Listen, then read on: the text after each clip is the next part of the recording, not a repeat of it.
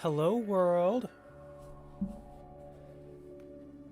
Welcome to my reaction to the Best Indie Showcase. Or the Best Indie Games Showcase, I should say. Hello, Misha Maru. Hello, Nettie. Hello, Gingerveer. I'm so glad you guys could join us. No, you did not hear... I mean, you did hear a random guitar. It was not you going crazy. I did not mute the desktop audio, so that is just something that happened. Hello, Knight of Iron. Hello, Not a Creative Person. I hope all of your days are going wonderfully. Today we are reacting, like I said, to Clemmy's Best Indie Games Summer Showcase 2025. Clemmy is the person who runs the Best Indie Games YouTube channel. It's a channel that is entirely focused on highlighting indie game trailers to help people stay up to date on all of the many different indie games coming out during any given week on Steam. Hello, everything in the TARDIS console. I'm glad you could join us. Every day's going well. So yeah, it does look like the first 15 minutes is just a countdown. So it appears the title is slightly inaccurate. It's more like it's 4 hours of indie games, not 4.5 hours of indie games. But that's why we have the VOD. So we're just gonna skip to right there. Turn thinking about your bathroom into loving it with Floor & Decor. So yeah, just so you guys know, there are definitely going to be ads. I do not pay for YouTube. So there will most likely be ads running during this stream in addition to my own ads because I do have the stream monetized. But yeah, I'm sure it'll be fine. I don't know how prevalent the ads are going to be, but we'll just deal with it because that's how it goes sometimes. So, yeah, let's just get started, I guess, and see what the indie games are that are coming up. I'm excited. My phone is ready. Actually, hang on. I'm going to turn this down a tad. How's the volume? You did want to decorate your bathroom. Then that's perfect. That works out great. Best Indie Game Summer Showcases today. Sending it over. Was I making a game? Hang on. Okay, I got my phone ready.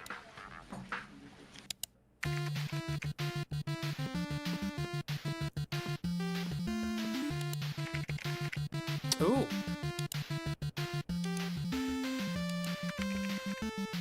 Is this a game about developing an RPG? It's a little loud? Okay. We'll put it there.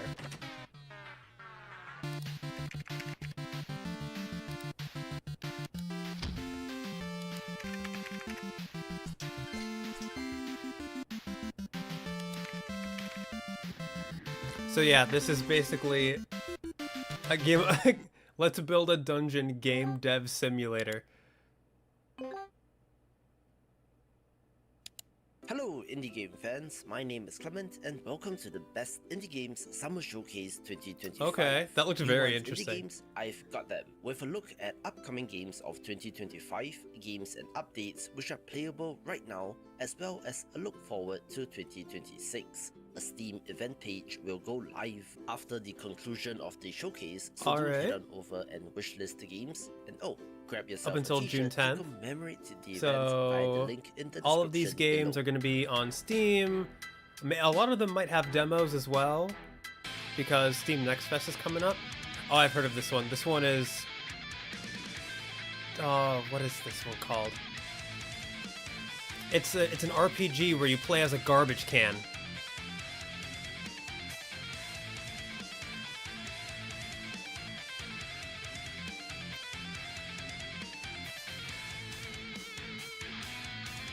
It's called like Dumpster Kingdom or something. But is the volume good now that I've turned it down?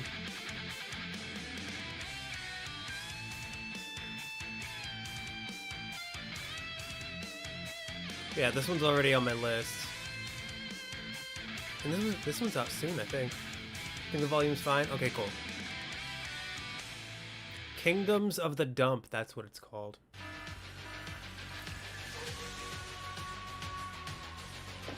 Volume good. Thank you, Nick. Oh, I think I've heard of this one too. Maybe. Yes, I have.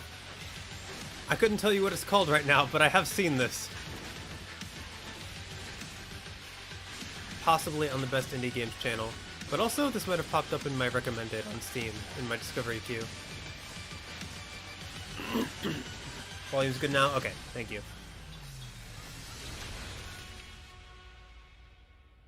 Ovis Loop? Is that on my... Is it? Maybe it's not, actually.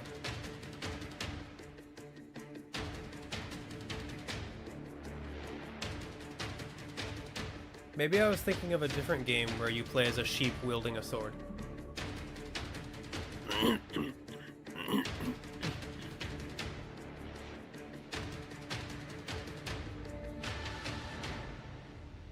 Liquidation. That definitely looked like a strategy RTS game. Spread out. Run! On my way. Get in the car.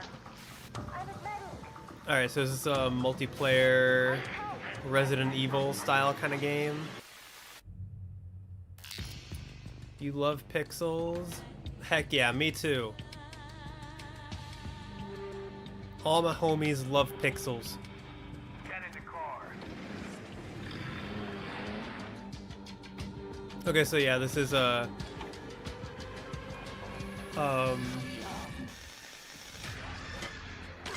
co-op,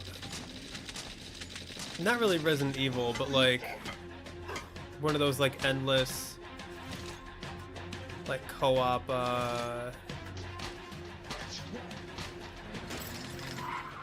horde style games. That's what I was thinking of. Whisper Mountain Outbreak. August 11th. Demo available now. Yeah, a lot of these are going to be pixel games. That is a genre and art style that Clemmy definitely likes highlighting. So we have a like dystopia, cyberpunk, sci-fi horror. The stars reject us. I'm getting kind of Katana Zero vibes, mixed with maybe a little bit of like Dead Cells, not with like the roguelike elements. Katanaut. Oh, that's that's a funny title. I like that. Pixels cured your acne? Heck yeah.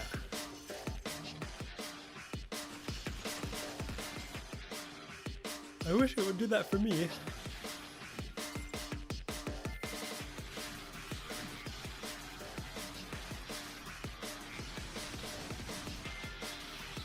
I think I've seen this one too.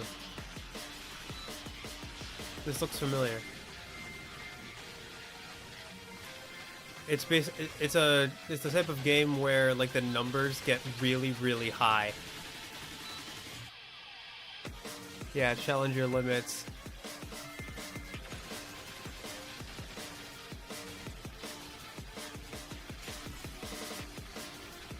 Obligatory anime characters.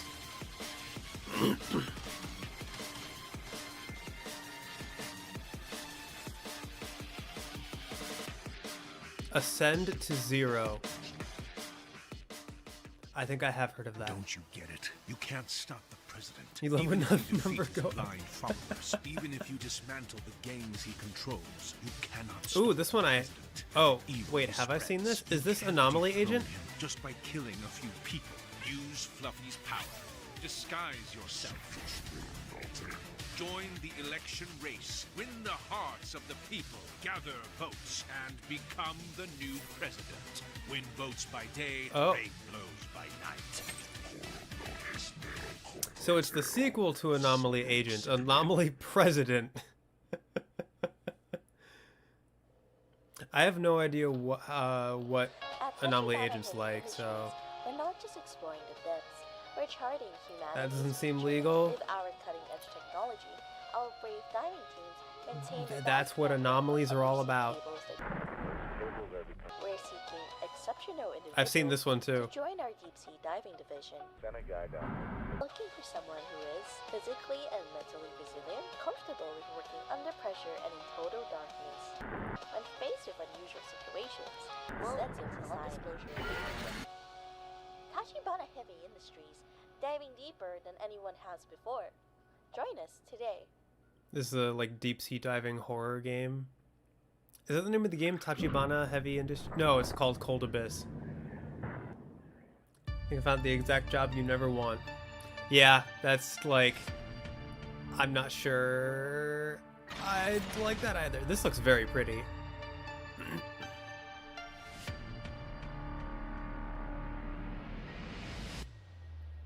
Ooh. Very cool pixel art. This looks like, right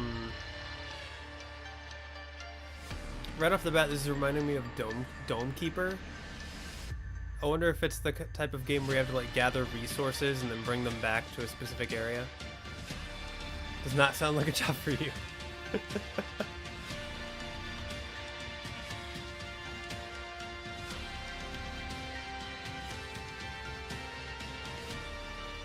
Wall World 2. I didn't know there was a first Wall World. Interesting. So maybe it's more of a Metroidvania mech game. Apologies for the yawn. I had to get up early. Well, I didn't have to. I wanted to. Because I was worried that if I didn't get up early, the stream would go too late. This looks interesting.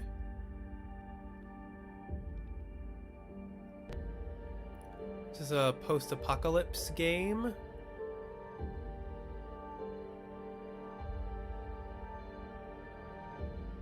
Oh yep, we got pixel zombies. Oh, you think you demoed this? How was it?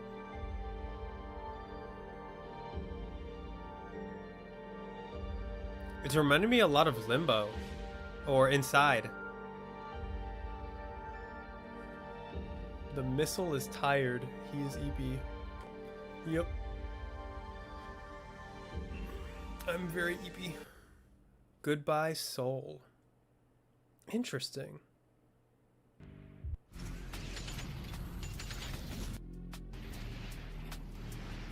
I will put that on my list. Build your Granvir. More chill than it looks in this, but like sad chill. Okay. Sounds right up my alley then.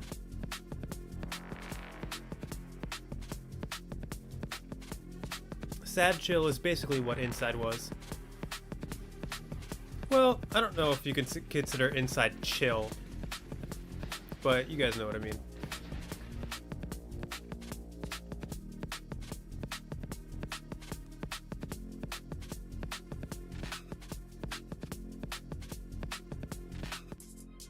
Play with friends. So you get to build your mechs and then... So it's like a Gundam game. A legally distinct Gundam game.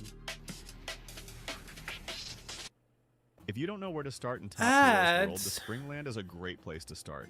There are low-level enemies and villages. Skip. Granvir. Oh my goodness.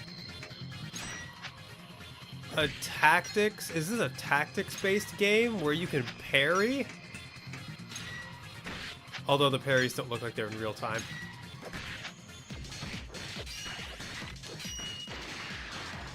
The nerve interrupting the ads you want to see with ads you don't want to see. Exactly. Like we're already watching a stream that's filled with ads. Because all trailers are ads. Oh my goodness. I better start drinking this Monster. Otherwise, I am not going to be able to stop yawning for the whole stream. Persona Mecha Tactics? I couldn't read the full name of that game. Full of friends. Oh, I've seen this one too. To explore,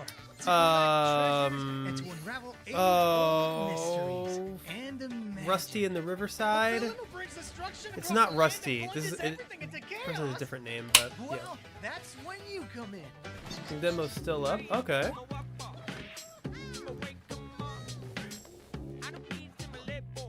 All right, I've opened my Monster. I'm officially going to be jittery for the rest of stream.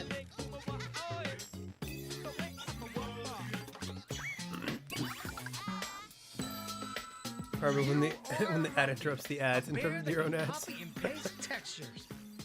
With the magic swap, you can change the world. So yeah, this game is all about taking textures from parts of the world and adding it to other parts of the world to make your way through the different environments. Jump into this. Didn't know you were a caffeine consumer? Oh, very rarely. When I was working at Whole Foods, I had energy drinks daily. Ruffy and the Riverside. Ruffy, that's what he was. That's the name of this guy. But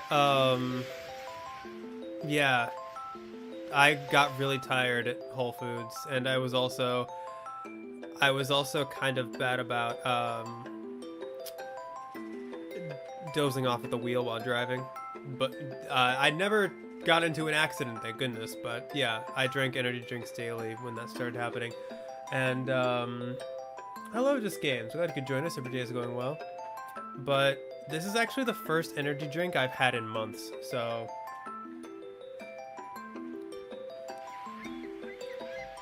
only ever consumed energy drinks when you were dancing in Japan. Tidebound. That looks very interesting. Dancing in Japan probably lived off them though. I get it. Yeah, that was basically me at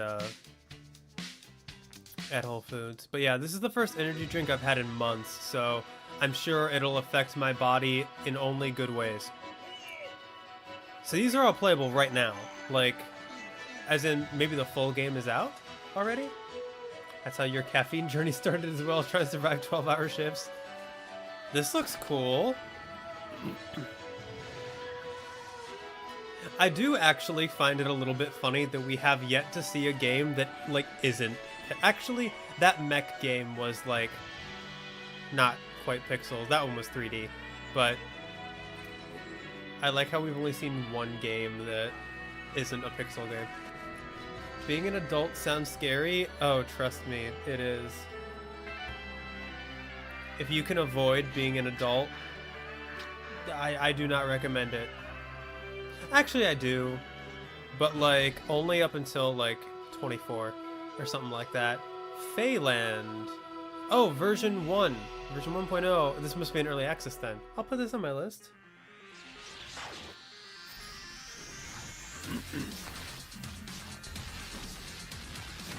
Of course, the Pixel Platformer was a song with a pan flute. I mean, it's required, especially if it's a fantasy game. Adrian Gambino starts to no-clip through the walls.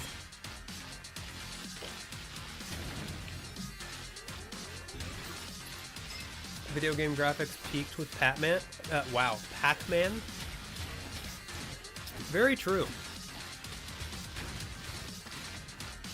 That's how we judge all graphics nowadays. How does it compare to Pac-Man? This looks pretty cool. Does not look like a game for me, but it does look very cool. But yeah, monsters have historically, when I don't drink energy drinks, monsters have tended to caused me to feel like I'm shaking on the inside. So we'll see. We'll see how it affects me today. Prosperity, perhaps. Adventure. Your beloved. Course. And now you're doing better at 34 than you did at 24. Okay, that's fair. The journey is certainly better together. We all have our favorite ages of when we. As you still progress your own life story. From epic encounters to quaint heart-to-hearts. Still feel young, but still feel like we've accomplished a lot of things. Is still yet to come. I guess like I chose 24 because like if I had to pick an age to like stay for the rest of my life but still like retain all of my knowledge and stuff, it would probably be 24. But I know wisdom and experience will also very much come in your 30s that you just can't get in your 20s. Your mental health hasn't been as good. Oh, heck yeah. I can't wait for my mental health to get better. You know what? Never mind. I can't wait to get to my 30s. So first person insect shooter where you're wielding a sword and an Uzi.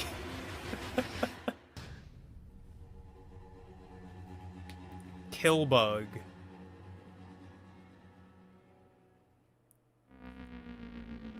When are we going to talk about Snake graphics? Oh, true, you know, Snake was ahead of its time. Find the truth. What's all this darkness? Gather fish. Oh, I've seen this too. This appeared in my discovery queue. I think.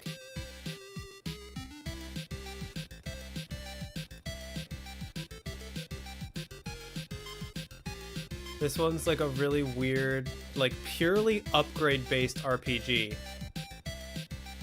Like I think the thing that makes this game unique is there's like a massive upgrade system. But true, but Bugtrakill would have been a funny one. Would have been a funny game. Cauldron, the mini game RPG. Oh, see, this is Anomaly Agent. Fluid, relentless combat. You hate every year so far. That's also fair. Favorite age is when you were 250? Well, how old are you now? So an arcade disguised as an RPG? I think so. It's like upgrades and mini games is the name of that game. Hope when you hit 30 your mind just clears and everything makes sense. Same.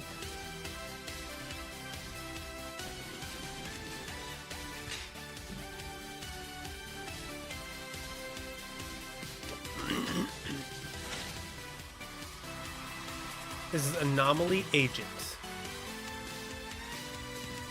Wait, wishlist on Steam now? Is that our... Hang on a sec. In the wind. It brought you here to begin anew. What will you make of this new world? Will you claim the skies like those before you, or will you chart a better path? Within the stories of your ancestors lies a path. Yeah, I was gonna say Anomaly Agent's already out. I don't know why that was shown, unless there's a sequel. I don't know. What is this lack of pixels? Where the pixels go? I know, right? Oh my goodness. 3D? Can you hear it? What the heck is this?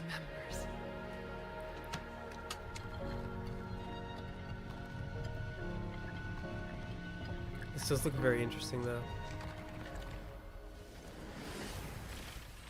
Oh, this is a loft. Puzzles and Pyrologics. I've heard of that one. It's one of the, like, weirdly quite a few Sky Island based games that are like all coming out at the same time.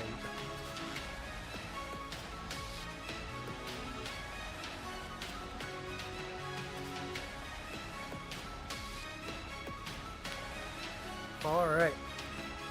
Another ship flying game in a 2D plane. Reality Break. Rewrite the universe.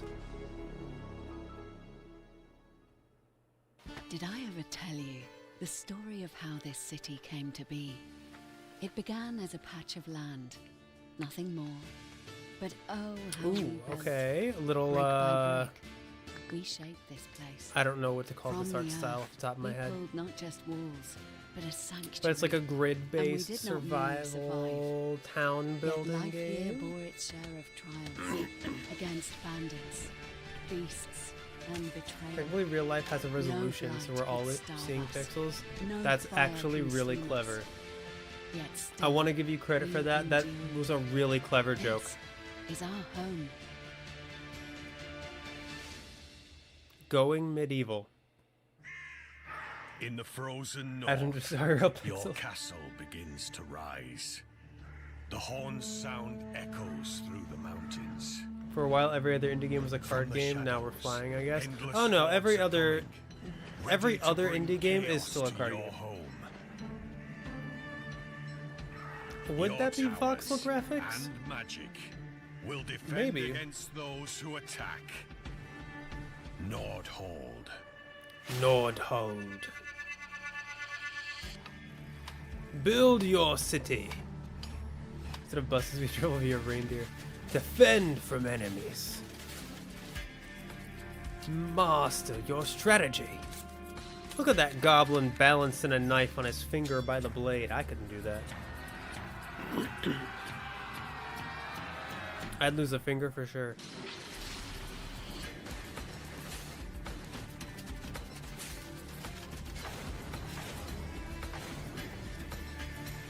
Oh my goodness. The energy drink's gonna hit any second now. Hello, JMT. I'm glad you could join us. Hope the day is going well. No! Ads! Okay. Never mind, we're good. Oh, this is, oh, what is this? Headliners.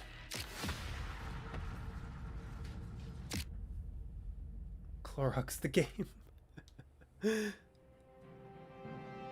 Yeah, right now we are in the section of the showcase where they're showing off games that are playable right now.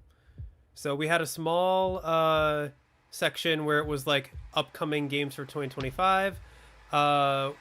We are now in like games that are playable right now. Yeah, I've had I've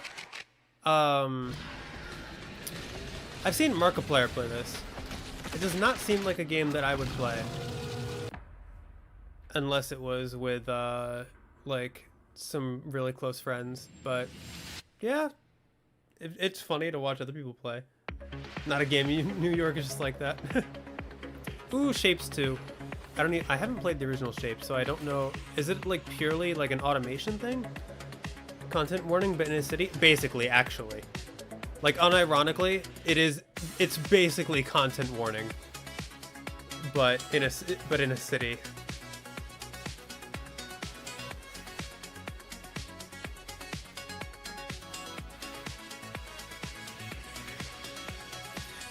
Ad number 3. Hey, I mean, sometimes that's how it goes. If you have YouTube automatically place the ads, sometimes it...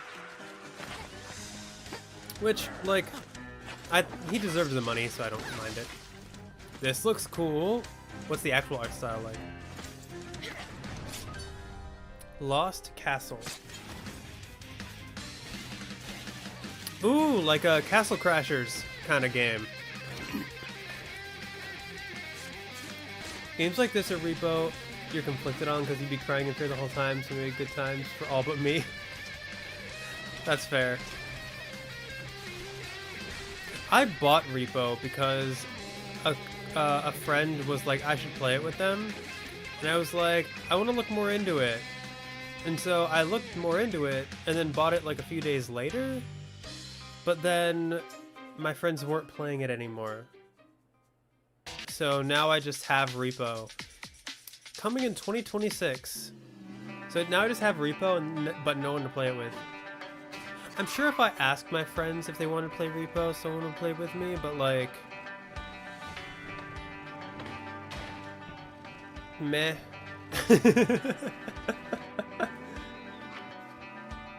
You can play Repo with me? Thanks, Just Games. I appreciate it. Maybe one day. Maybe we can have a Repo game night. This looks interesting. Maybe you'd be less afraid with friends. Same.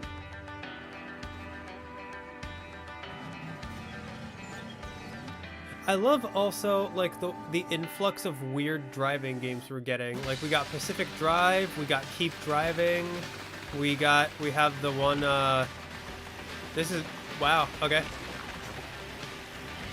I like how the upbeat music is still going despite the fact that that was pretty scary. Okay, so Truck Full.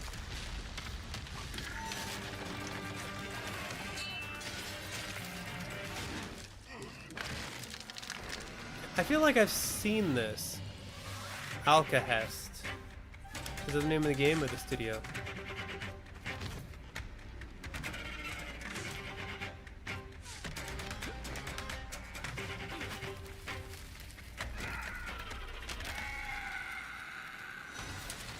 Play Lethal Company solo for 95% of my share, 300 playtime.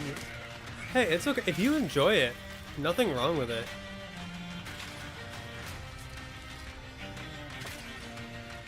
I don't know how fun Repo would be solo. But yeah, if you're enjoying it, no judgment or shame whatsoever. You enjoy what you enjoy. This seems fun. It does, actually. It seems like it has some like immersive sim elements. I wonder, is it like survival? Is it...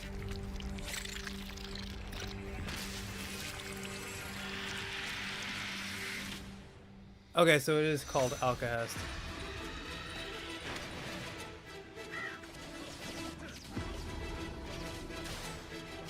Interesting.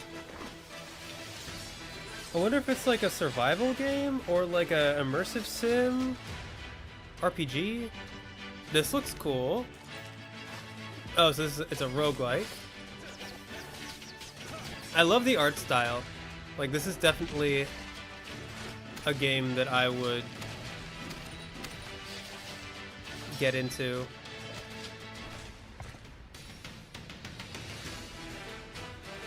Rise to... Okay, so it's multiplayer as well.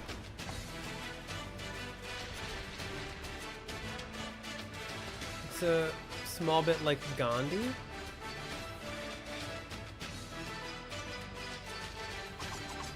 Repo seems like a game you have to play with friends. Yeah. Wait, I think I've... 13Z. I've heard of that. I think that's already on my list, actually. Because it's like you're playing as the 13th Zodiac. Or you're trying to become the 13th Zodiac. Yeah, that's already on my list. The nice. tower is risen. Born from the memories of those who will be... Oh, Genshin. I agree. The art style is very Genshin-esque. Among them, two hold our fate in their hands. So it's from Anima Project? Cursed with eternal life. A girl who bears the calamity with her. And what is one this? Shall decide if we rise. Like new woodpecker in Lethal Company? Nice. Ooh. Indie Devil May Cry type game? Or like Darksiders? You bought Elden Ring Night Rain on Curiosity more than anything else. Honestly, it's a bit surprising, way more fun than you expected. Do have concerns about longevity of the game. Yeah, that's what I'm thinking. Like, everything I've seen is that it has its problems, but people like it a lot more than they thought. But like, I just don't know if it has staying power. Hello, Momo. I'm glad you could join us. Every day is going well. Well, we are 45, well, there was 15 minutes of countdown, so we're half an hour in. Anima, Gate of Memories Remaster. Oh, I've never heard of that.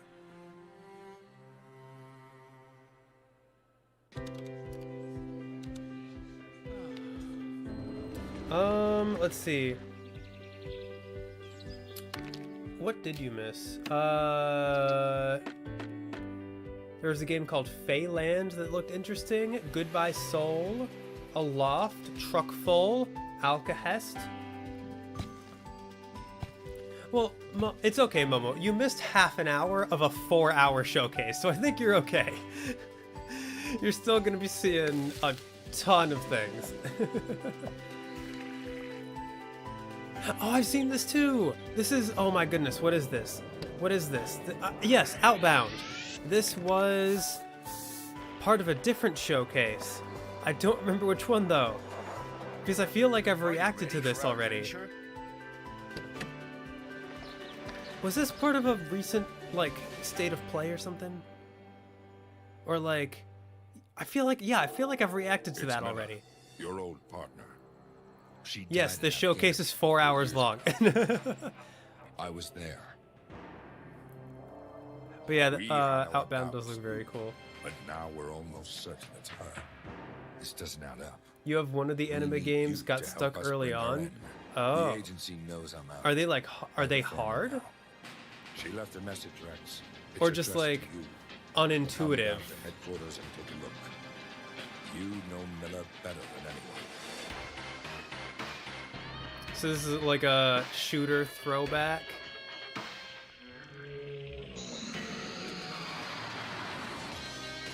You'll be back, you have chores. Alright. I think I got emailed about this game, actually. Hang on, let me... First of all, flag that. But I think... Hang on, let me go into my flagged emails. Is this called Dagger Directive?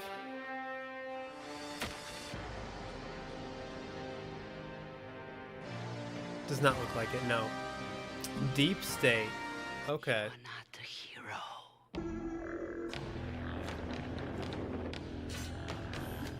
You are not the savior. You are but a land. I got emailed about a retro shooter and I thought that would have been it, but it's not. This looks like Song of Iron. Come now, little lamb. This looks really cool, actually. The blade is warm. Urge to get a camper van and just fear the bi-weekly urge. It does seem like a lot of fun. The game definitely romanticizes it. Half-Life graphics, yeah. Big throwback energy for that one. I wonder if this is Song of Iron 2. Updated people get bored relieved from those gameplays and Disney Plus first and post some OST on Discord later. Oh yeah, by all means. I'd love to hear it. Dark Queen. Oh, Dark Queen of Samobor. Alright, I'll put that on my list.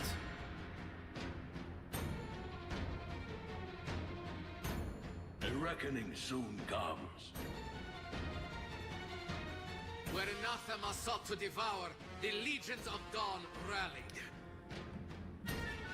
Okay. But yeah, have fun with your chores, Momo. Not opposed to multiplayer games like Repo, but won't play once the hype is over. Yeah, exactly. The sky shall be as blood. Not the best action games in the rhythm, some difficulties necessary to keep in mind.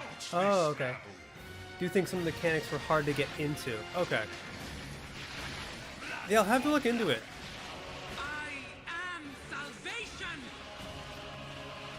Especially if it's considered like an indie title. The power of a true god. I'll have to see if I can get into it, maybe. As a corruptor from Horizon Zero Dawn. Oh, I've seen this too. This is Sacrifier. Isn't a myth or a bedtime yarn. It's real. It's dangerous. It's what we fight against. This pixel art is so gorgeous. This is so detailed. I love it. Like the environments are so cool. To really help Antioch. What do you want us to do? I won't lie to you. But yeah, what was... This was at... Maybe... Was this at the Game Awards? I think maybe Outbound was also at the Game Awards. Maybe that's it. I think it was at the Game Awards that I reacted to that. And this trailer was there too.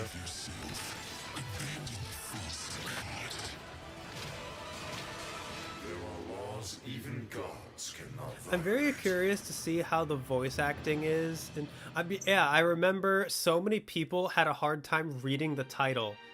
Like, I knew it was Sacrifier because I saw the game before, but that title looks so hard to read. From the creators of Astral Ascent, very good use of 2.5D. Yes, I love how that game looks. But the voice acting, I'm very curious to see how it is in the full game, because the voice acting in the trailer didn't exactly wow me, but maybe in the full game it'll be good. This looks cool. So the main mechanic seems to be that you're able to grapple enemies and like teleport behind them. What is this?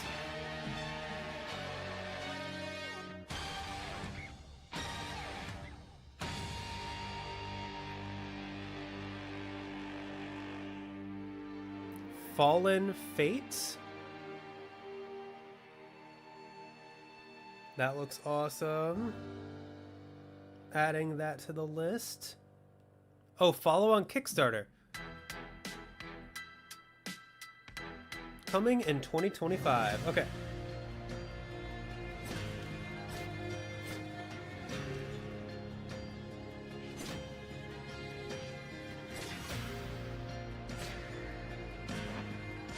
This looks very pretty. Unleash.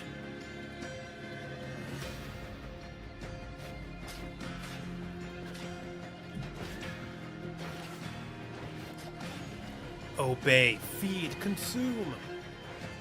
The flame. This actually reminds me a little bit of the game Moonscars, but with fire instead of blood. Nocturnal 2. I didn't know there was a Nocturnal 1.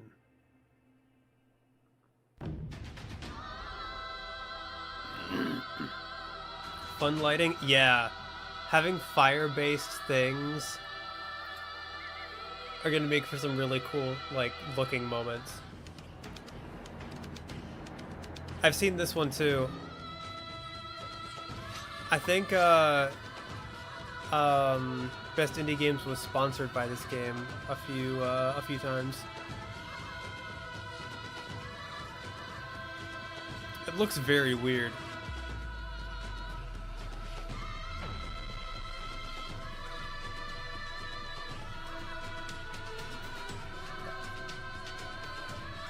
I'm actually considering restarting that anime game now.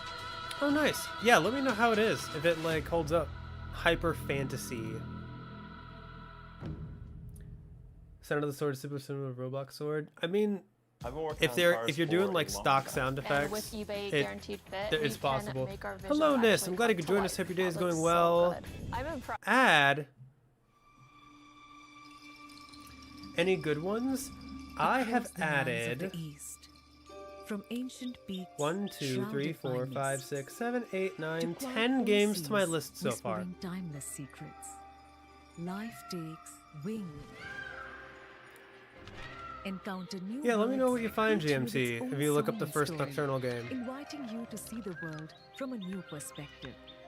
Is this a this is a card game all about birds? Harmony, where two players move in rhythm, creating a perfect dance of strategy. Oh, this is cute. Expand your world and let your journey begin. In Wingspan. Wingspan. Asia expansion. Asia. Oh, so it's an expansion on an already existing game where you can play with Japanese birds, or not Japanese, just Asian birds. First thing is literally $3. Oh.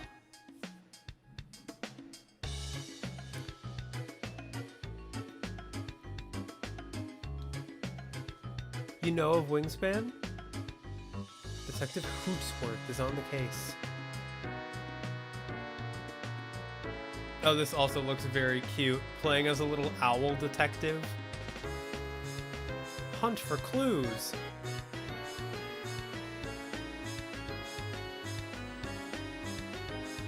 I feel like I've heard of Wingspan as well, but I didn't know that's what it was. Can Detective Hootsworth solve the case? Very pretty colors. It's adorable and kind of... The Great Coffee Caper. The Great Coffee Caper. Oh. Ooh, this music.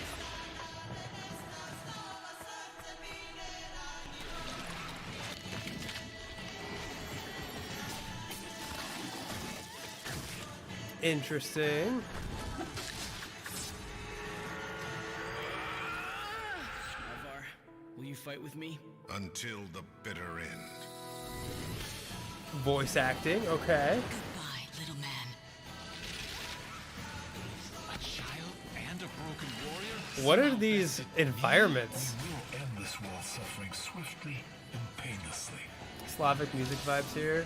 I don't know who you are, but go tell your master that as long as I draw breath, this dream is not his to devour. No matter how many pathetic creatures he sends to do his dirty work. Enough! Cool looking game, Face yeah. your punishment. Show yourself, you cowardly lantern.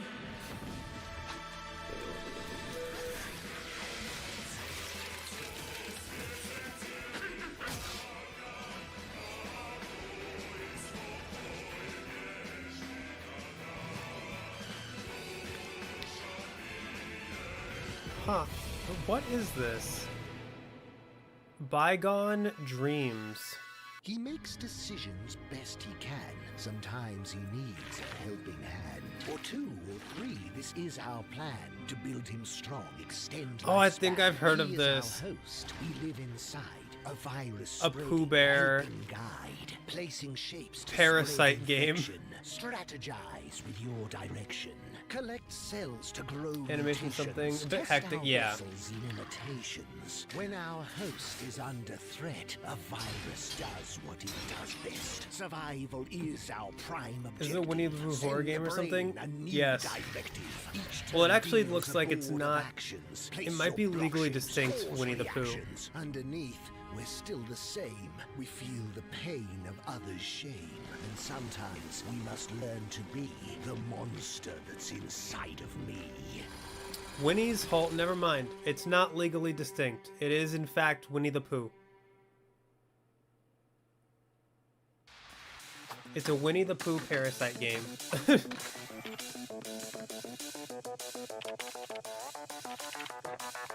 Squad up.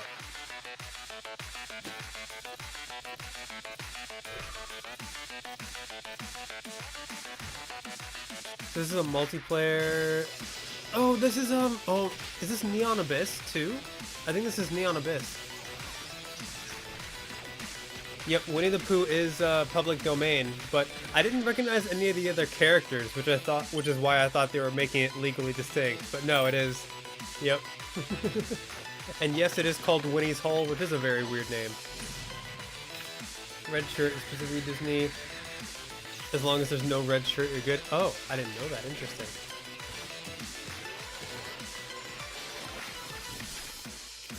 Yep, Neon Abyss 2. Multiplayer demo coming June 9th. I've heard really good things about Neon Abyss. It's a roguelike in the same vein as like Dead Cells or something like that. I've heard it's really good. The shirt will be red anyway with blood. Not if he doesn't wear a shirt.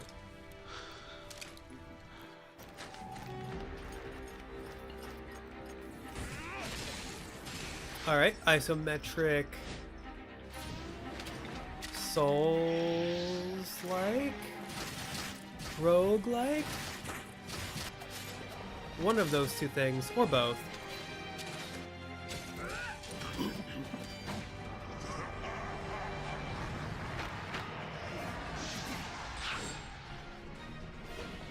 So far, I'm really enjoying this showcase, and I'm also very surprised. But then again, I keep up with this channel, So I'm not entirely surprised that there's quite a few games here that I recognize. Netherworld Covenant, 19th June, early access. Grimdark roguelike adventure. You there, stay where you are. Isometric roguelike. That one did look cool. Oh, this is like a board game style? Build and craft to survive. Everyone has like little game piece stands.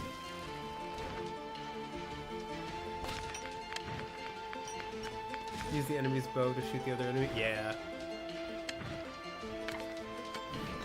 Very cool.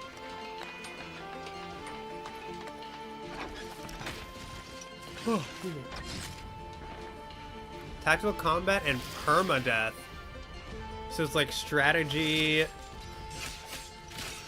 army XCOM like kind of thing. Reminds you of Battle with Brothers? I've never heard of that one, but this does look pretty cool. Plague Lords.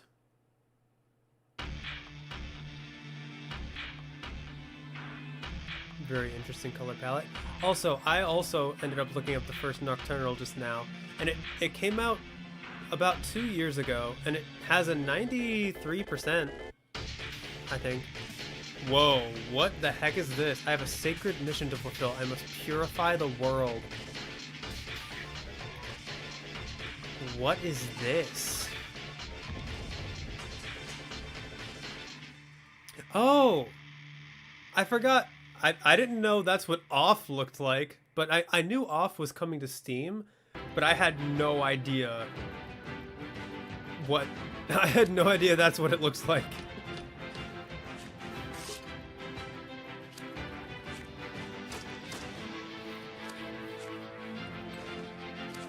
Oh, this looks pretty cool. See, Nettie, here come the card games. And you can draw a bear.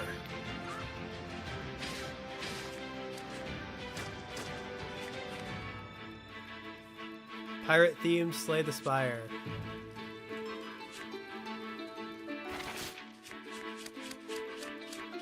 Now that you mention it, from what little I've seen of the Slay the Spire trailers, this is how Slay the Spire plays, isn't it?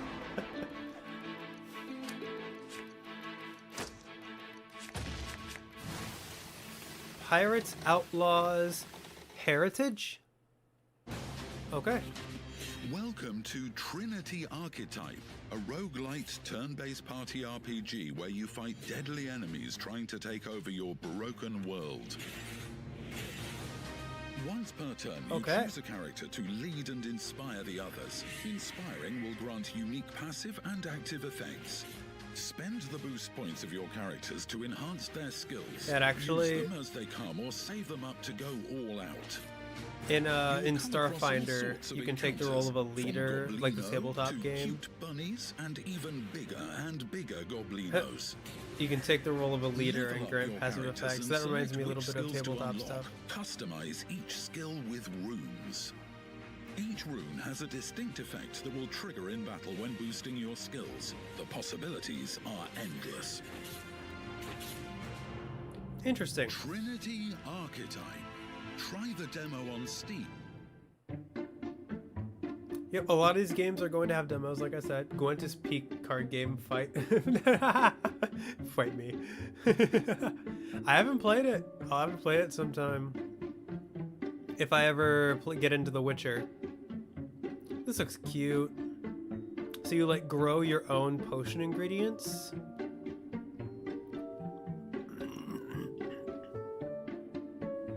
Kind of busy. Aw, okay. Have a good rest of your day, Mishimaru. I hope you have fun with whatever you're doing.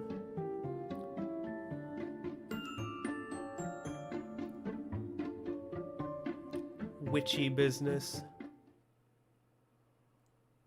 That looked adorable. For a second, I thought this was Sayonara Wild Hearts, and I got so excited. Deep storyline. Wait, I've heard of this. What is this? I've heard of it. Engaging combat. It's like you play as like magical, like modern day magical girls or something along those lines.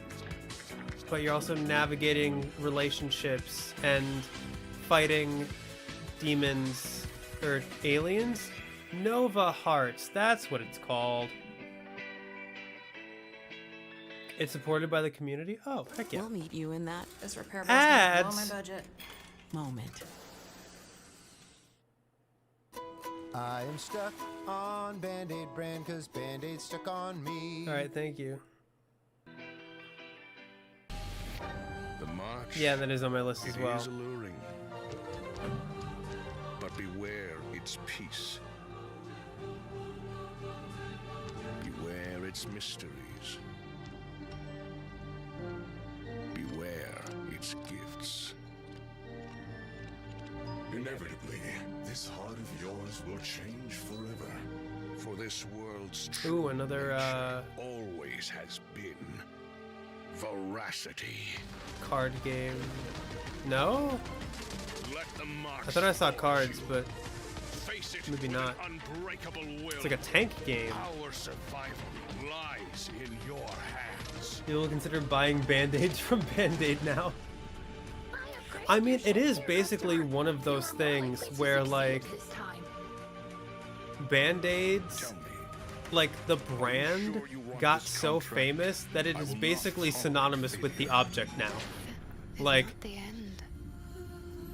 it's like Google. Or, like, It was always within you. what's another thing where the brand has become synonymous with the object?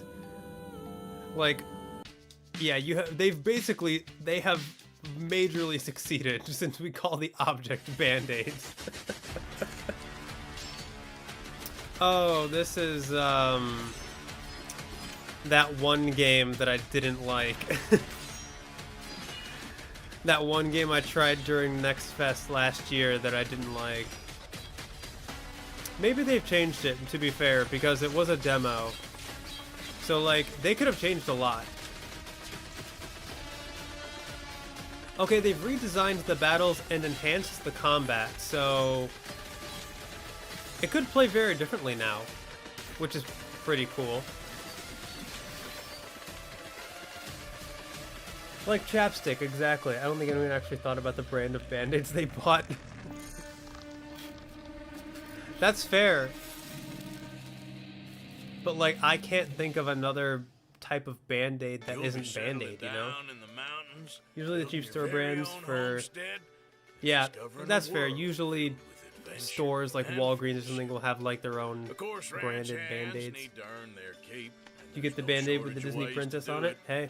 Get your hands dirty planting Never too crops old. that'll feed the soul and drive cattle beneath the wide open prairie sky. Or maybe you're the adventuring type, looking for hidden treasures in the mines, living off the land. Living off the Whatever land. you choose, don't forget to take a Look breather at those when little the sun bunnies. sets. Let's Kick shoot 'em. back with a sarsaparilla at Carrie's Saloon, or cast yourself Need a that line meat. in the river. I always did like fishing. But be warned, friend, there's a price to pay for living this free. Sheriff said there's bandits lurking on the edge of town, looking to take what's yours. You might just need to keep them in check. Whether you're raising cattle, exploring the wild, You taking mess on with the bandits, wrong or just farm. making your mark on this new frontier, you're gonna love it here in cattle country. Oh, I forgot. See you on the range, partner. That is the that is the VA for Arthur Morgan. I've heard of that game because of that. Yes, that is the VA for Arthur Morgan.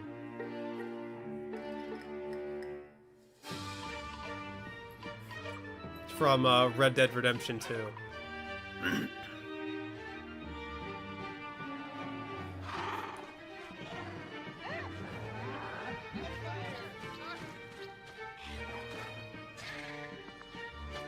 Well, this is another multiplayer roguelike. Well, not necessarily a roguelike, but like dungeon crawler. But yeah, Cattle Country does look very charming, and I think the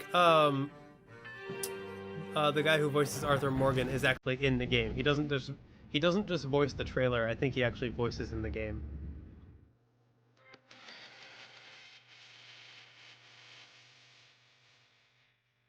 Oh my gosh, another Rocket League, but it's with snowboards and basketball. I mean, that's pretty cool, actually. Not even snowboards, it's hoverboards. Hoverboards and basketball.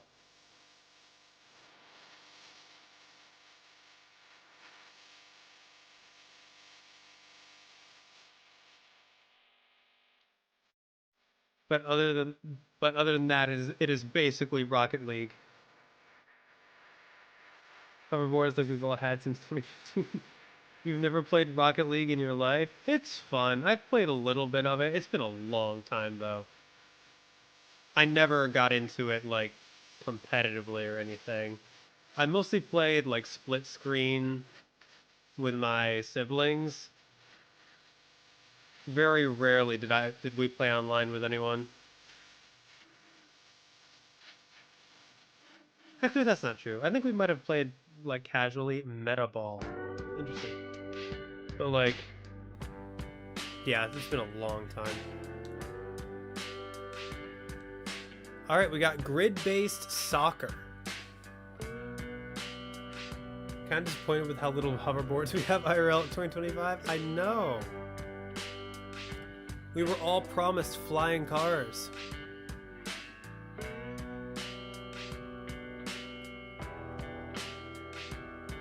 And instead we just have bad healthcare.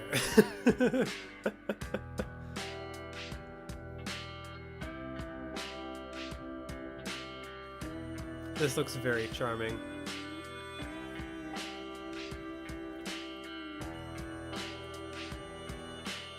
Pop jams.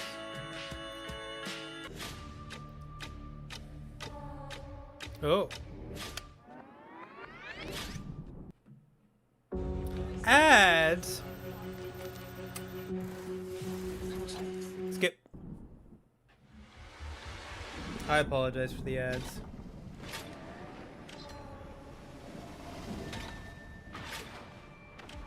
Yeah, the ads are just gonna be an inescapable thing.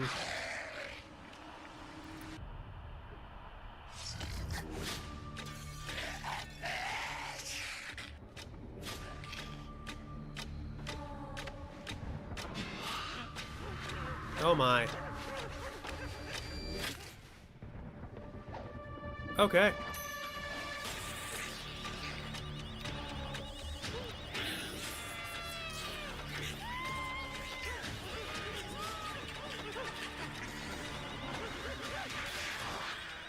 Team up for Nightmare. What is this?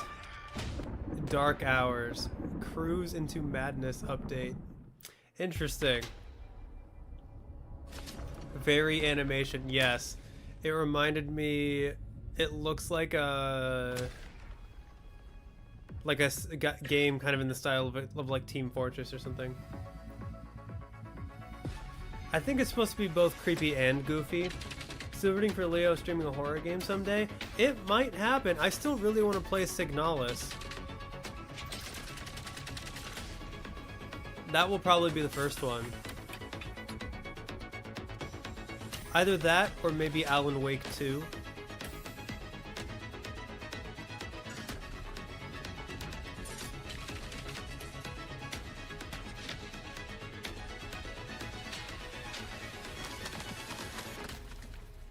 Archons. Play together now. Leo plus Soma? I've seen Soma. I've seen Soma played, so it would not be blind, unfortunately.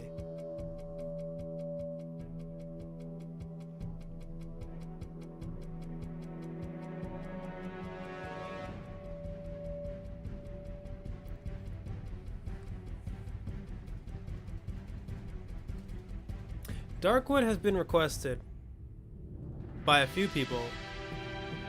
I've also seen Darkwood played, but the difference with that one is Darkwood is a survival game, so the experience could still be my own.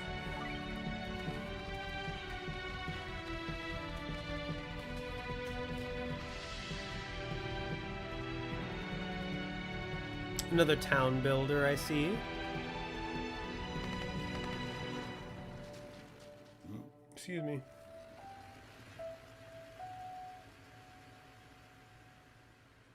Final Outpost. You've played Outer Wilds, Subnautica, and Rain World and count all three as horror games. You know what? That's fair. Rain World definitely gives you the anxiety of a horror game. Outer Wilds can also give you the anxiety of a horror game. And I have not played Subnautica, but I have seen it played, and yeah, some of those creatures, for sure.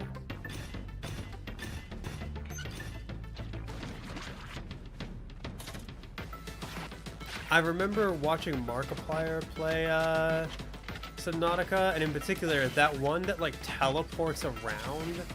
I don't know why, but I just like found that one in particular so terrifying. Like the Reaper or whatever. Tempest Towers, like a tower defense type game. That looked cool.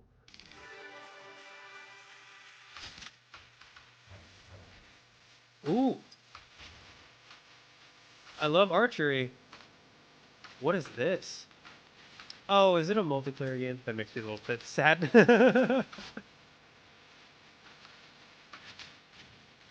But a purely archery-based shooter. That's pretty cool.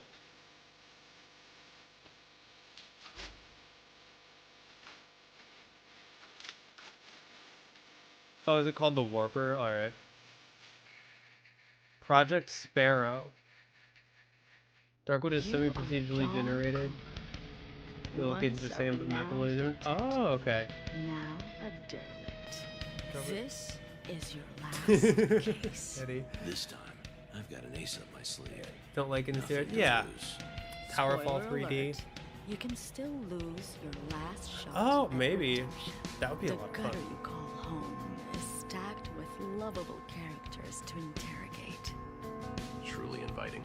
This looks interesting. Actions will define Cooper's morality. Why does this look so my favorite blurry, though? What the? Get out of my stall, homemaking piece of shit. Like, Al's my favorite master chef. Free as a teensy weensy the subtitles, like the text is barely readable. Deeds will unravel Cooper's past. Pull out of this while you still Strong Disco Elysium. Now is that freaking glorious? So what? True. You ever wonder what comes after? Do your job, detective. Let bygones be bygones. Okay. Interesting. Oh, I've heard of this. This is, I think Neko Odyssey. This game's already out. Place of the Princess in Big of You. It's really good. I would highly recommend it.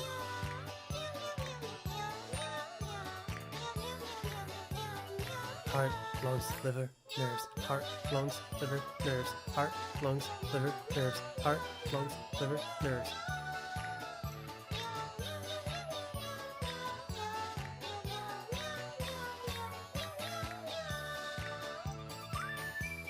Is this Neko Odyssey?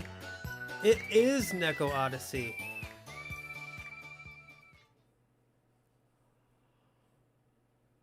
Oh my goodness, a Gojo cat. A Saitu Gojo cat.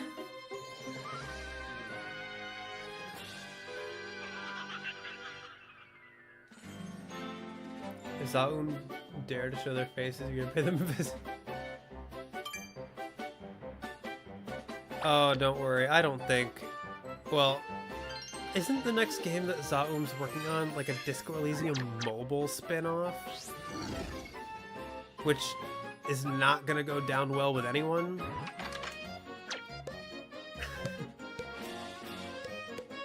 Especially with everything going on.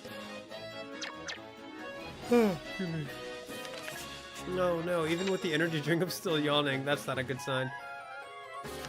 Of like my, not of the showcase, but of my own sleep and brain power. I want to clarify, my yawning has nothing to do with the showcase. I'm having a lot of fun watching this. I'm very happy with everything they've been showing so far. Coming in 2026. They're doing this, but they also announced another game? Okay, which is basically a Disco ripoff. Well, there's like 3 or 4 different studios that are all working on Disco-esque games that are all made up of people who worked on the original. That whole situation is so confusing and so crazy. Sleepy fellow, that's me. What is this? There's aliens and witches? And cowboys?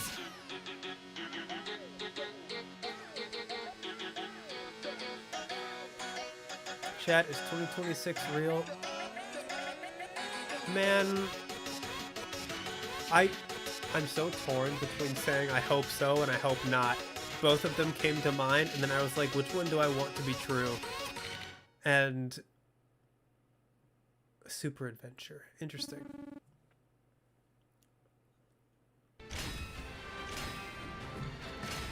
I don't know which answer I like more, so I'm just not gonna answer. Ooh, parrying Metroidvania.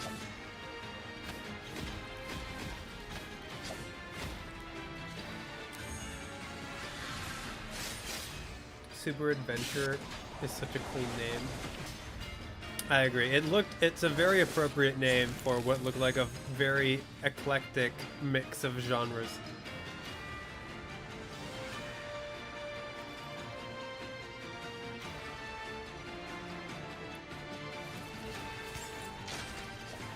A Pyrun Warrior. Looks cool. Solitaria. I'll put it on the list. I have so many. These are the canyons, quiet and tranquil. I have so many Metroidvanias in the list. I know they can't all be good, that's but not the right text. These are monstrous, magnificent. I add them anyway because they could be good. Canyons. And this is you, a tiny piece of meat. Of course, zombies.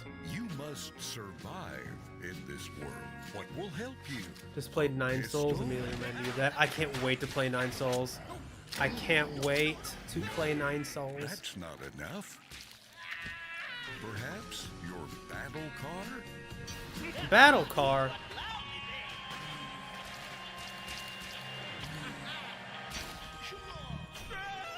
Damn.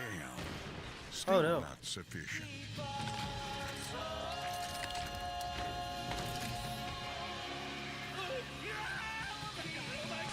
There it is. What about a tank? Crawlers. Only they will allow you to survive in the canyons. Looks like we'll have to find a bigger crawler.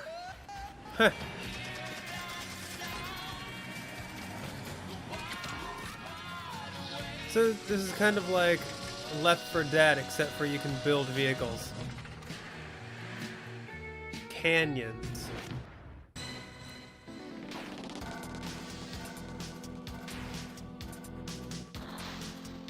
You can't wait to play 9 Souls either, Koi? Heck yeah. I have it. Just a matter of figuring out when to play it. How many games added to the list so far? Let me see. 1, 2, 3, 4, 5, 6, 7, 8, 9, 10, 11, 12. 12 games added to the list so far, but that is not counting games that were already on my list. That's only new games that I have seen. Or games that I've heard of that weren't on my list before. But there were a few that were already on my list because I had heard of them before. I've seen this one too. This is...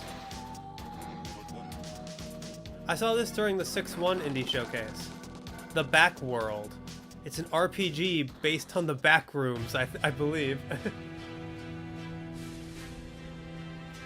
So 1,412 games?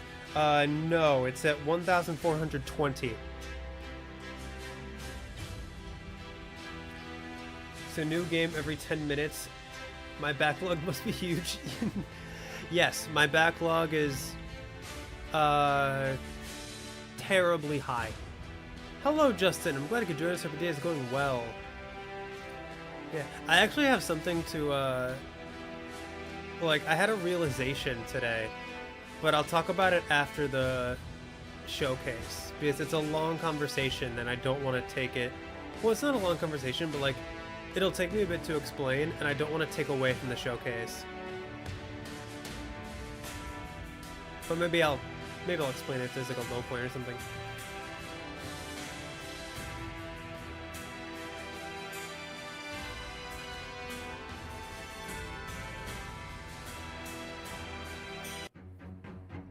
Oh. Shadow of the Road Open Alpha. Oh, you were already here. Oh.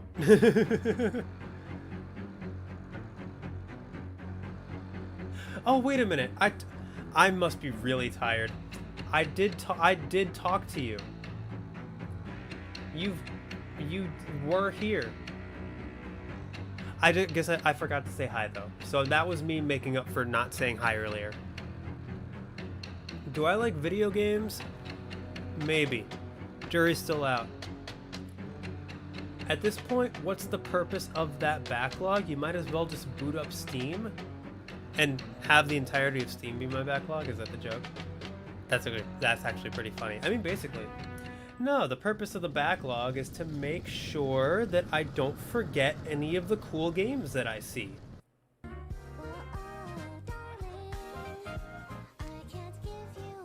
How can I know if you like video games? You haven't played them all? Exactly. Oh, this is an ad. What the heck? I thought that was I thought that was the next trailer. I was like, wow, what is this? This looks interesting. This looks like that one game, After Love EP. But no, that wasn't. That threw me off.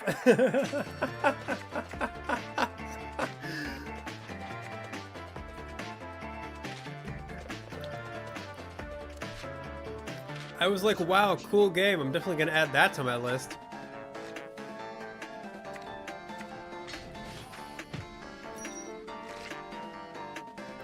But yeah, like, realistically, I know that all of the games on my list are probably not going to be good. Like, there's definitely a lot on there that are going to be bad, probably. A lot of them are I probably have a few repeats on there, or like games that I've already played that I forgot to delete. I'll check that actually. I'll have to go through my list someday and like curate a little bit more. And I also know full well that I won't be able to play all of the games in my life. Like, I do have to be picky and choosy. But I still like keeping track of them. Like, I don't know. Dark Cards of Candlewood. Interesting. Bad video games are part of the full experience, though. Exactly.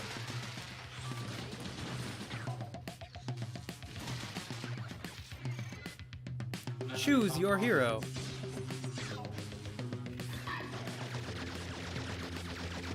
Interesting.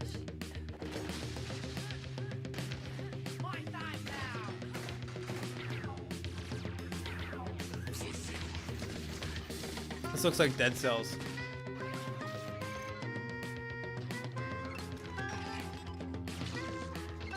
But yeah, I just like keeping track of games because you never know when you're going to find like the next Night in the Woods, you know, or like the next Edith Finch. You never know when a game that you've barely heard of might be your favorite, and that's why I like keeping track. Bad games help to appreciate the good ones more. Exactly. Sinus. Across the universe, we all share one instinct. Another base building game. I feel like I've seen this one as well. Since the crash, nothing's gone according to plan. The electromagnetic pulse scrambles everything.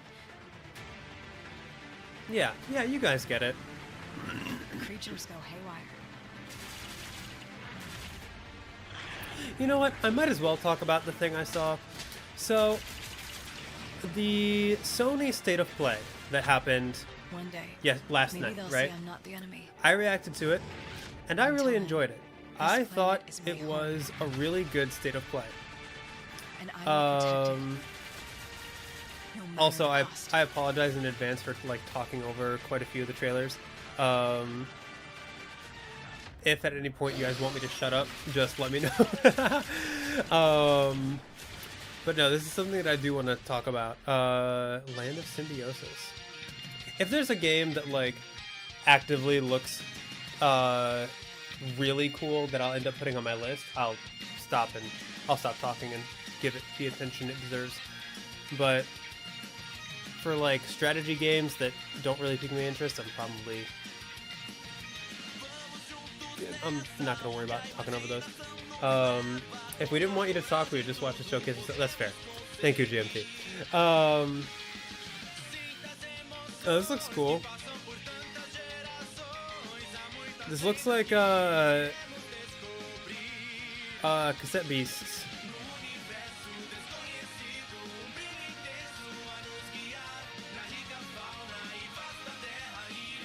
Actually, this looks nothing like Cassette Beasts, except for it's also a creature collector. But hey, more Pokemon alternatives are only a good thing. But anyway, so the Sony State of Play last night. I reacted to it, and I really liked it. I thought it was a really good showcase filled with games that interested me.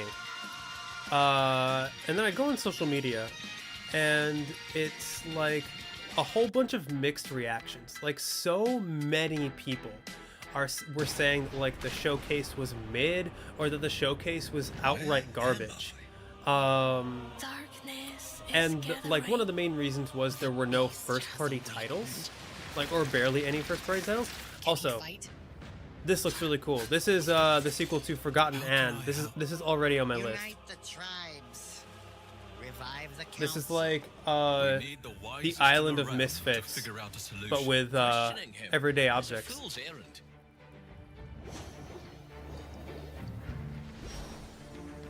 I couldn't tell you right now what it's called, but yeah, I've heard really good things about Forgotten Anne, and this is like a prequel sequel or something like that with sentient objects.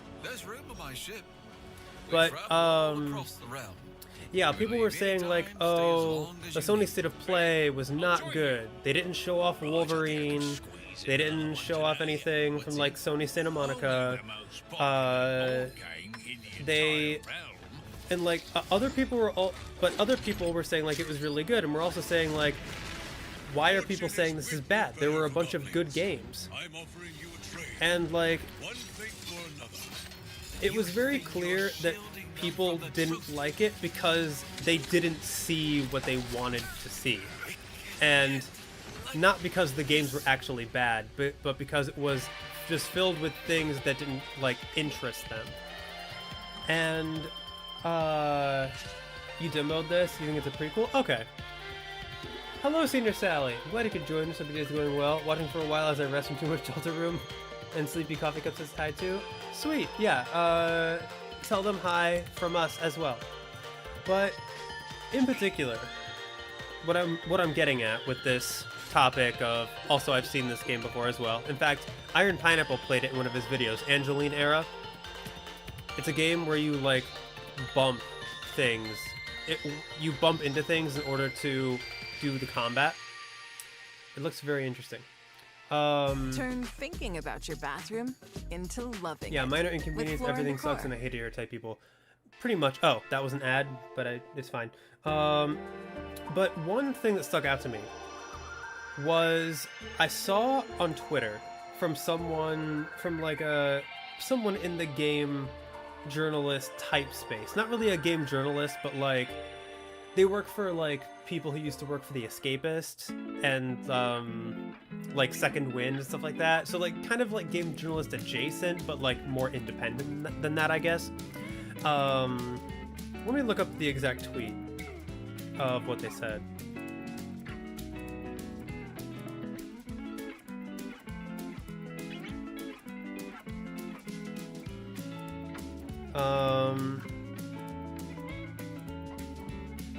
Let me see if I can find it really quick.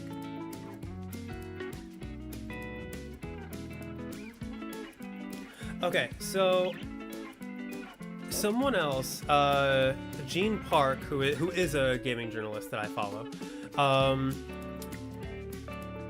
is this I feel like I've heard of this as well. Is this like that Shipbreaker game? I feel like this is that Shipbreaker game.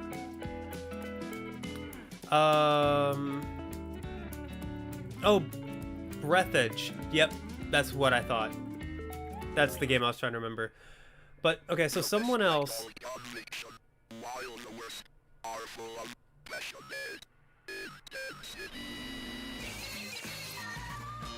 What the heck?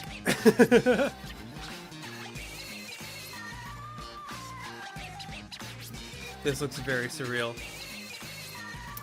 But, the point that I'm getting at, I apologize for, like, going back and forth between the showcase and this topic. So someone had said, what was underwhelming about it, referring to the state of play? I don't understand at all. No sad dad game, question mark? Early 2000s games journalists live on in Southern California fans, I guess. So, yeah, they're essentially saying that, like, what was so underwhelming about the showcase? There were good games there. And this person, quote, retweeted them. And said that Archetype Blue... Oh, like a tactics game. Interesting. Anyway, this person, quote, retweeted that and said, I think we have come to an understanding that, quote-unquote, liking games by default is an overrepresented minority. It's been every recent state of play. Most people will latch on to maybe one or two games close to their taste and think it's proportionally middling overall. That's all right. And it made me realize that, like, it almost gave me like a little existential moment of like, am I in the minority for liking as many genres as I like? Like, I've always considered, like, I'm really into games. I consider myself to be really in tune with the video game industry and what games are coming out and stuff like that. I consider myself to be into quite a few different genres, and I'm willing to try most things from different genres. I don't really care about the budget of a game, whether it's AAA or indie, I'll try it out. And even though I've never really met someone, I've met very few people who are into games the same way that I'm into games, and yet it never really occurred to me that I could be in the minority in the way that I like games. Your pet peeve is when people say something being mid means it's bad. Yeah, I agree. Like, if it's, like, people equate mid with bad, and, like, I don't like that either. Like, mid can still be good. Like, I feel like mid has gotten too much of a negative connotation when it's just supposed to mean average, and average is fine. But you don't know if it's a minority, but something you really like to see. Yeah, like, but it was just something that I saw, like, that was like, yeah, like, am I, like, do people really, do the vast majority of people who are into games really just, like, stay in their lane, quote unquote, like when it comes to specific genres or like AAA versus indie and stuff like that. And I'm so into the indie space that sometimes I forget that indie games are still incredibly niche. So I don't know, it was just a really interesting thing to think about, where it's like, maybe I really liked the state of play because I just like games. And maybe there are less people like that out there than I thought there were. Depends on your mood. Sometimes you want cozy, sometimes you want difficult, sometimes you want story, sometimes you want silly. Yeah, that makes sense. You think yourself is open to many genres except very selective few, like sports, for example? Yeah, I'm the same way. But yeah, of course you have your favorites. Yeah, I also have like my preferences. You like games existing even if it's not your kind of game. Yeah, that's how I feel. Willing to try most things once within reason. Whether you're crying, you're still out of the game next time you're just playing Helldivers. Yeah, exactly. This looks cute. Ragdoll physics-based, British gentleman fighting game. To be fair, you do think indie is getting less and less niche. To be fair, is your taste really that broad? There are also like sport, FPS, strategy, simulation. I mean, true. Like, there are genres that I'm not into, like sport, like games that just focus on sports. Like, I do like sport story-driven games. FPS, again, I'm into FPS where, like, sometimes FPS where there's no story can be fun. What but, feels like, better, clean or a manicure? Ad. Don't tell your nail tech. What? One of two. I actually thought my husband lost 10 pounds until I discovered his little secret. But I do consider my taste to be broader than the average person, I guess. Because, like, on what other channel are you going to find a Let's Play of God of War Ragnarok on the same page as a Let's Play of, like, Where the Water Tastes Like Wine, or, Red Strings Club? What was his secret? I guarantee you it was his shirt. I guarantee it was an ad for a, like, form-fitting shirt or something like that. To be fair, you think indie is getting less and less niche? True, I also think that. But sometimes I forget that it is still niche to some degree, and sometimes I like, in my head, I equate it to AAA games, because that's how I think of games. But I forget that, like, a lot of people don't think that way. When you do, like, 2 hours a day to play the game, you probably stick games, you know, and, like, that's what I'm thinking as well. Like, there are factors that go into it. Like, a lot of people, especially if you have limited time or limited money, you're going to stick with studios, genres, games that you trust. You're going to be a lot less willing to experiment and go outside of your wheelhouse.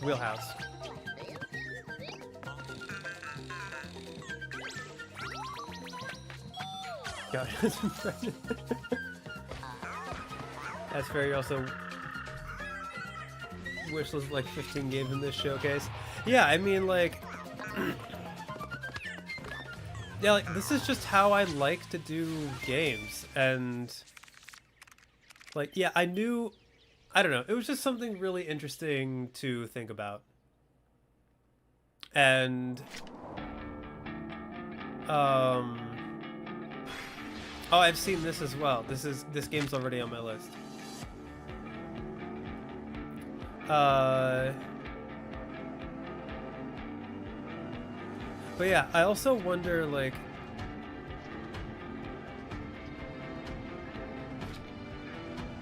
if, like, because I feel like it's reflected a bit in the channel as well, like I said, with the God of War and Red Strings Club comparison, like,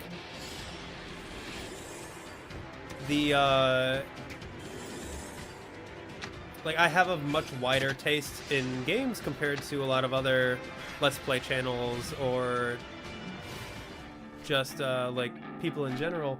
And so,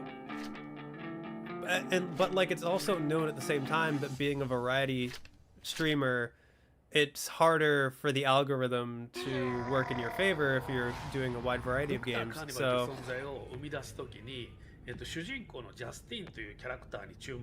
oh, this is Hotel Barcelona. People get progressively more apprehensive about AAA and this turned to indies more and more. Yeah, that's true.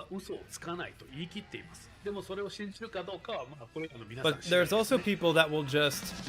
There's also people that just refuse to turn to indie and just complain when their AAA games all of a sudden, like, are trying something new or looking different and don't appeal to them. So enjoying about games so much. They can be anything and do anything. They can't be really defined by just one thing. People might only play one game for the like service. Yeah. Yeah, I'm assuming money, so might take some risks. There's some genres that won't buy unless the game is a true outlier. Yeah, I'm the same way. Variety is allegedly infinitely harder for growth, but more dedicated fan base from what I hear. That's also true. Because then it's more likely that the people are coming for the person and not the games.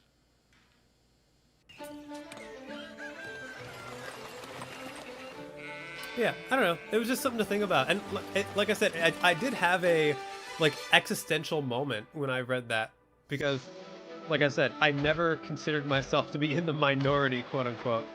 But it might change the way I look at... Because I never really understood why people would, like, constantly think that showcases were, like, mid or bad and I wouldn't have a problem with them. But, like, it kind of, like, recontextualizes it for me a little bit in a way that I never thought of before.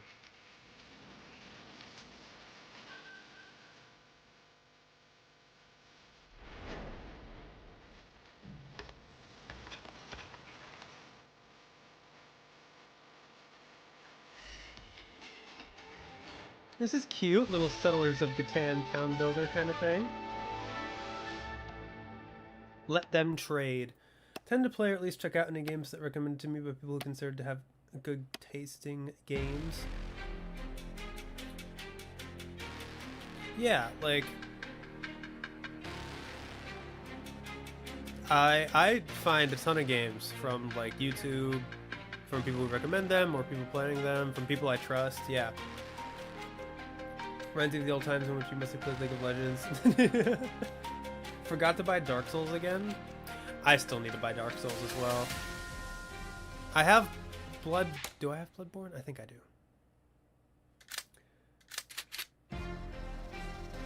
Yeah, good tasting games. Gotta eat the... You gotta taste test every disc, every Switch cartridge.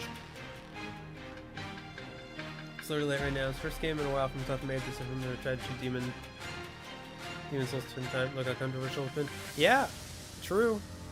It's FromSoft trying something new. To be fair, like FromSoft is not exactly known for their like good multiplayer. The Looter. That looked...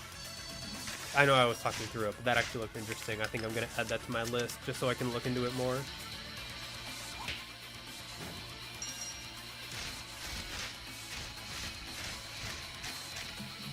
Games are archived and stuff. There are other factors of course, but your point still stands. Yeah, I know. People are like...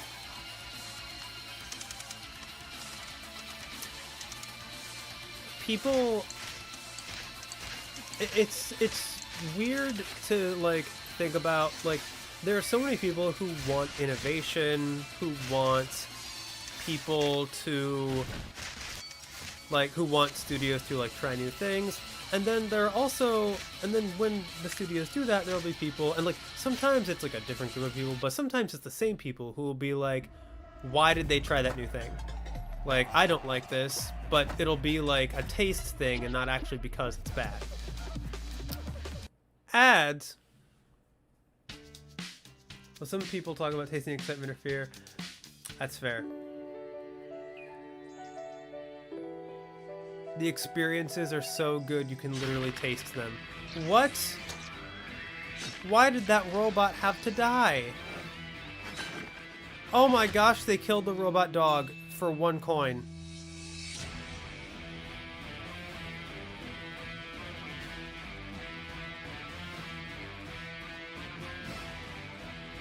Alright, so another Vampire Survivors type game. A party-based Dungeon Survivors type game. That's actually kind of interesting. Which game would taste best? Well, the Switch 2 just came out today, so we're about to find out how the Switch 2 cartridges taste. So, that remains to be seen. It's like if Kojima released a game that doesn't defy our understanding of the world. Hold your ground.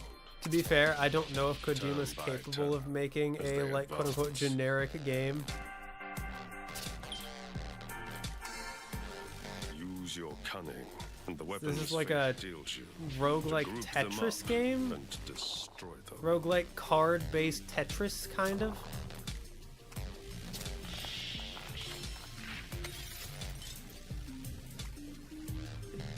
Exactly, Justin. Like, I don't want to play as the bad guys when the... Or, like, I don't want to play as the heroes when they're, like, killing golems for having fun with their pets. Has any of the game featured shown fishing minigames? Actually, yes, actually. I was about to say no, but I think there was one that for sure showed fishing. I don't know if there were any others. I feel like it comes down to whether a person views video games as more of an art form or a consumer good. Games are both, which is often hard to reconcile. Also true. Like, I definitely consider them an art form. Like, I'm aware that they are a product, but and sometimes that context matters. Like with what happened with Backbone, where like they broke a bunch of Kickstarter promises because under the pretense of, oh, they're making art and that's why everyone hates it. But like they are also making a product and they have an obligation to follow through on what they said. But Lena. anyway, Lena is tired of being a hero in video games, tired of killing gods, also tired of farming.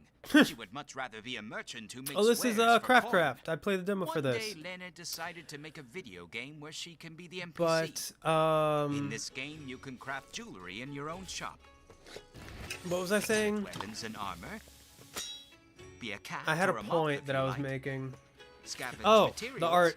But like I consider Mm-hmm. games for the most part an art form, craft. and so You know there are actual crafting I systems love because there are seeing the two different kinds of crafts art that title. people make. One wish list on Steam equals 1 dopamine for developers. And thank you.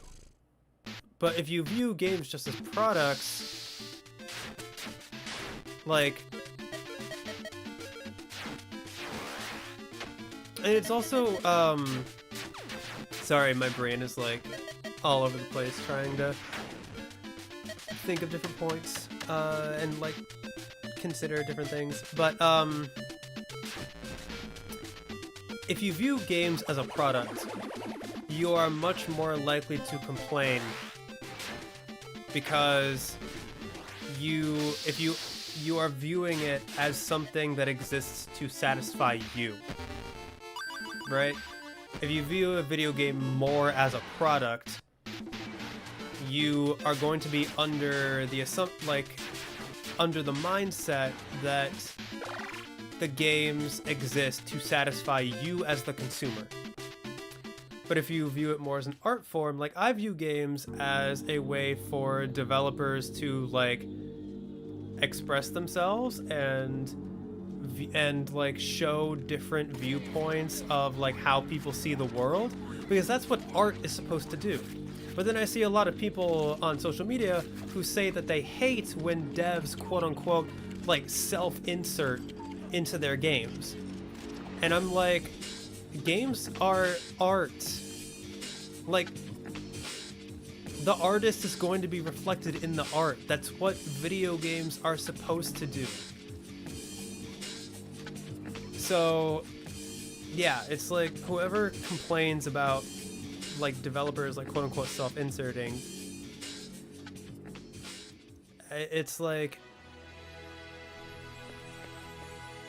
video games they aren't just a product. They don't just exist to satisfy you. Don't have Switch 2, but Switch 1 is still pretty bitter. Candy Crush Kojima version when? Oh my goodness. Games are definitely more art. Yeah. Almost every art form can be a product nowadays. I mean, that's also true. It's like...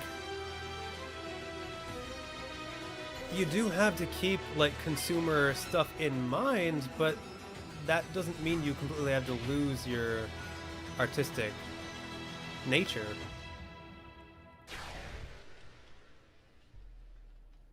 Catboy Leo? When did that come up? I'm gonna need more context for that. Welcome, hero. The you love one. Art? Hey, so do I. This is what you look Art like. is fantastic. Like that. Nice. So, funny story. You were supposed to join a secret initiation I hate at being the bald Fall too. Academy, but you were late. Can you recommend any And mobile now games? Do you believe they're often get to overlooked? stay These mobile games behind always and have do potential to find a nice chores. game out there. So I don't really play mobile games. It's been a long time since I played a mobile game, but there are a few that I've played like over the years that I really like.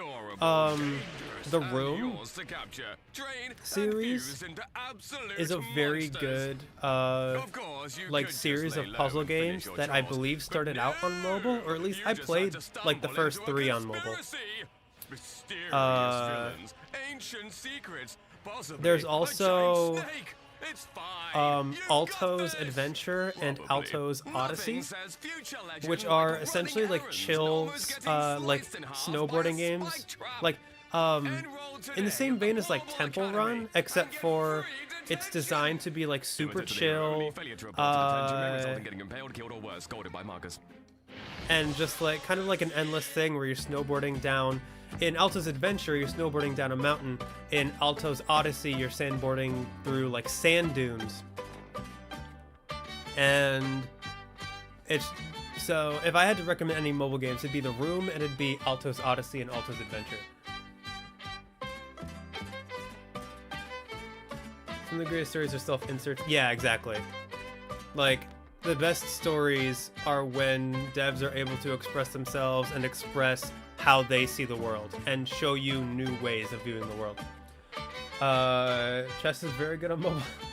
Leo bald reveal win? I mean, I've been losing hair as I've been getting older, so I'm not bald yet, thank goodness, but who knows what the future holds for me. I played Alto's Adventure? Yes, I have. I love Alto's Adventure. It's been a while, because, like I said, I rarely play on mobile, but it's very good.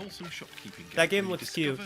I apologize for not paying as much attention as I should be, but these are very interesting topics to talk about that I'm very passionate about. Don't take this lovely lot's word for it. What do the game's intriguing, colourful and sexy customers say?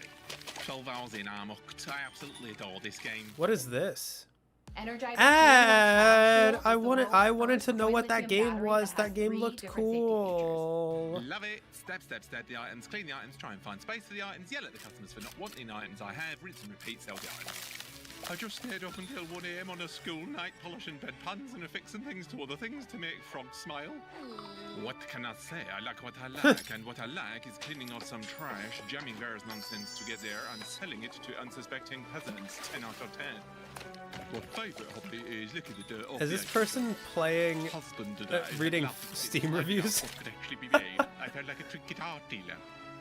I've started Harvard, I've strayed it, I've got another paper to get it. It's mindless and amazing, and I recommend this game for the ultimate brain scratches. Trash Goblin. Oh, it's Trash Goblin. I have heard of this one. Okay. Duplicate Hero Emblems 2 and 3 cool. Oh, okay. Oh, this looks new. New area, the Marshmallots Floating Citadel. So is this game already out? Are these like early access type games? Because I know Trash Goblin's already out. I apologize for not paying as much attention to the games as I should be. There has been kind of a, like, within 4 hours, there's bound to be games that don't look like they're for me, and we kind of got a few in a row that didn't seem like they were going to be all that interesting to me. But I apologize for not paying attention and while I'm talking, but yeah, okay. Whenever Earth gets something pieces with it, that's what's so beautiful. Exactly. Like, let devs tell their stories. It's not just about the consumer. Oh, I didn't even get to see the name of the game. It said Marshmallow Update, but I didn't see what the name of the... You know what? I can rewind. Full release. Did it not... Is it called Crimson Tales? Or it says Onirism? Is that the name of the game? Well, it's one of those things.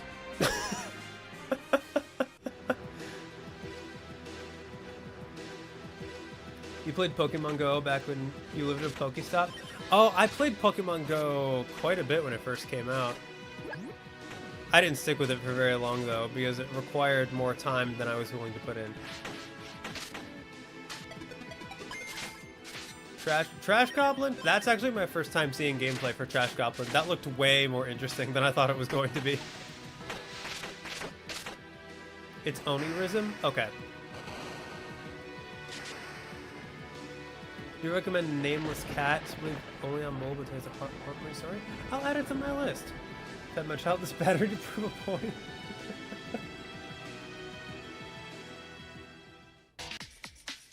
Coming in 2026.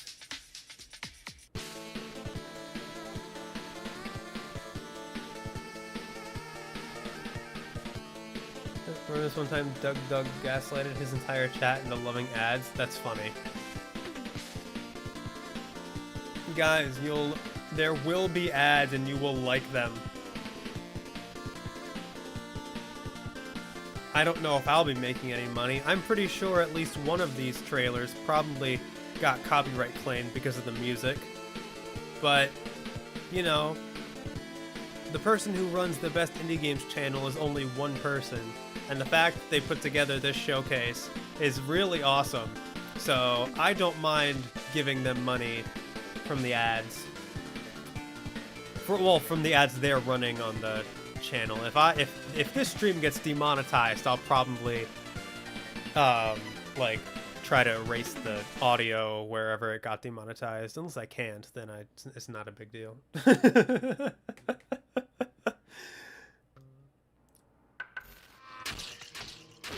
This seems to be the get the drinks section of the showcase. Yep, I've been actually the showcase is halfway done. We're 2 hours in. Do we want to take a bathroom break?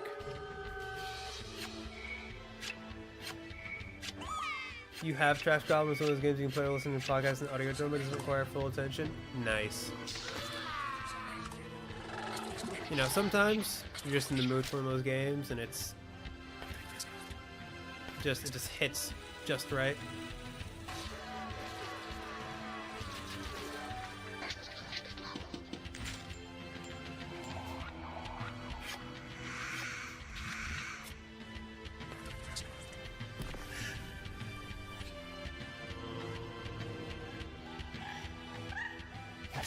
But yeah, I think just to make sure we're not sitting for just a shadow game.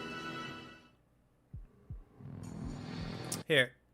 Just so we aren't sitting down for 4 hours straight, I'm going to go ahead and take a quick 2-minute break. I'm going to go ahead and use the restroom. The rest of you, feel free to get up and stretch your legs, grab your drinks, pet your pets, I don't know, use the restroom,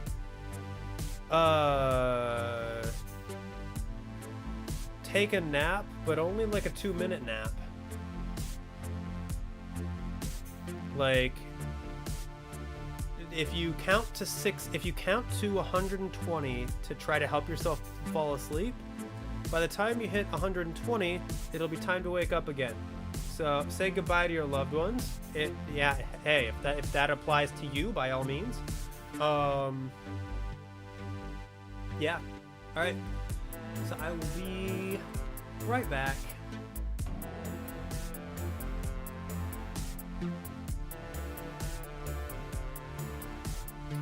So don't go anywhere. Hydration check. All right, I'll be right back.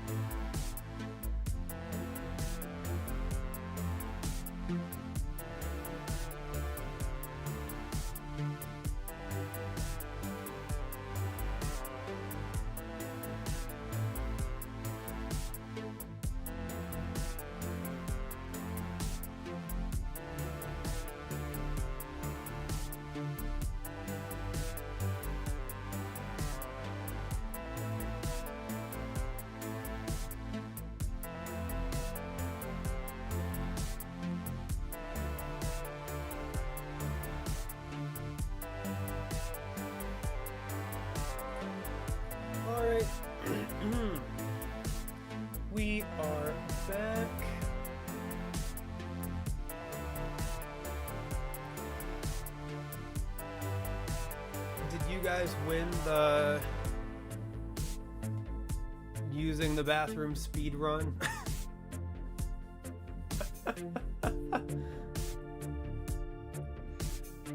Why did I just drop a Blueprints vid while in the middle of stream? I apologize.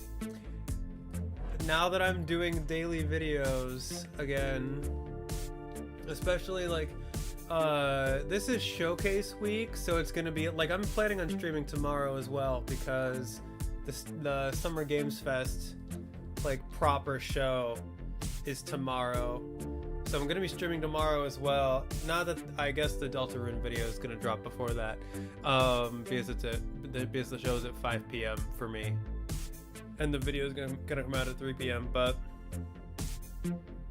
sometimes that's just the way of the world. Today's Blueprints video is a very good one. I did get pretty far during this particular run, hence why the video is like 52 minutes long.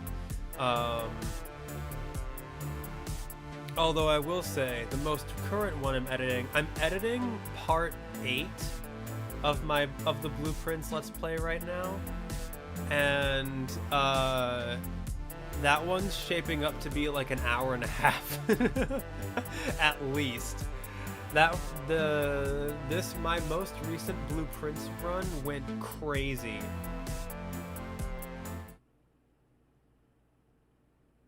It was extremely a lot happens during that particular run. I apologize for tempting you. Here, let's get back into distraction. Back into the video. Distraction.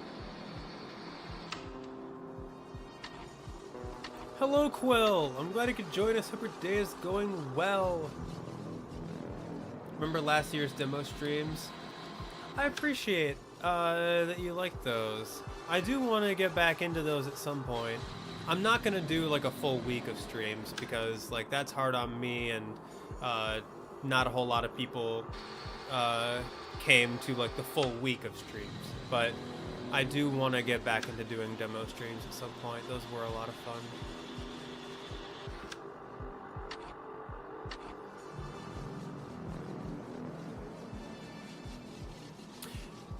Get distracted, TARDIS console. The video is back. It's running more indie games.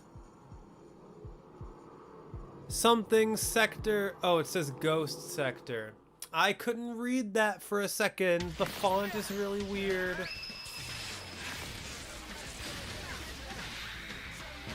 Is my mouse in the middle of the... Where'd my mouse go? Oh, it's down here.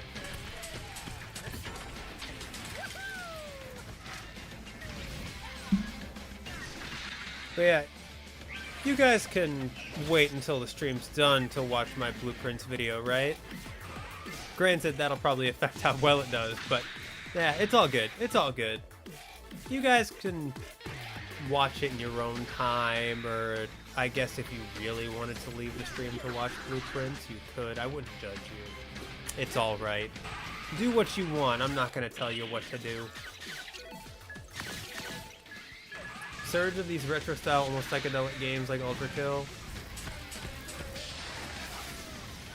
Yeah, that was a very interesting style. Love releasing it instead of suboptimal upload times. The real ones have 2 tabs open. Yeah, watching 2 videos at the same time, I cannot do either. You guys are really like having barely readable titles. Yeah. Yeah. It's the same thing with Sacrifier. Like, cool name. Why is the title formatted like that? What if we watch the episode here together right now? I mean, if you guys want to... I mean, that could be something we do after the showcase if you guys really want to. Do you guys want to watch my latest episode of Blueprints with me? Like, so we can react to it in real time, maybe get some behind the scenes commentary?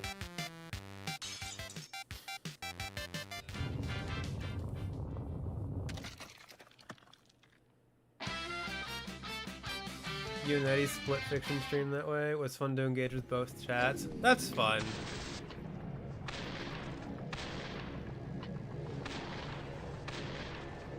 That's actually really that's really cool. You did that. You were in both chats. That's awesome.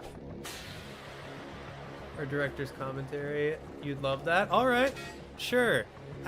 When this showcase is done, we will watch my blueprints video that just came out. And I can like talk about it and give director's commentary if I have anything to say. It'll be interesting. I've never reacted to one of my own videos on stream before. It'll be a new experience for me to watch myself with everyone else. Leo's chat's always a delight. Oh, thank you. Thank you so much, Nettie. Your chat is always a delight as well. Leoception. Lonely Space. Ooh.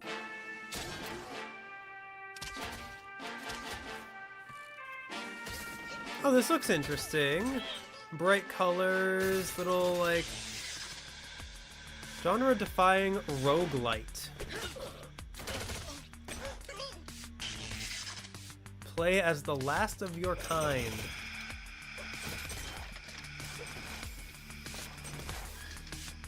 So is it like a roguelite tactics? Well, it's not really tactics. Defeat surreal enemies using surreal skills. Try to test my patience. That's really funny. It'll be fun with both Leos start talking. We don't know who is who. Yeah, I wonder how you guys will have. It'll be a nice experiment at least. You guys will have to tell me when it's done how you guys like it. Is it turn-based or real-time? I can't tell either.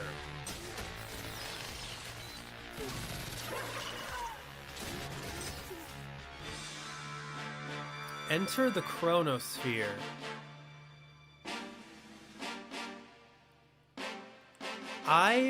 Yeah, I can't tell. Past Leo equals Pio?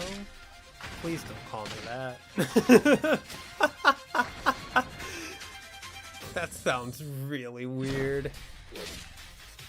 It's real based.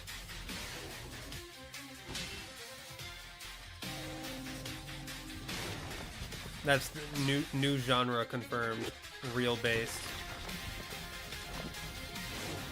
It looks like they move when you do a thing. That's what I was thinking it might be, but I couldn't actually see them doing any attacks. But maybe it is like, maybe it's like Super Hot, where the enemies only move when you move or something like that. They did say it was genre defying. That is true.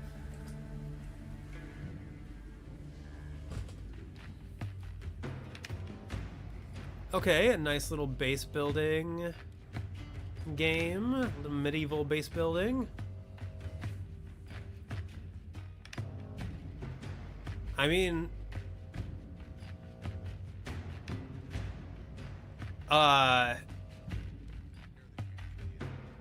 compared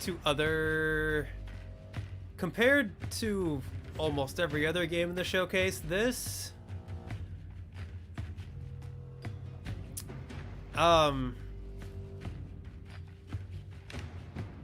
you know, this looks like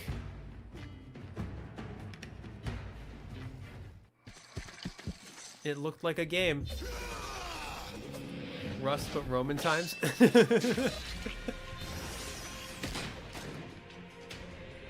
Looks more like PvE. Yeah. Oh, I guess Rust is PvP. But it is like in that survival kind of genre. This looks cool. This is like Darkest Dungeon, but like a grid-based fighting game? That's funny, Nettie, because Pio in Spanish is fart. Please don't call me that. Now I even more don't want you to call me that. but this is cool. Prelude.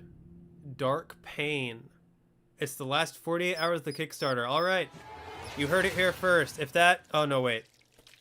This is 3 days old. Never mind. So dawns the era of King Redmane. I think I'll also add that to the list. Prelude, Dark Pain. Or, what was it? Hang on.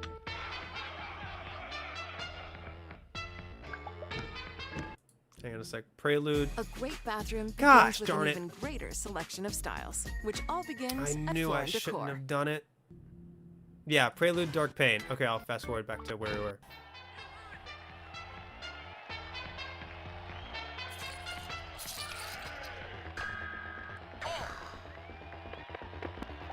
New Leo is Neo. Fun fact. Fun fact. A part of the reason why I picked Leo for my name for the channel was because of it went with the computer aesthetic, because Neo from the Matrix. That is one of the reasons. So I'm like legally distinct Neo.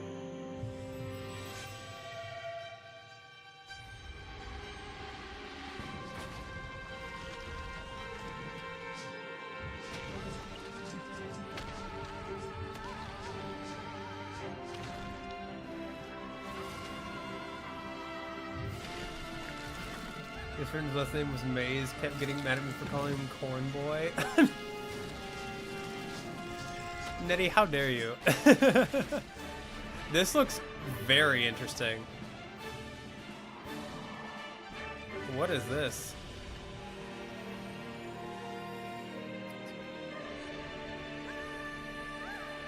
That ad was about bathroom tiles. Maybe it's for the bathroom speedrun. Light Odyssey. I feel like that's already on my list, but I'll have to see. Hang on, Light. It is already on my list from June of last year.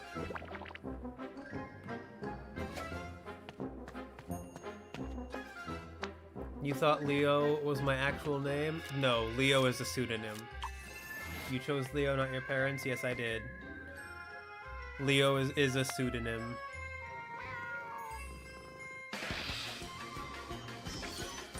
Thought you disliked lions. That is also true.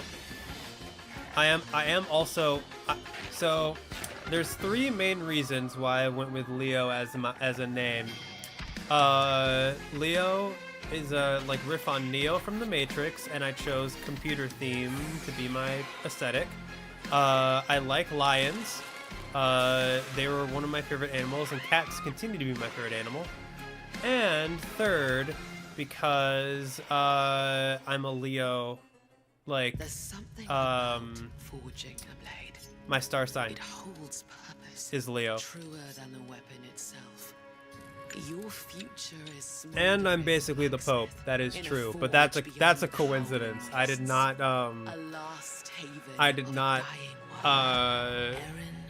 that just happened. I just happened to become the Pope. Leo is Catboy. I mean, in that context, yeah, that is true. The end is never the end is never the end. Leo is a cool name. Thank you. I appreciate that. I think so too. So am I a cat person or a dog person? I would consider myself both. I just like pets. I've never actually owned a cat. The one who wields the blade. This is really Blade song. That should, so you're forging your own blade. Those swords look really awesome. But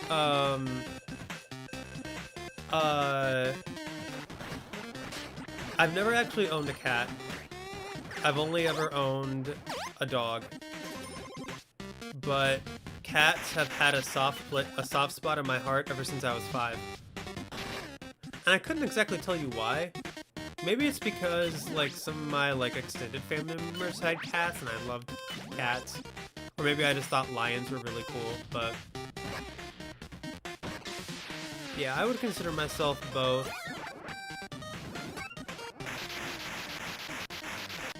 just like floof. Floof good. Floof good. Yeah, unfortunately, I have a couple of family members that are allergic to cats, so chances are I'll never be able to own one. Maybe someday. I don't want to say never, because maybe someday I can own a cat, but not anytime soon. By opening a Discounty franchise, you can transform the most unassuming small town into an attractive regional business hub. Getting started is a snap. Our distribution partners deliver direct to your store. Plan carefully that did look for an really optimal interesting. shopping experience. Perfect. Now you're ready to open. You'll have a lot to manage, but do a good enough job, and you'll be rewarded Is this a with secret more customers. horror But game you won't or something? settle for good enough, will you? No! More demand, you must expand. You've got bills to pay, employees to hire, ads to run. Remember, all relations are customer relations. And time is money. Money means growth, and growth. Everything's on sale. Oh no. Coming to So- your community in 2025. Okay, Charlie, I'm leaving. So, for a okay, while. secret Be a good horror elements. I'll add that to my list just because that looks super intriguing.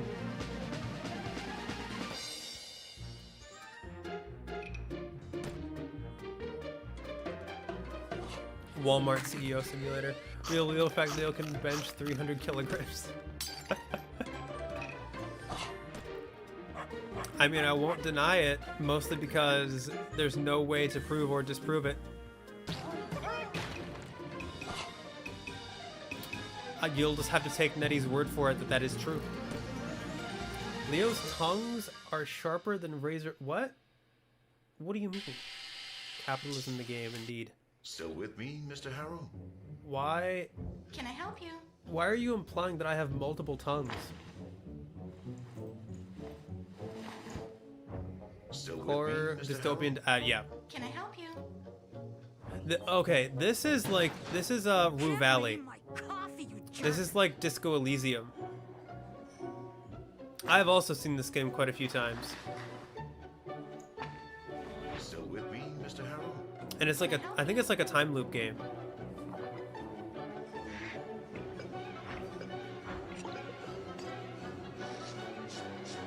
His mane is pristine and fluffy soft. My hair is actually much longer than it's ever been. I'm planning on getting it all chopped off at some point because I don't think I like it being this long.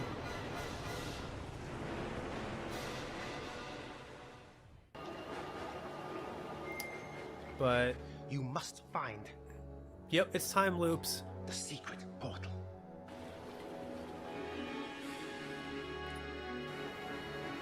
Another Disco sequel. I don't think that one had anything to do with like the devs or anything. That's just an independent studio making a game that's like that. Is this a puzzle game with like FMV elements? Nea Microprose. I'll put that on my list. That looked interesting.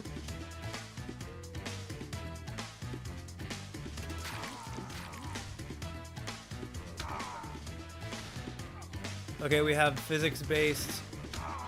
Is this multiplayer, or is this... I think it is multiplayer. Or maybe not?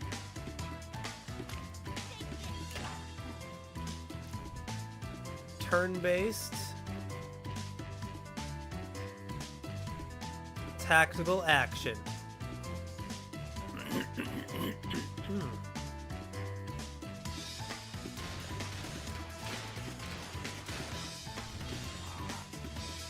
He's a knitting expert? Unfortunately not. Wild Tactics. I feel like that game's on my list as well, actually. Wild Tactics. It is! Animations are so clean. Yeah. Don't you mean... Yep, my mane is what I meant. My mane is extra long. That man does not look like he was made of pixels. You're right. Where did all the pixel games go? DMT is his own time loop where I can't stop playing time loop games. JMT, I feel sorry for you. Your hair grows extremely quickly. I hate it. Have to cut it every month. Same. Like, granted, I haven't had a haircut in like, I want to say like possibly 6 months. No, maybe like 3 months. I think I got my haircut back in February. But yeah, for like a long time in my life, I was getting a haircut like every 4 to 6 weeks because my hair would just grow quickly. Cute furry. Yeah, Wild Tactics looks really good. Ooh, little cooking management game. Time itself is convoluted with heroes of oh. Hair is the longest ever been, never wear it down or straight, so you don't know how long it really is. That is a solution, just keeping your hair up. Oh, is this like Rusty's Retirement, but like a cafe type game? Twitch and YouTube integration. Oh, nice. That's kind of cute.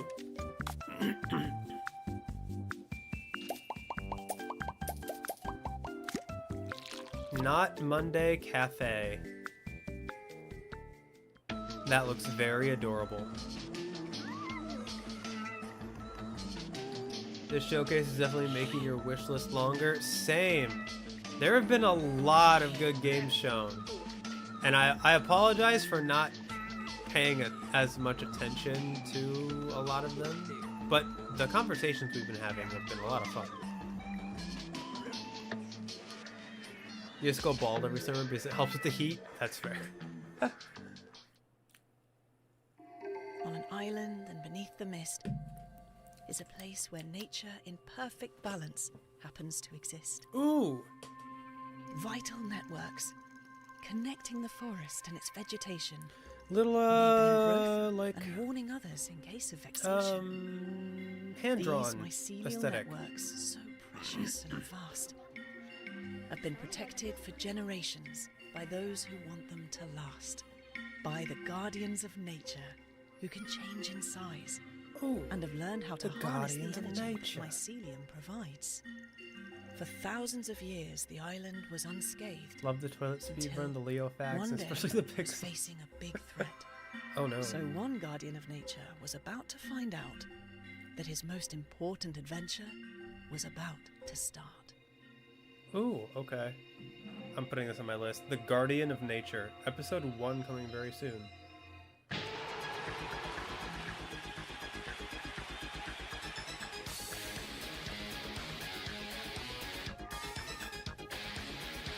Were those pixelated dinosaurs? Your hair is part shoulder blades? Or just past shoulder blades? Okay. That's not too bad. Had this in your Witches for a bit and played the demo. Oh, nice. How was it? It looked really cool.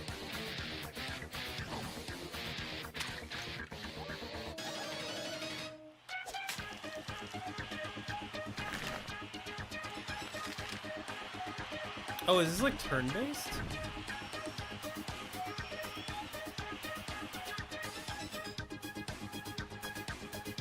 Yeah, I knew you were talking about Guardian of Nature, TARDIS console. Feel free to let me know how it is. Dino Spotted wishlist is really updated. Scourge of the Reptiles. Interesting.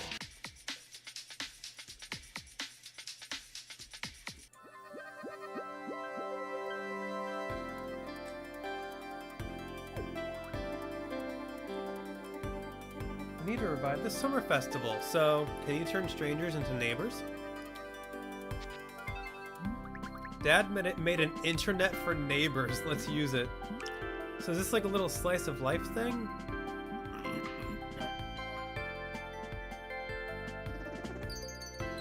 Grandma taught me to play mini games.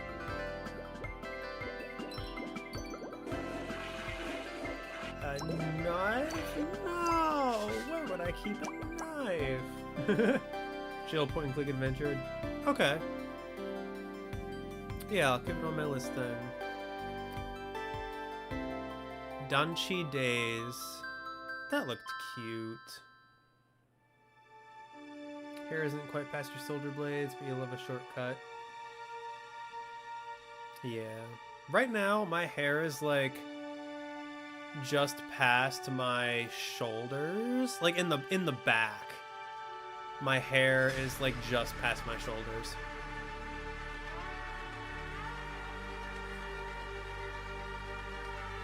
Like it's getting, well, hang on, let me feel where my shoulder, where does my shoulder meet my body?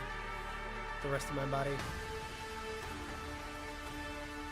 Actually, maybe not. I think at its longest, it's almost to my shoulders. Like it's getting really close to, it's basically at the bottom of my neck.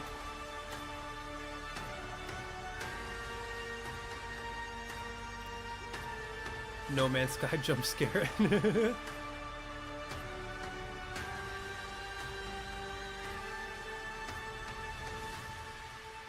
Oh, cause miners. Interesting. Bread.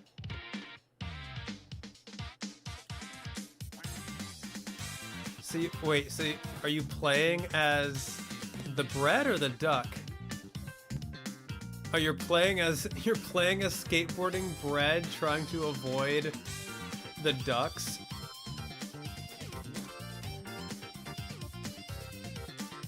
That's kind of funny.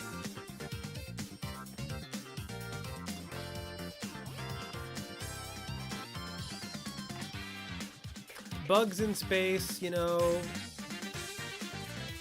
Sometimes it has to happen.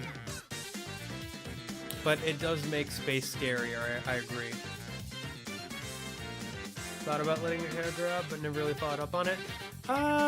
So in my opinion, it's like, it's a different style for me for sure. But I am probably going to get it chopped though, because it gets in the way. Number one, I don't know how to take care of long hair, so it's just like harder for me to manage, and I know I don't do enough to take care of it. Like I know I need to be brushing it. I should probably be brushing it every day. I should probably be using more product or something like that, and I just don't because I'm not used to doing that. But the other thing is that it gets in the way a lot. Like my bangs are constantly falling into my eyes when I'm like lifting things or something. It's just like a little too inconvenient for my taste. Apparently his bones are somewhere else. Where are my bones, Nettie?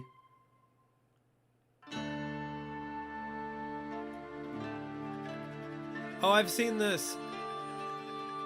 Well, what's this game called? I don't remember what this game's called. You end up having to use the horse shampoo? Is horse shampoo good for your hair? Hair routine boils down to washing it. That's fair. Don't think you have an immediate care for your hair. That's basically how I feel. Cut your hair twice a year when it gets to the point where you can't see where you're going. Hey. Just like nothing wrong with that. Scriptorium. Master of Manuscripts. Maybe this is not the game I thought it was. There was a game where there was a game in this aesthetic, like a manuscript aesthetic, where it was like turn-based and you played as animals. But I think that game's already out, and I don't think it was that one. Yeah, like your hair longer as you can slap it in a ponytail, call it a day. It's fail. Fair. Did I say fail the first time? I did not mean to say that. I am so sorry. I meant to say fair. I saw mane and tail, and I had L in the brain.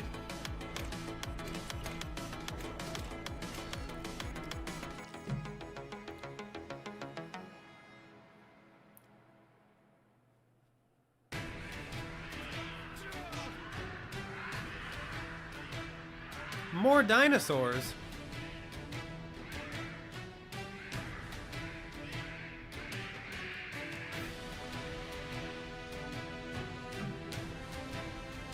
Have Scriptorium wish listed.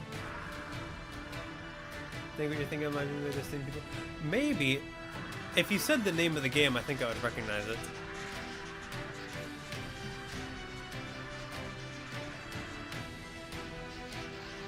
Dino overdose. Dinos.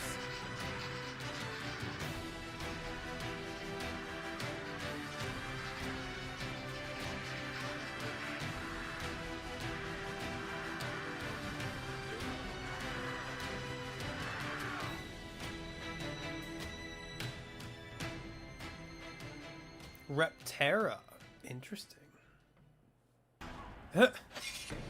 Oh no. Well, just another day in the life.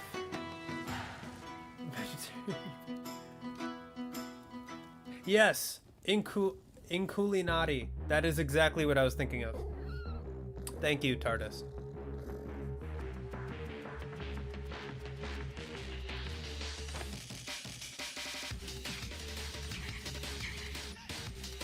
This one was also at the 6-1 Indie Showcase. Love Rat Soup in the evening. I couldn't tell you what it was called, but yeah, this one was part of the Indie Showcase, the 6-1 Indie Showcase that I watched.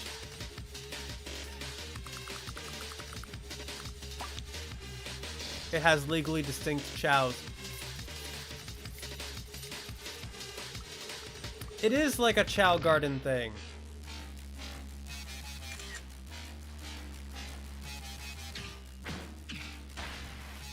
And you get them to fight.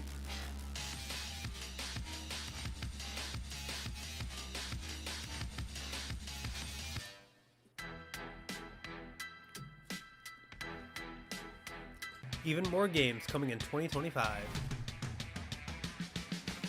Oh, I've seen this one too. This one's a very interesting concept. So you are a soldier who has had their head replaced with a flesh-eating alien parasite, but somehow you still have control of yourself.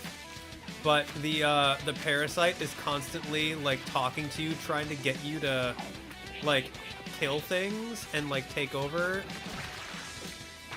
So you can choose to either like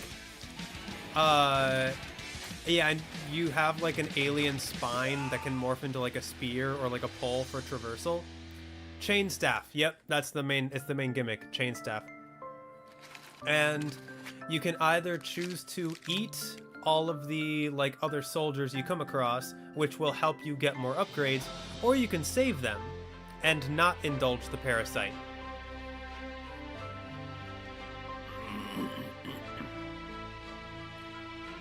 Fold your way. Oh, this looks cute. A little paper platformer. Shift your view. Rediscover the familiar. Unwrap the story.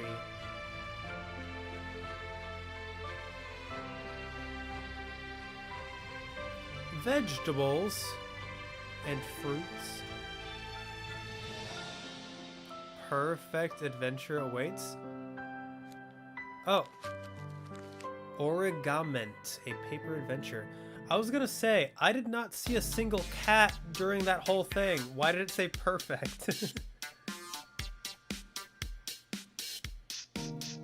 Origament. I'll put that on my list.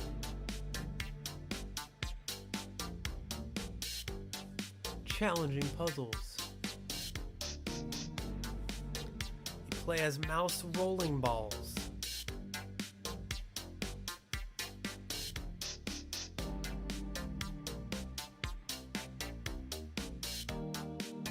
Antivirus Special Forces.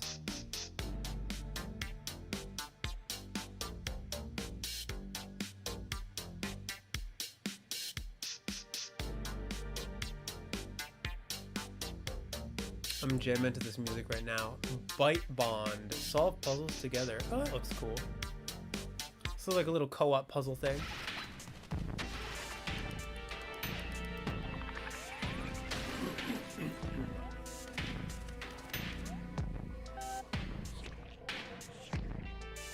Okay, so this is like a...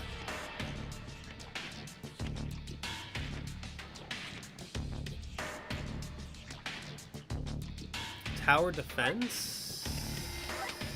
Oh, tactics, tower defense or something like that?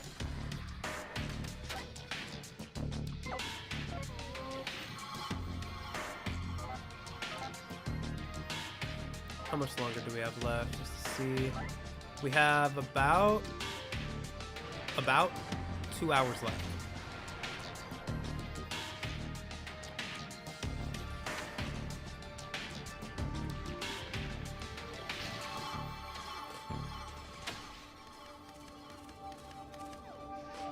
All right, have a good rest of your day, Justin.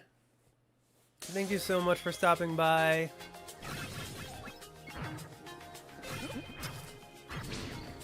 I hope you have a good rest of your day. Oh, I've seen this as well. You play as a little stone dude with powers. I don't remember what it's called.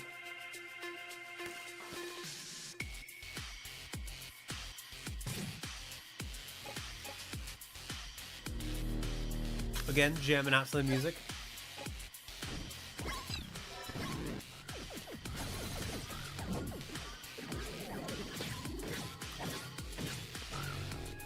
I'm not gonna lie, I'm shocked we still have like 2 hours left. Granted, it's not like, it's more like an hour and 45 minutes or so, but like, I'm still shocked.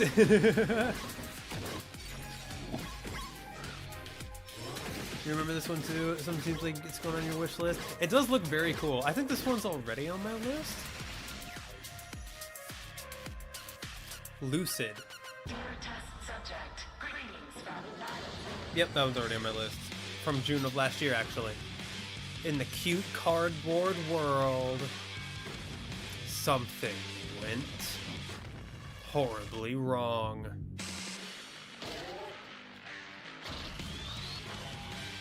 Fast-paced action.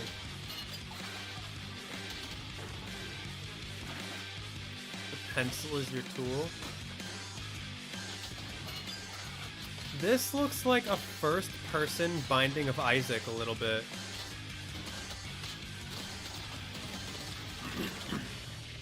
Add your own images? Oh.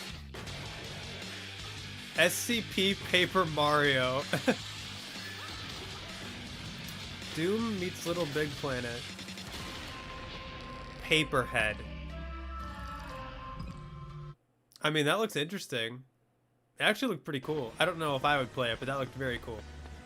Like I said, to me it looked like, it almost looked like first person Binding of Isaac.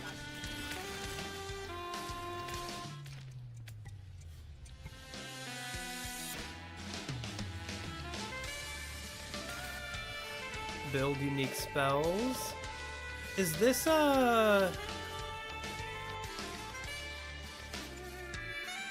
this almost looks like the first Wizard of Legend game, but I don't think that's what this is. Spell Loom. Oh, that's cool. It has like 3 L's in a row. I like what they did with that. But yeah, I think that's Spell Loom. Peasants, beggars, and refugees. Peasants. United by the dream of building a new home. Yet, you never know when the plague will take its toll. Now, we have twice the work to do. Oh no. In a world ravaged by plague, your word is law. Save and rule over the abandoned peasants. Find a way to survive. Is this like... dark place. Is this a bubonic plague based survival game of survival town builder? To live another day. Oh my gosh, avert your eyes. Have mercy on us. Oh, never mind. It's not bubonic plague, it's like demonic stuff. Nested lands.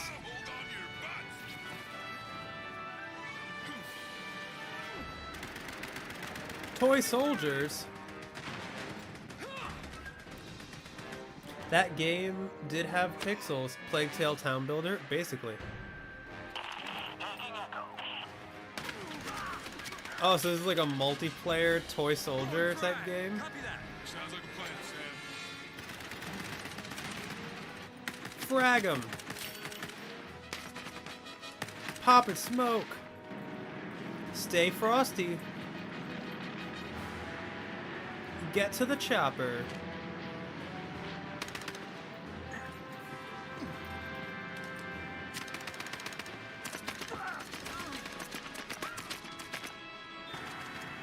Man, that guy was a really bad shot.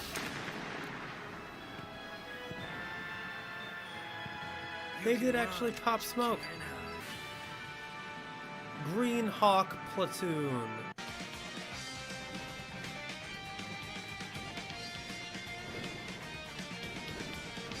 Oh, Microprose is the name of the company.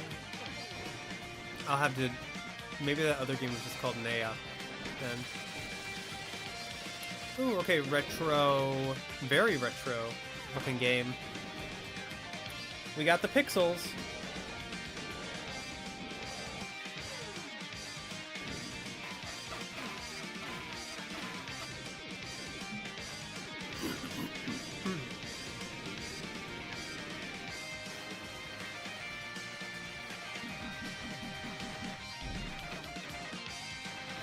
What games is it? Oh, you know what? I think this might be... I haven't played it, but is this like Contra inspired or something?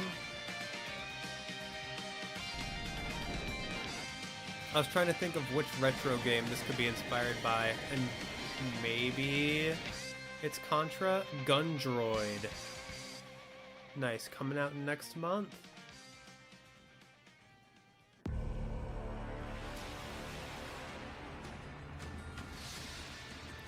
Team up against evil. Wave 1. In a heroic adventure.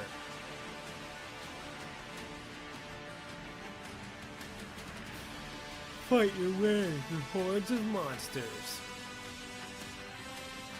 You don't like evil, that's good that someone's teaming up against them. Exactly. I don't like evil either. You know, like... Someone has to rise up against them.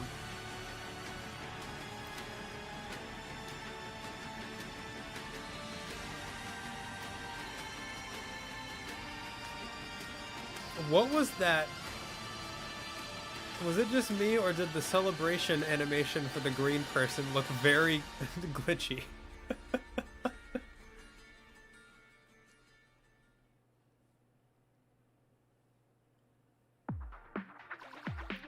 Sandcastle Studio, another party game. There have been a lot of multiplayer games during this showcase. Granted, there's been a lot of a bunch of different games since the showcase is 4 hours long. But yeah, quite a few co-op multiplayer. I hope that animation was the point, but you're not sure. Yeah, I couldn't tell if it was intentional or not either.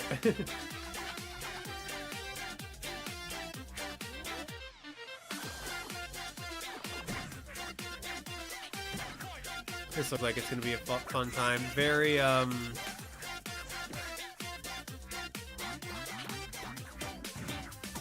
very Gang Beasts energy, but like, Naughty Gnomes. I don't know if I'd necessarily compare it to Gang Beasts, but in kind of the same vein. The Necromancer's Tale. You have called. Look, either English is really snappy, cartoonish animation. Yeah, it was one of those two things. If you have come to me in this manner, then you have found the book. Yes, the book. You have tried your hand at the secret things. Yes, the book. Raise an undead army to march against your enemies. Richard Carnell, advisor to the Baron. I'm Marisha from MITRE, and this is... Stanislav. Lady Carnell. Alexander Pope. I'm sure you know. All in the name of science, my dear. All in the name of Eccentric scientists reanimate the dead using chemistry or alchemy. One of those two things. That voice actor sounded familiar from somewhere. Hauled themselves into the Venetian boats.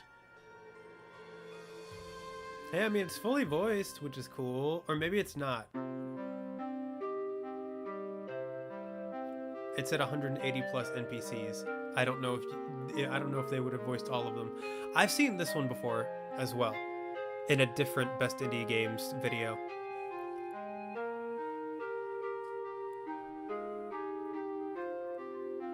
Couldn't tell you what it was called. But yeah, it's like a little,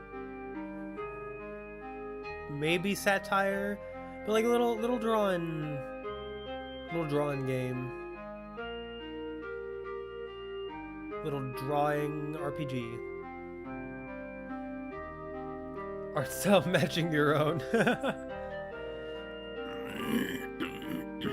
Heroes of the Seven Islands. Free demo on Steam now. Become a captain of your ship. So this is like, oh my goodness. Is it called Advance Wars? The one with the tanks? Where the screen gets split in half? It's like Advance Wars, but with pirate ships. Maybe?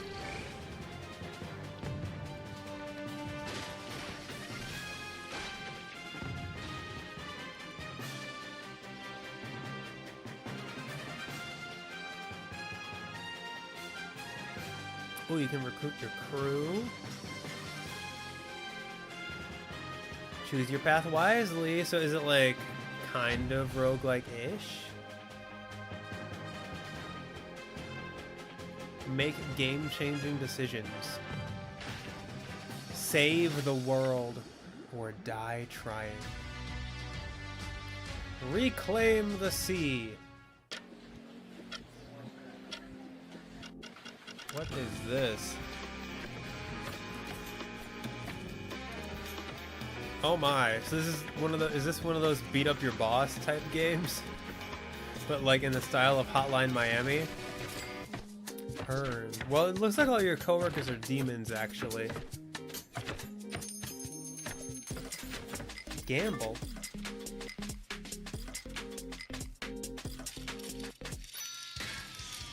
Craft. This kind of looks like Going Under mixed with Hotline Miami. Human love gamble. True.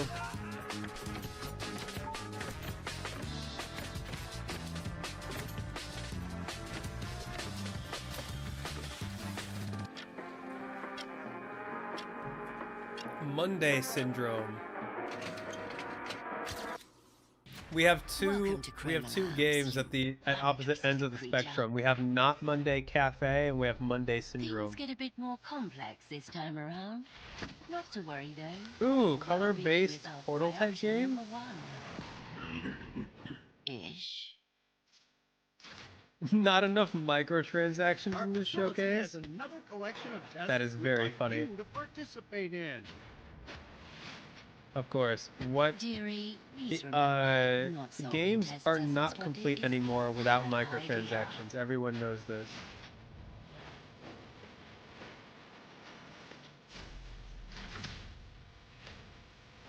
This game is almost certainly going on my list. This looks really cool. Oh, sorry, I may have miscalibrated the portal. Both Monday games are vastly different aesthetics. Yes. You won't be visiting any of them.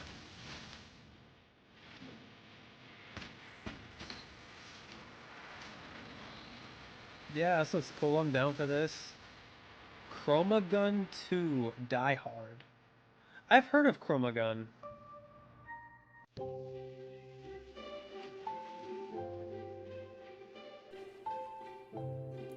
You know what? I think I've gotten an email about Chromagun. I think I got a email saying like, hey, if you want a key to cover this game, we can email you one. I feel like I've gotten like one email every couple of weeks, in particular from like, there's a company that I've been getting a lot of emails from that seems to like help indie games with getting the word out. And I would love to, well, number one, a lot of them have been like city builder type games, and those are just not not to my taste. And I haven't, and I don't feel like I can cover them very well. But, oh, this looks really neat. This looks like Neon White. The cast just came off. You can wait a couple more days, you know. But, I've been on the bench all winter. There's been a couple that have looked super interesting, but the problem is with my schedule, like, the way I've structured my channel doesn't really lend itself well to being able to cover games, like, as they come out. It's the perfect combination. Cell shaded, yeah, this looks really good. It's where the frontier of What's the point of earning money people spending these are indie games though, not big corporations? Yes, very unlikely to see microtransactions in these kinds of games. And I welcome you to the world of Neon White mentioned? Heck yeah, Jet Runner. I'm definitely putting that on my list. I have not played Neon White, but I do have it, and I do want to play it at some point.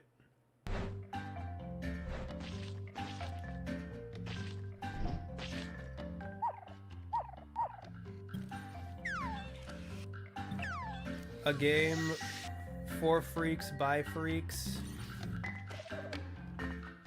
It did seem really it did seem like a really cool game.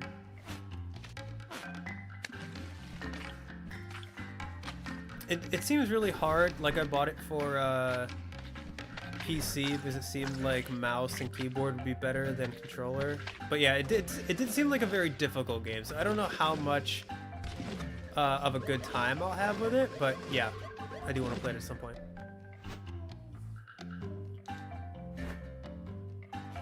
Customize your home.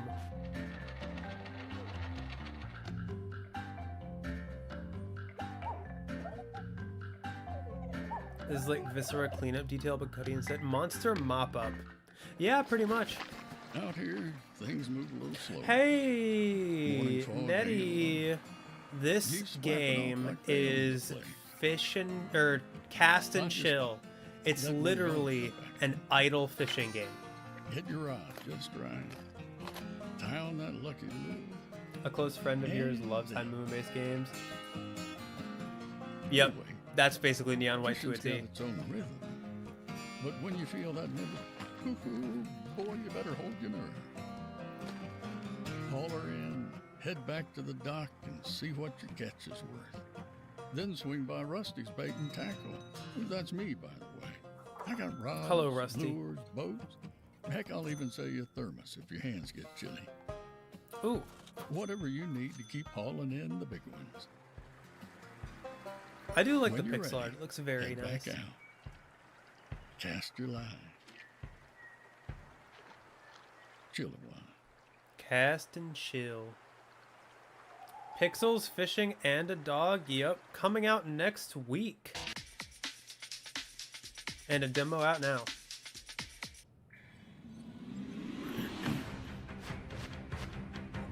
Ooh, what is this? Use your tongue. Frog RPG. Frog Musketeer RPG. An amphibious world.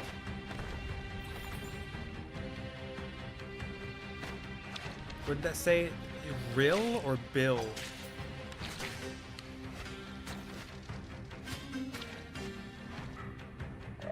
You love tongue.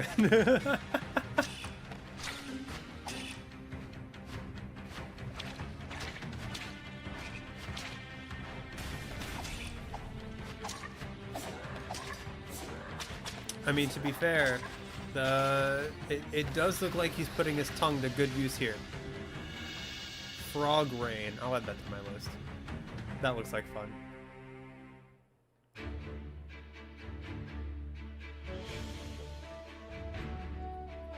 The world is ending. Is that what I just read?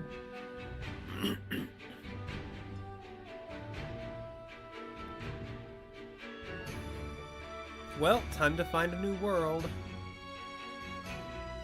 Rebuild civilization. Keep your morale at 100. Recruit your crew. Recruit. Excuse me.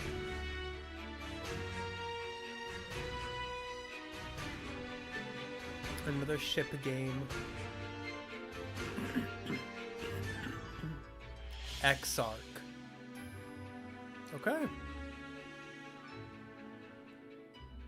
This energy drink is actually working wonders for me. I do feel a hair jittery. A pacifist musical RPG? What? Jordan helped make music, peace, and nature, and animal protection. What? What is the... What is this? I'm absolutely adding this to my list.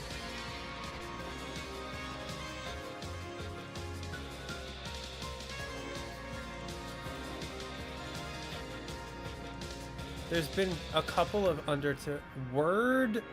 What? Hang on. Play the first chapter. Can I see the title again? That went by really fast. Word to Angel. Is that what it's called? Word to Angel?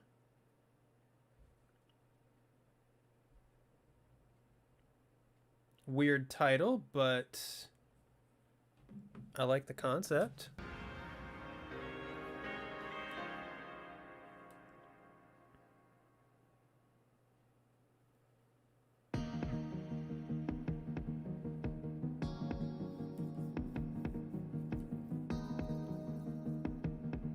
Oh, okay, yep. During the official Word to Angels Discord server. Yep, looking very Undertale inspired.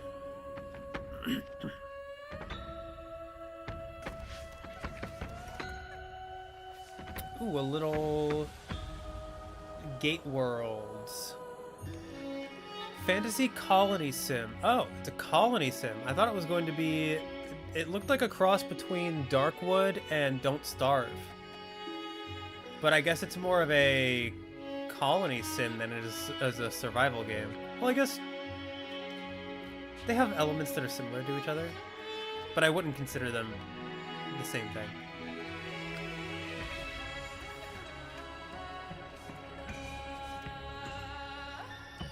And yes, there were a lot of management games being shown off here.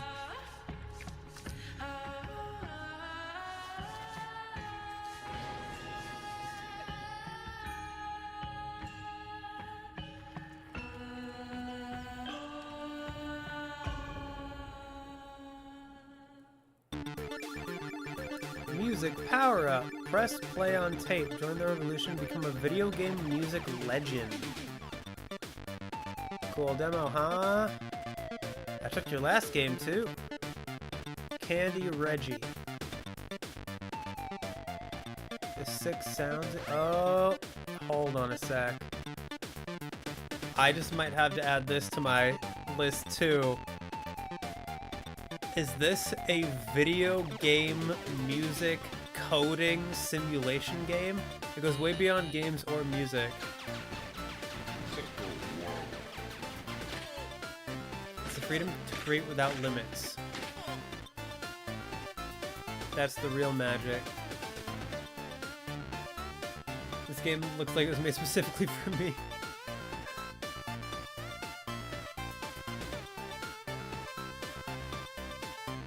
You know, music power up. Absolutely adding that to my list. Hi, I'm Tom. I'm the developer of Gunboat God. Gunboat God is a wild, watery shoot 'em up where you command. Ironically, that is not the first game development simulation game we've seen. The showcase opened with a game development simulator. So let's take a look at some of the weapons and abilities. Through the first 4 biomes, new weapons will steadily be unlocked. Oh my goodness, you love music. Same! Video game music is the best genre, basically. That and K-pop. Abilities, on the other hand, like the jet or submarine, are handy get-out-of-jail-free. That's basically all I listen to these days. Like, video game music, which encapsulates a bunch of different genres, and K-pop. Sometimes pop music, but not as much anymore. Also, please like wish pop list on rock Steam. alternative It does stuff. help greatly. Thanks for watching. Gunboat God. That did look very cool. Alright, another town building, tower defense type game.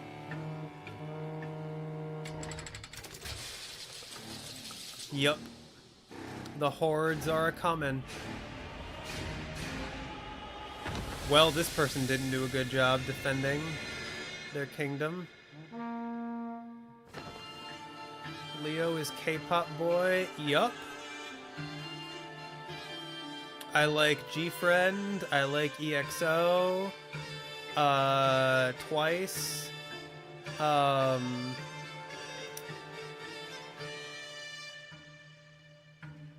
Monuments to Ruin. That I like the art style. Mind the Dragon. I sometimes listen to BTS.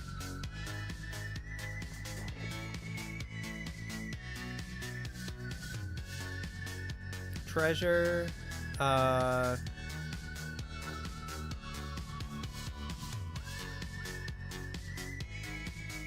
Taeyeon.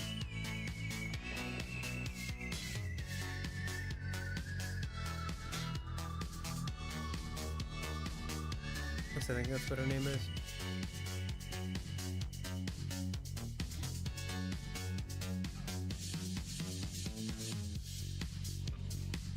Mind the Dragon. Nice, so like a solo Darkest Dungeon kind of thing with cards.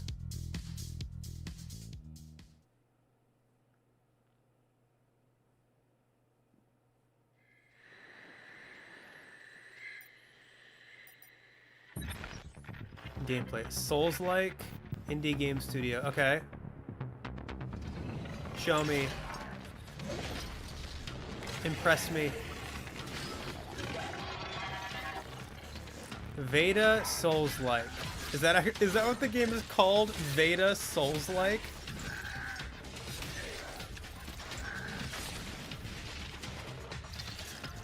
Veda Agent 08. Okay, so I think the game is just called Veda, probably. Veda Alces. Veda Mag. Veda Gorilla Beast. Veda, The Awakening of Souls. Okay.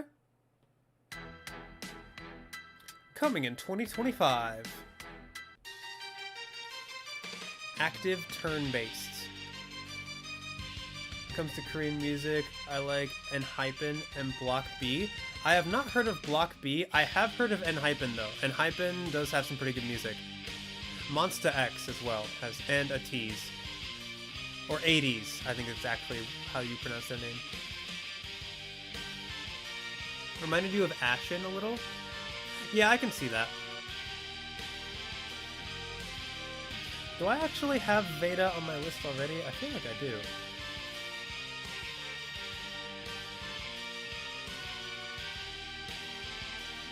No, I do not. You know what? I'll put it on there. Eclipse Breaker.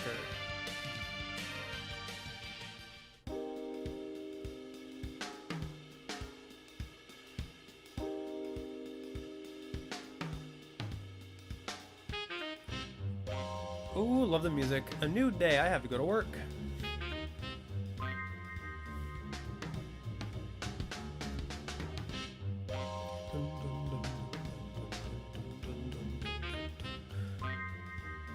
Stacking packages.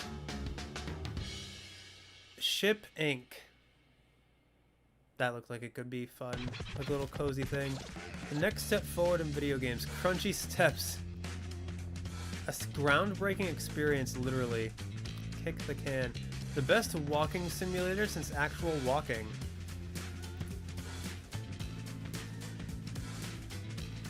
Huh. Interesting. So you play as a pair of shoes who are like skateboarding and kicking over sandcastles and crunching on leaves?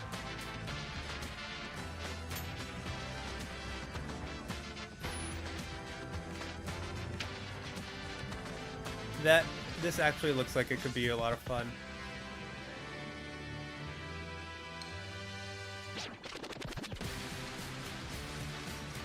It looks like it has the same controls as something like QWOP, but without the difficulty of something like QWOP. The floor is lava. Bombas.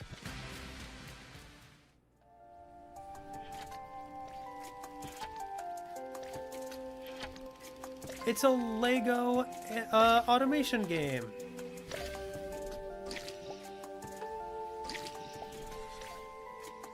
It's probably legally distinct from Lego.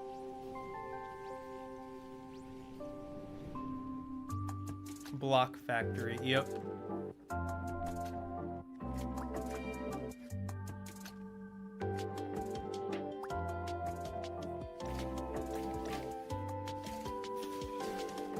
Legally distinct Lego.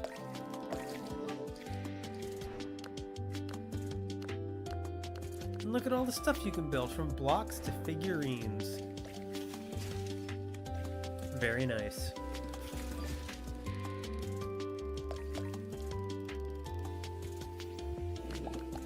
These are not my kind of game, but I can imagine them to be extremely satisfying to the right people.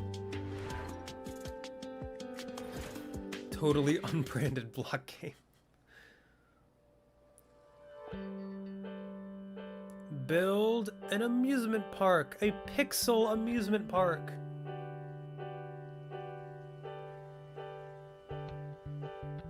See, here we got the pixels coming back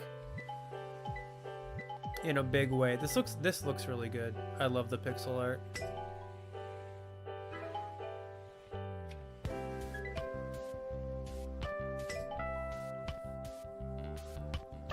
Cozy little amusement park management game. Or I guess it's not even an amusement park. I guess it's like a boardwalk. Because you're also getting to set up like yoga stuff and restaurants. So yeah, it's not really an amusement park. It's more like a boardwalk type thing. Yeah, Boardwalk Builders. That's cute.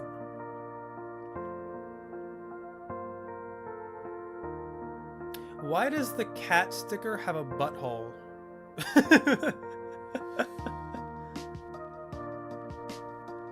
Did anyone else see that? That the cat sticker had a butthole?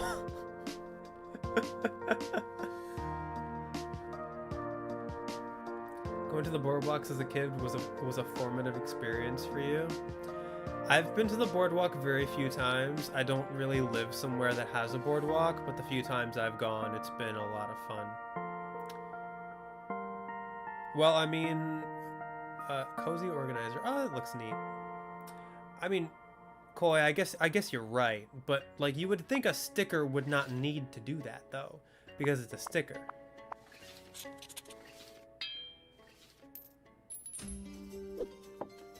Build your kingdom. Another management game. Organize and synergize. Okay. So this is like an idle management game. Forge a unique path. Divine intervention. Okay.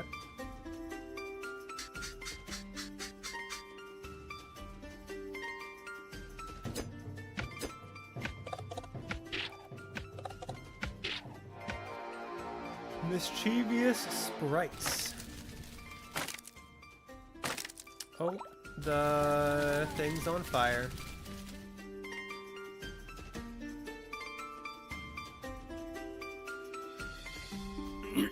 Automatic Kingdom. Q4 2025. A little mouse ball thing. Very striking art style with just the like black and white with red. I've noticed there's so many, well not so many, but there's a surprising number of games that take advantage of black, white, and red as the primary art style and like color palette. Lorelei and the Laser Eyes and Slay the Princess both come to mind, and this is another one.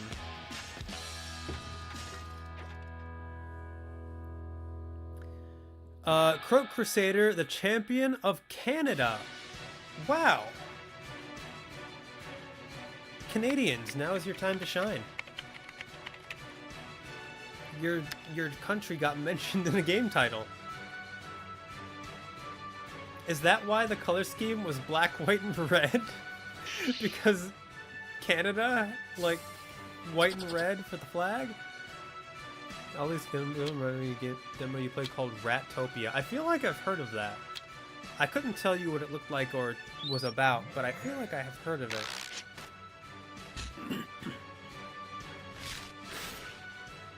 Where's Momo when you need them? They definitely would have had something to say regarding the Canada stuff.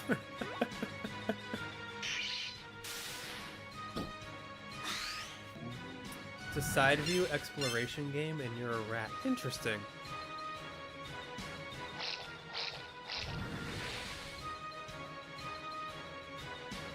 Deadline Savior.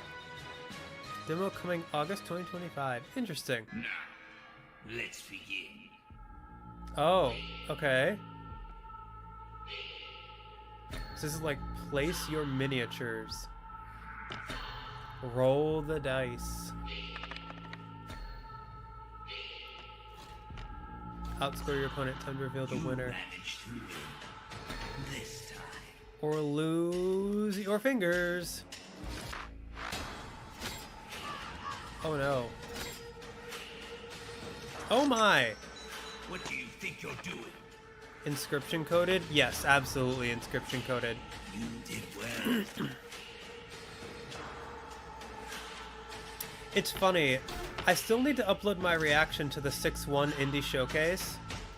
And my Dice of Arcana.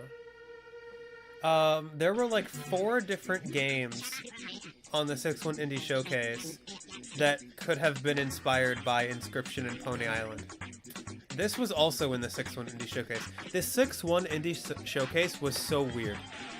Like, I loved it, but a lot of the games were really weird. Like, weird even for me.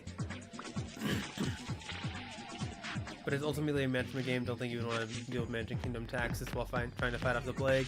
I mean, depending on how it's done, it could be interesting, but very rarely do I find that kind of thing interesting. Just Add... No.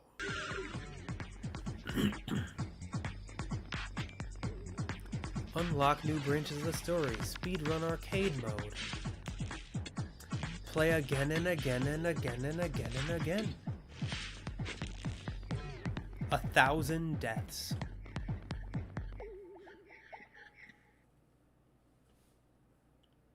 Looked very surreal. Ooh. I sure hope I don't get copyrighted for this music. Tonight he falls. What is this? This looks pretty.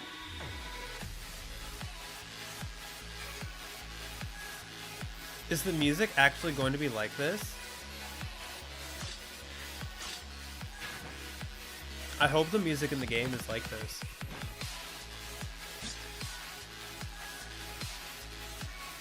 This kind of looks like Dead Cells. Which I still need to play, by the way. I have not actually played Dead Cells, even though I've compared 2 games in this showcase to it.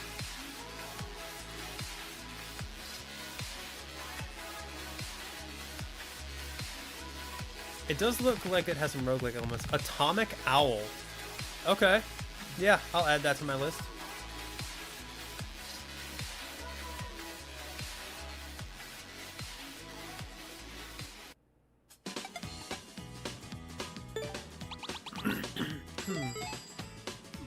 Two slices and make it snappy. Ooh, a little cooking game.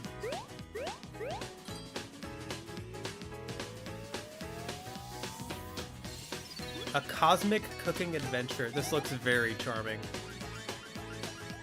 Claw game.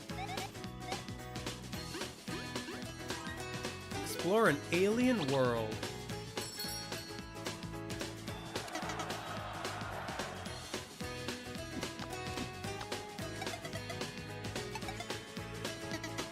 Hey, that girl said I'm not so bad for a human. I can turn into a donut. Best game.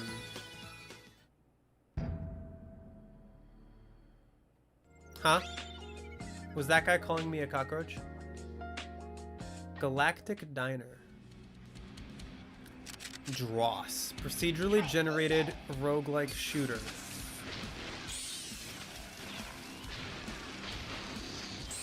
I mean, it looks very retro.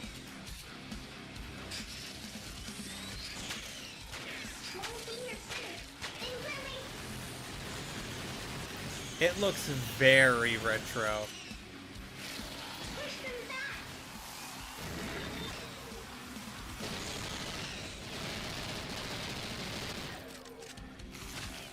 Available on Steam. Oh, wishlist now. Okay. It didn't give a date. It just said available on Steam. So, what is this?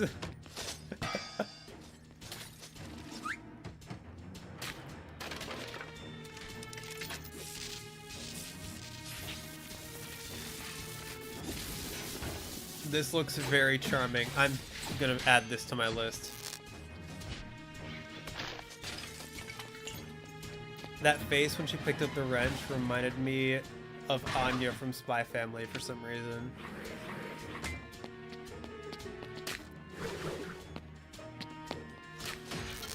And now I'm just imagining playing as Anya from Spy Family, causing complete mayhem.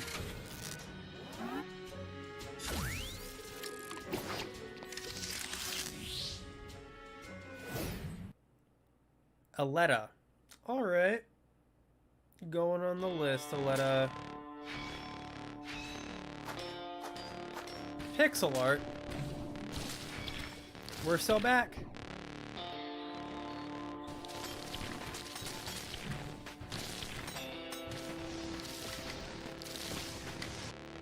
Okay, a little bit of tower defense type stuff.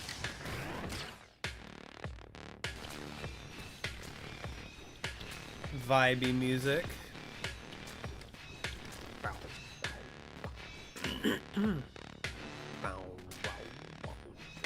A game about Anya getting up to some shenanigans would be amazing, actually. I know!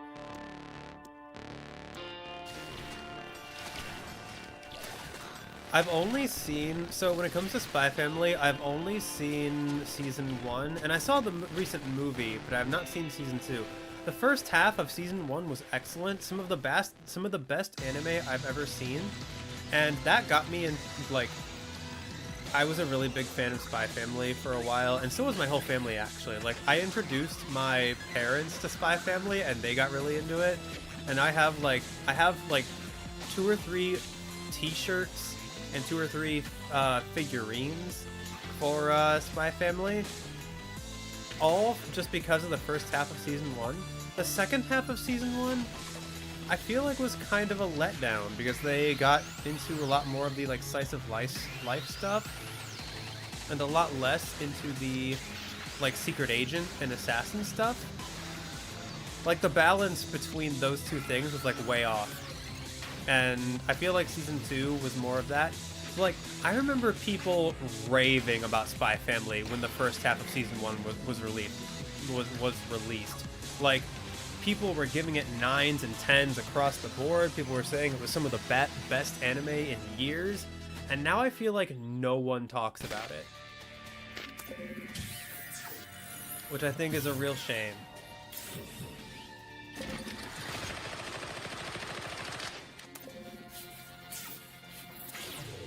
This is interesting. First person card game.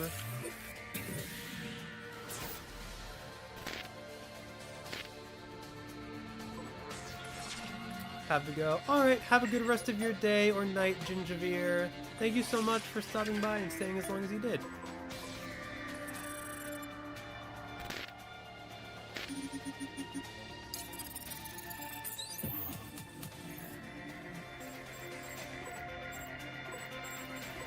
I think we should still have, like, Okay, a little less than an hour of the showcase left.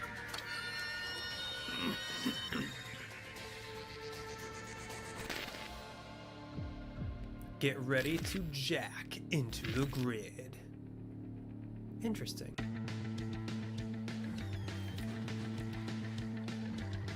Oh, look, it's Rocket League.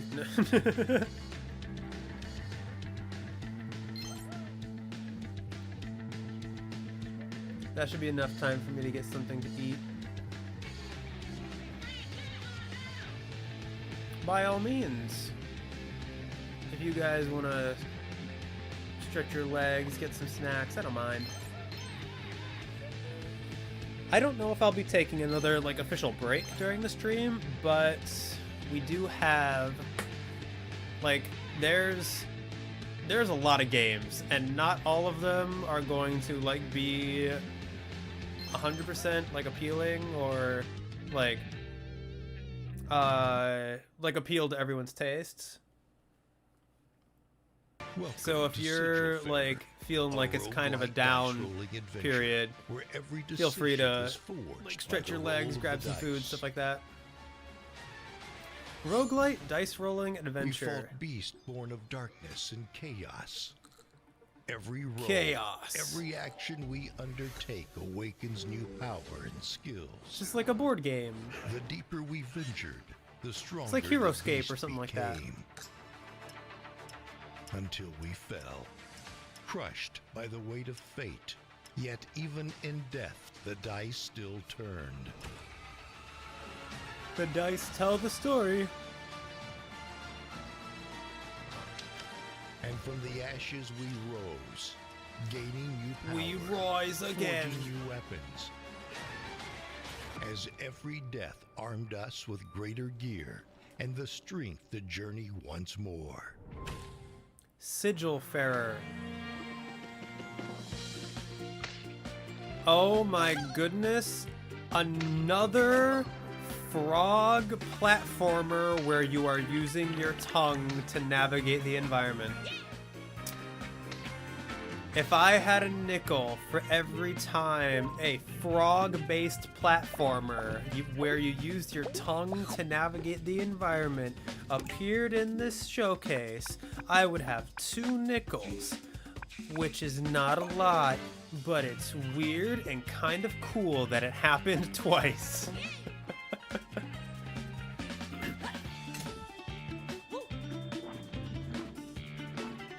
Except in this one, it looks like you don't just use your tongue. It looks like you have like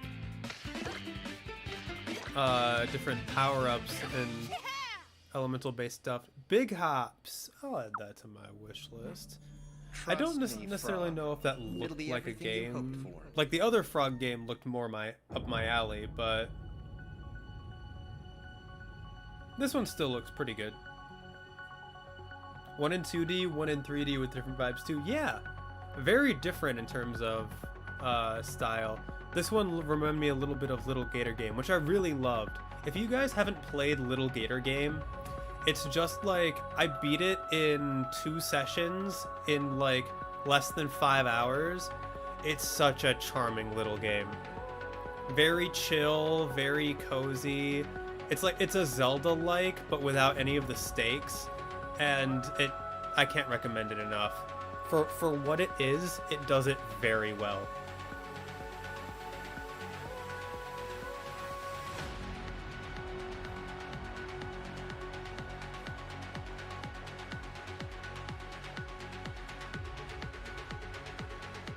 Star Vortex. Not a whole lot shown for that one. Come forward. Matteo Lombardo. Step into the boots of Matteo Lombardo. Legend of Zelda, but he gets a normal childhood and is a gator. Basically, like the whole game centers around you playing pretend. Like, you're essentially going on an adventure, quote unquote, but it's like your island is filled with cardboard monsters, and you're getting the whole entire island to pretend with you. It's so charming. But I was gonna say, I love how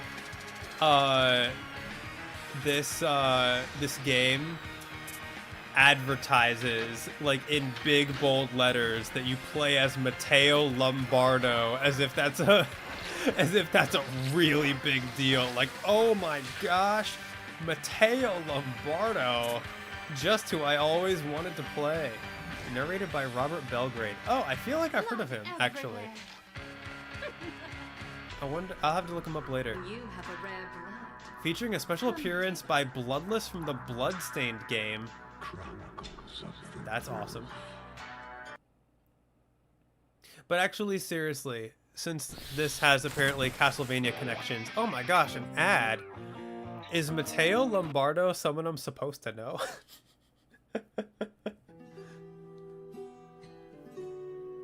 If there is a god, if a god is watching over us, Ian, do not make the same mistake again. What? We are powerless to intervene in each other's demises? In retrospect, this day, perhaps, is what we might call a fated day. Some questions can probably only be answered with life. This calamity was not brought forth by anyone, rather is a trial by fire meant to test your mettle. Okay, maybe today is the day. This time it was her turn to forsake all others. I feel like there's some translation issues going on slightly.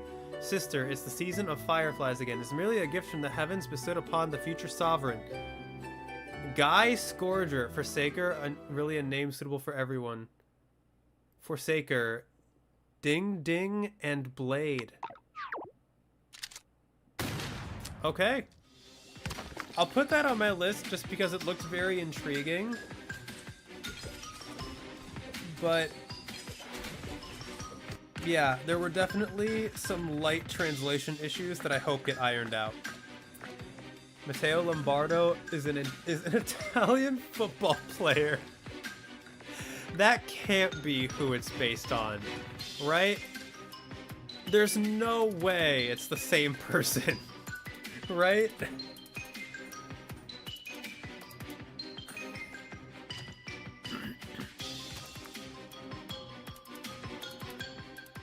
It would be really funny.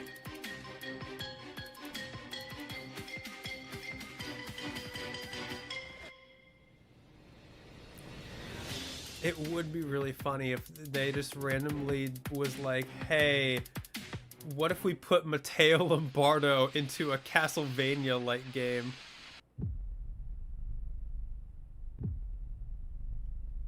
Hang on. You don't know any Matteo from Castlevania? I'm gonna... hang on a sec. That game was called Chronicles of the Wolf. There's also an Italian politician named Ivan Matteo Lombardo. Interesting that it's apparently common enough to happen twice.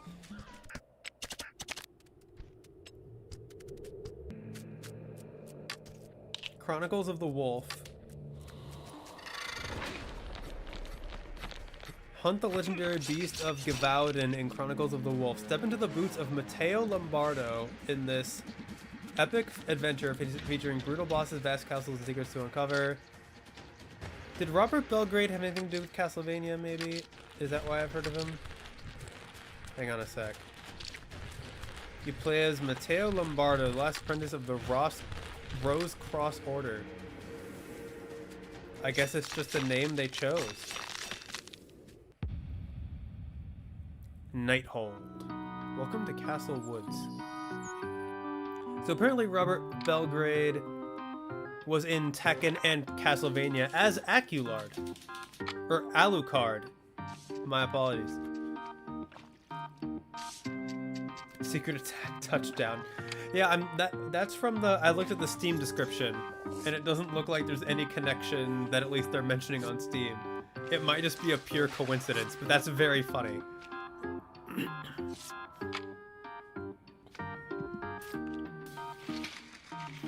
It's so funny they made it sound like a name we're supposed to know. I know!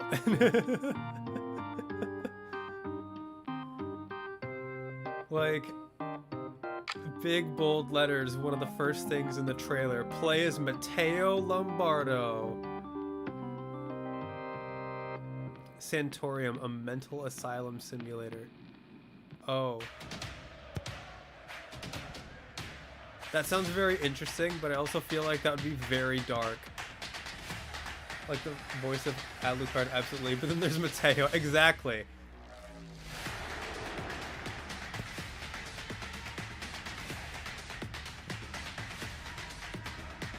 Apparently, that new soccer game from the people who made Sifu and Absolver is supposed to be really good. Rematch. I've heard nothing but good things about it. Oh, this one's already on my list. It's like Celeste, but you can, like, your spirit can travel outside of your body and help you with platforming. Yeah, I've heard of this one. I get the feeling you're not supposed to be out here. I'm not. I was supposed to take the binding today.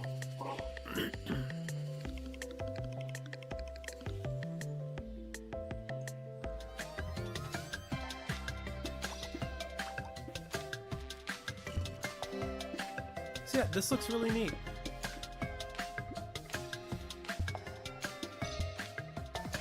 There's apparently a TikToker named Mateo Lombardo as well.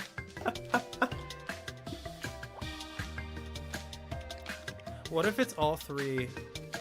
Like, if I end up playing that game on the channel, Tethergeist. Yeah, this game looks really cool. It's already on my list. I'm definitely looking forward to it.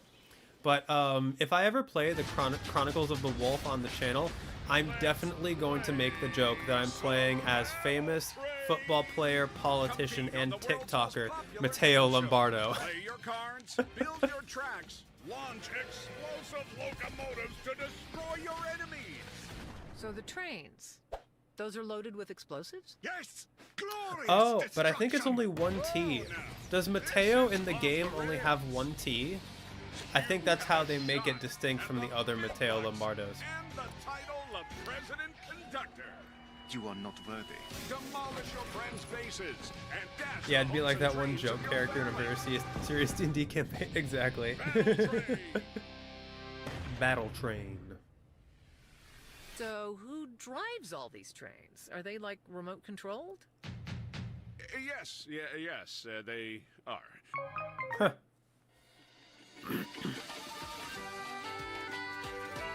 Collect cute animals.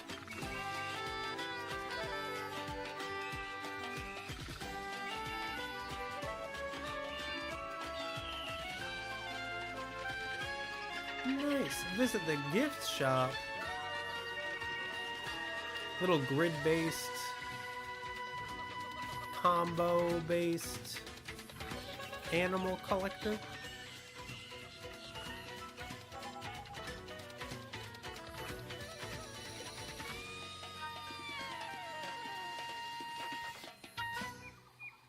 Zoominos. Becoming Nice. a leader Add. is a choice not everyone wants to make. I don't want to make any choices.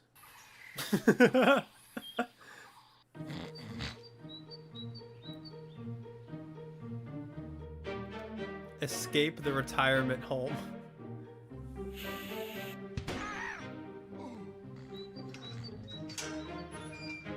Create an army of pigeons and customize each one.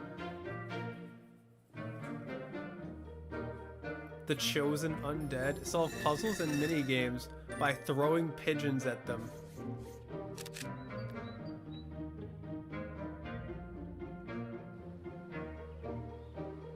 This looks like it'd be really funny.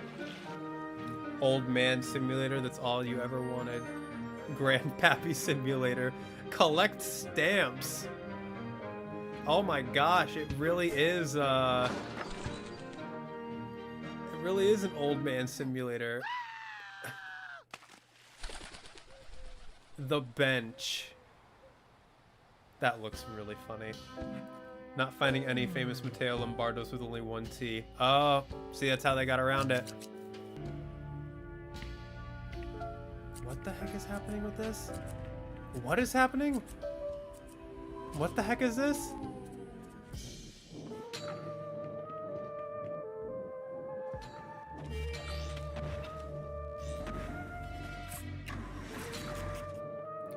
Why is my head a video camera? What is this?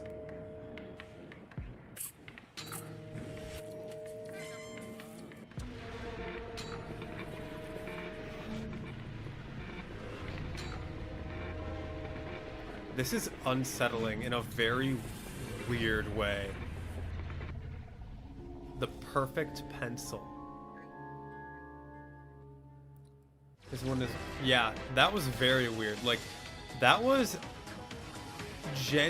I was feeling genuinely unsettled by that.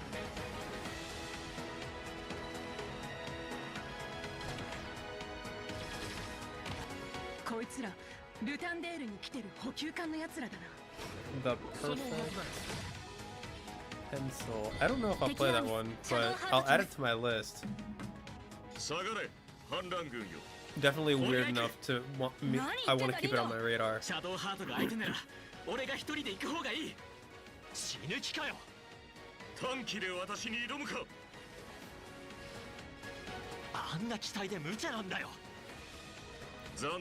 Japanese mech space game. Armis.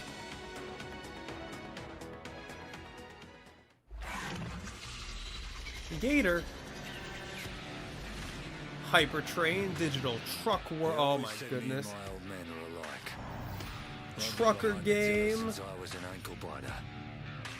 We both had to deal with our share of trouble out there. Australian trucker game. Or a scorching sandstorm. Despite all these sleepless nights, the road is my life. Truck World, Australia. I'm assuming there are other Truck World games. Well, if that floats your boat.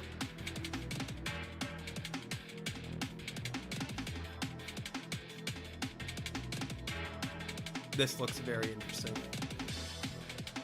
Definitely not a game I would play, but very interesting.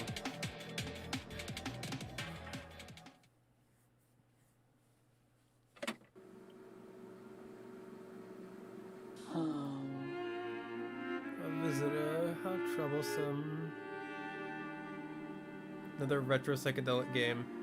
Yeah. With like the PS1 graphics. There's a lot of these. Like,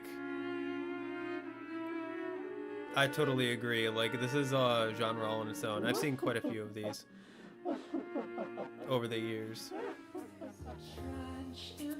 They Speak from the Abyss. Zenith. What a name. Giving Psychopomp. I feel like I've heard of that one as well. If that's the name of a game. But I think I know what you're talking about.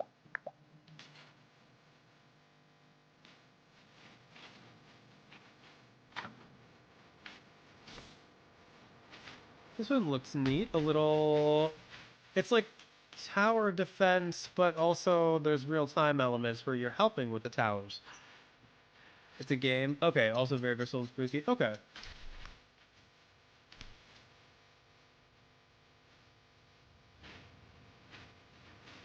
Ooh, it's also like kind of army elements. This seems like a fun mix of things. Is this Thronefall? I never heard of that. Thronefall 2? Nope, it's called Castellon? Oh, I've heard of this one's already on my list, I think. I feel like I've heard of this one.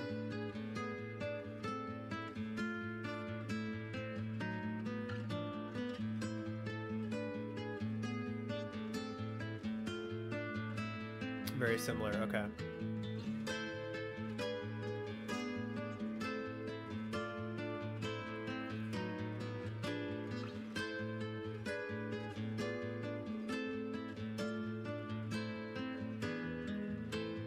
The wolf can turn into a boy?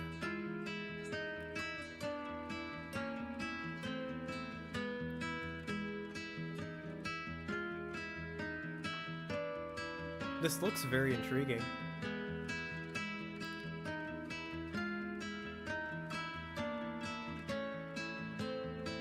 Althea, the Wrath of a Fairy. Afery? That's definitely on my list already. Ooh. I'll add this to my list. I love a good point and click. Point and click puzzle game.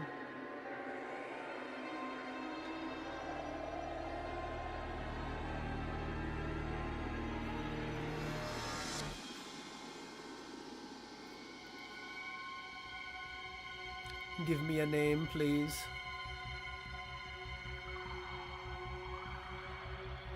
That's funny. The levers, the dude's mustache. Oh. Riddlewood Manor.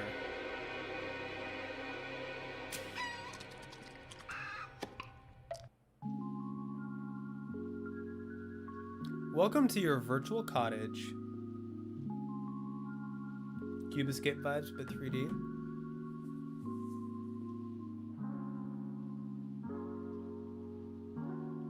Oh, it's like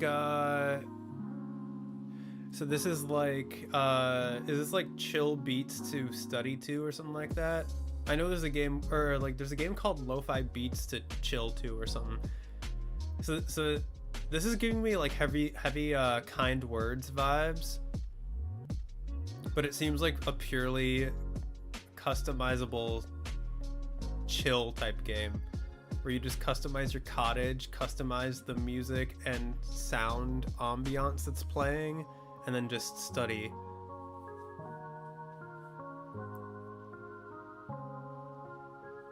I love the aesthetic. Virtual Cottage 2.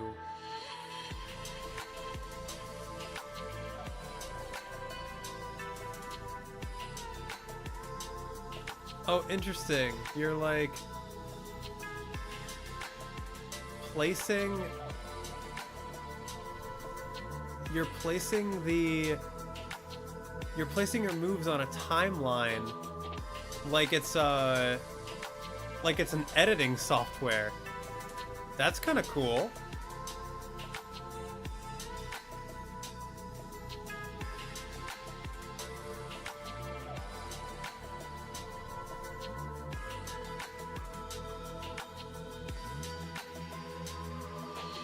Strategize.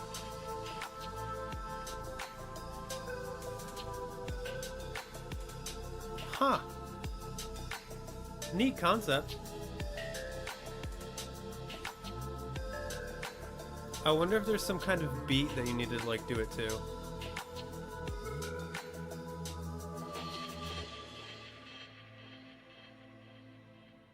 Time Lake, time travel tactics. That's pretty cool. Build your team.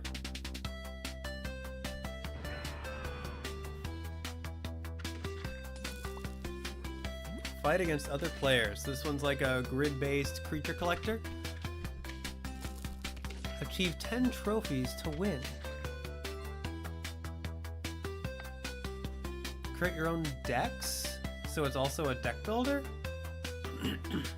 Creature collector, deck builder, grid-based game.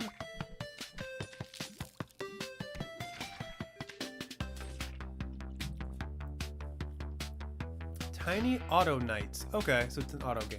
Okay.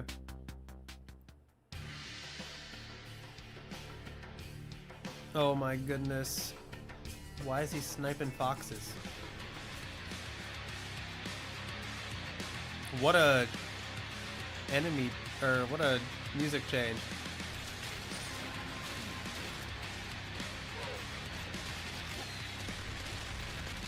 Okay, so another retro boomer shooter with co-op elements,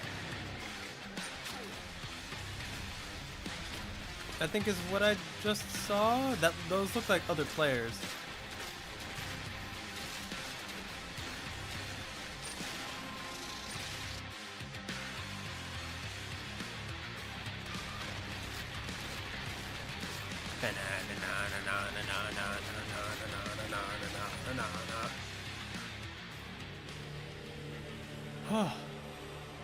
Iron Sand.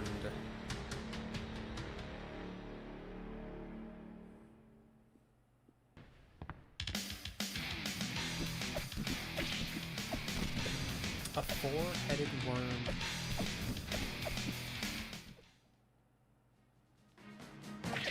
Oh, for a second I thought it was just gonna like fade out, like that's it.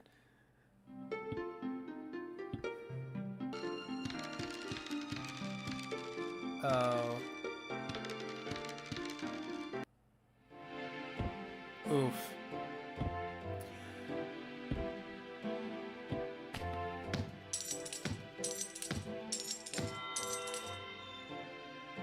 This was clearly... Well, okay.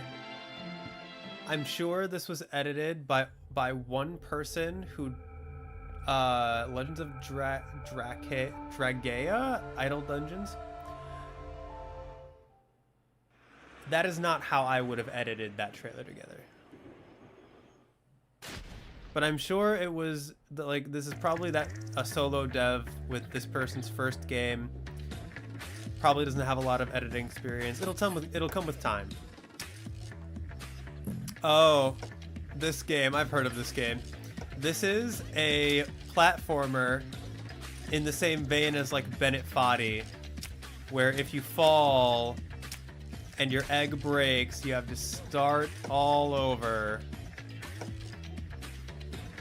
I don't know if this game has checkpoints or not, but yeah, it's one of those games where you can fall really easily and you have to roll. And because it's an egg, there's very interesting physics involved. Egging on. It does look like a fun time, though. Well, fun is relative, but yeah. That's a game for streamers. Have you ever seen it? Oh, yes, absolutely.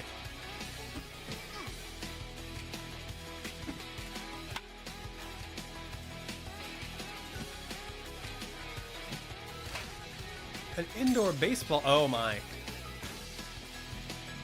An indoor baseball game. Nice.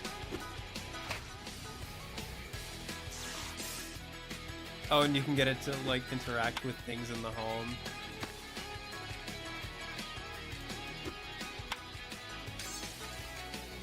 Ooh. Indoor baseball. That actually seems like fun.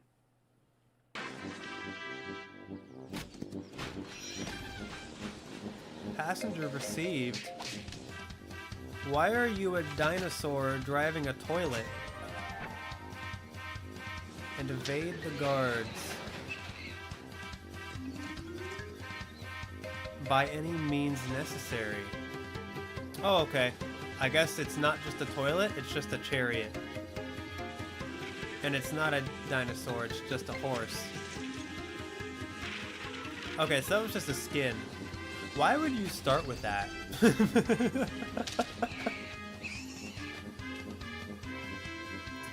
Medieval Crazy Taxi. It does look like a lot of fun. It looks like a very fun time with friends. Castle Cab. So yeah. Basically Crazy Taxi.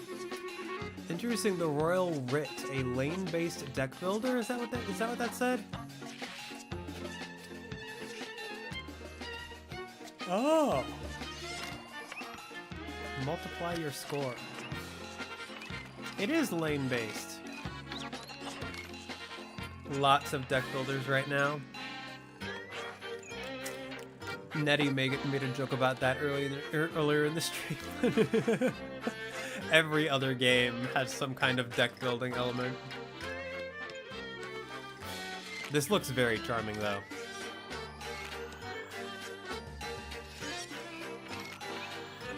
I do like the cards.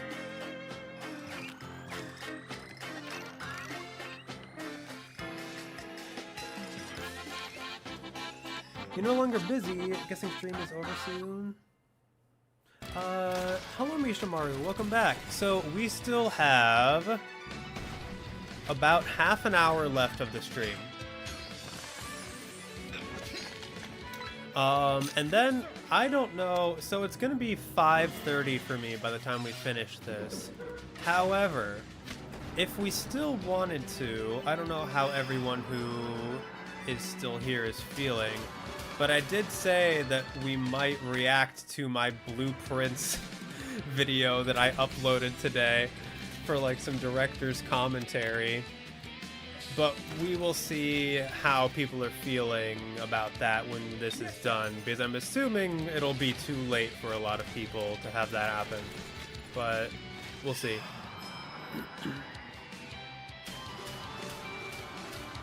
I'm still down for it, but it is a 52-minute long video, so it would be adding an hour to the stream. Like I said, I am still down for it, but I don't know if everyone else would be down for it.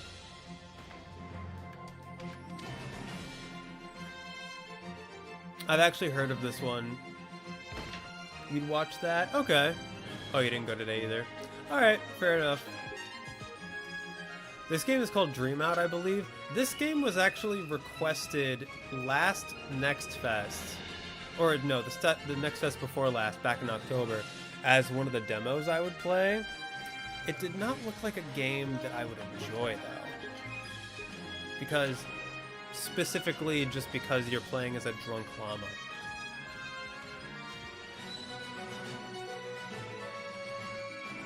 I mean, it does look interesting. It does look kind of cute. But, like, I don't know. I just was not feeling it during that Next Fest. Yeah, Dream Out.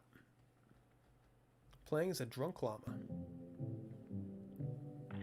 Oh, this was shown off at the Sony State of Play.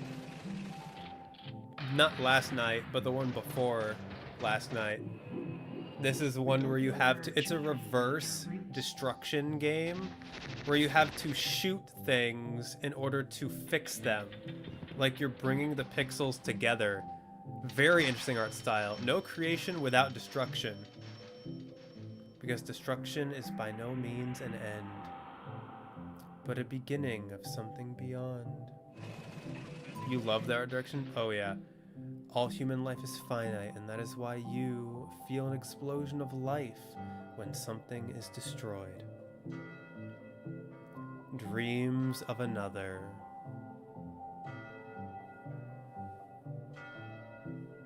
Coming 2025. It's very weird. And it has a VR mode.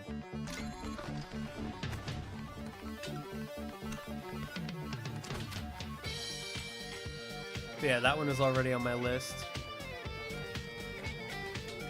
Is this another management, like automation type game?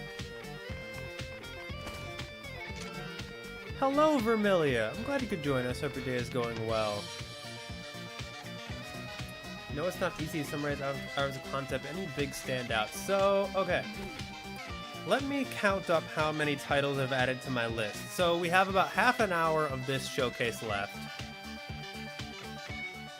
And I have added 1, 2, 3, 4, 5, 6, 7, 8, 9, 10, 11, 12, 13, 14, 15, 16, 17, 18, 19, 20, 21, 22, 23, 24, 25, 26, 27, 28, 29?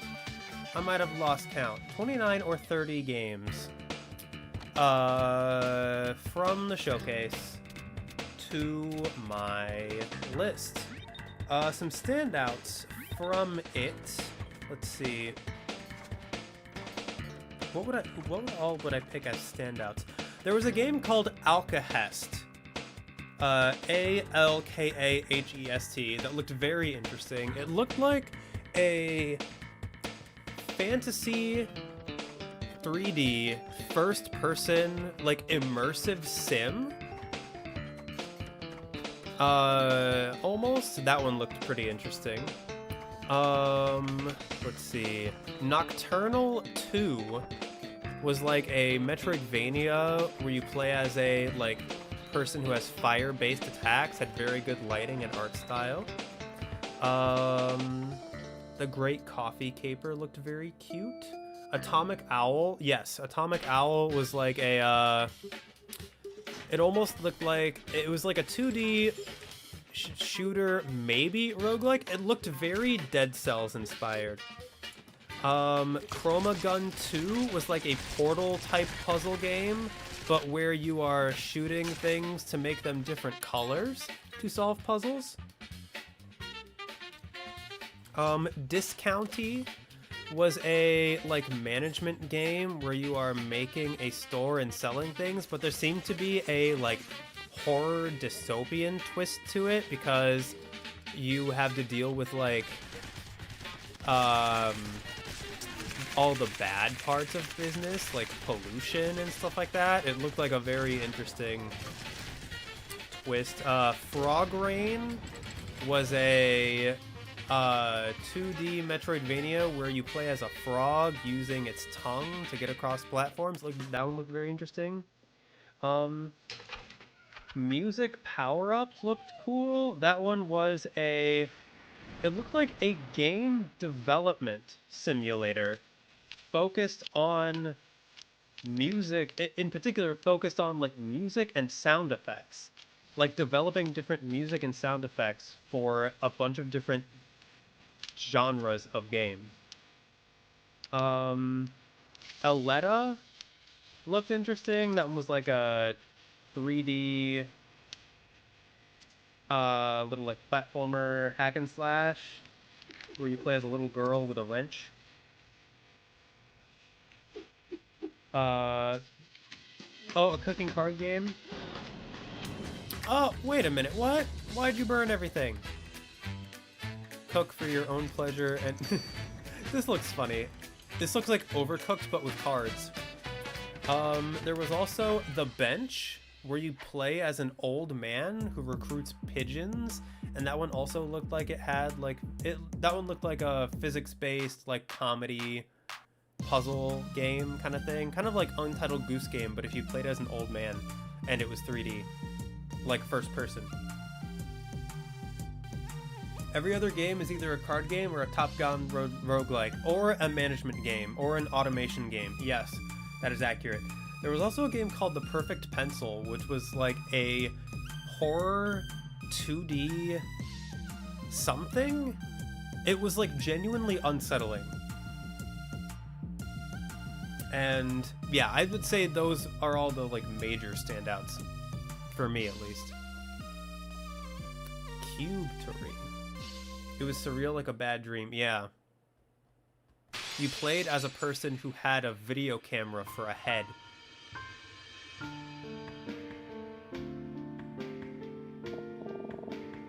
Fantasy Immersive Sim got you. Rest sound good, but that one instantly added. Got your attention off Summary Alone. Yeah, that one looked really interesting. Ooh. Point and click detective visual novel? I will gladly add this to my list.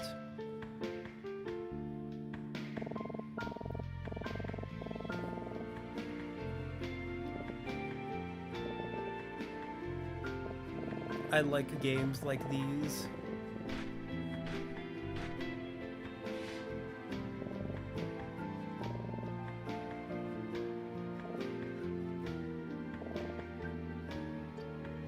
What is going on? Detective Instinct. Farewell, my beloved. Detective Instinct. Farewell, my beloved. Build a vibe. Oh, yeah, trailer. This was also part of the 6-1 Indie Showcase.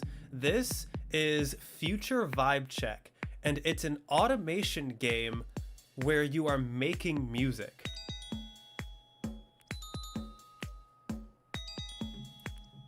Like all of the different protect your vibe. I didn't know it was a tower defense thing as well, but all of your different automation tools create some type of music, and you can customize the instruments and the notes and everything. And like I said, this trailer music was made from the game.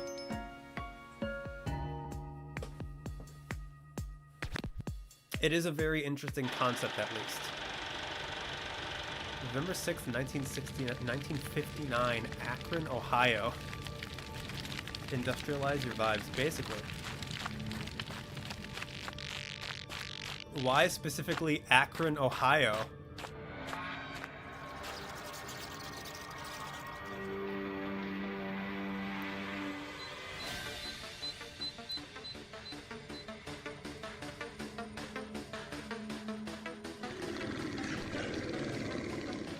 Is this a roguelike?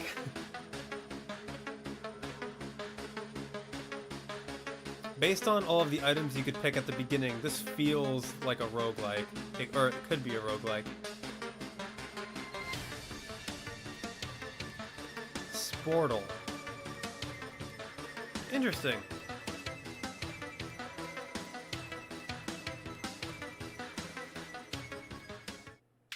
I still didn't get an answer for why specifically Akron, Ohio.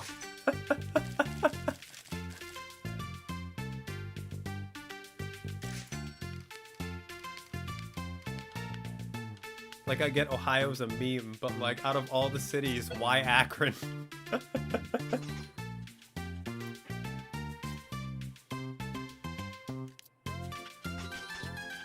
Because it's Ohio. Why not? I mean, I guess that you have a point.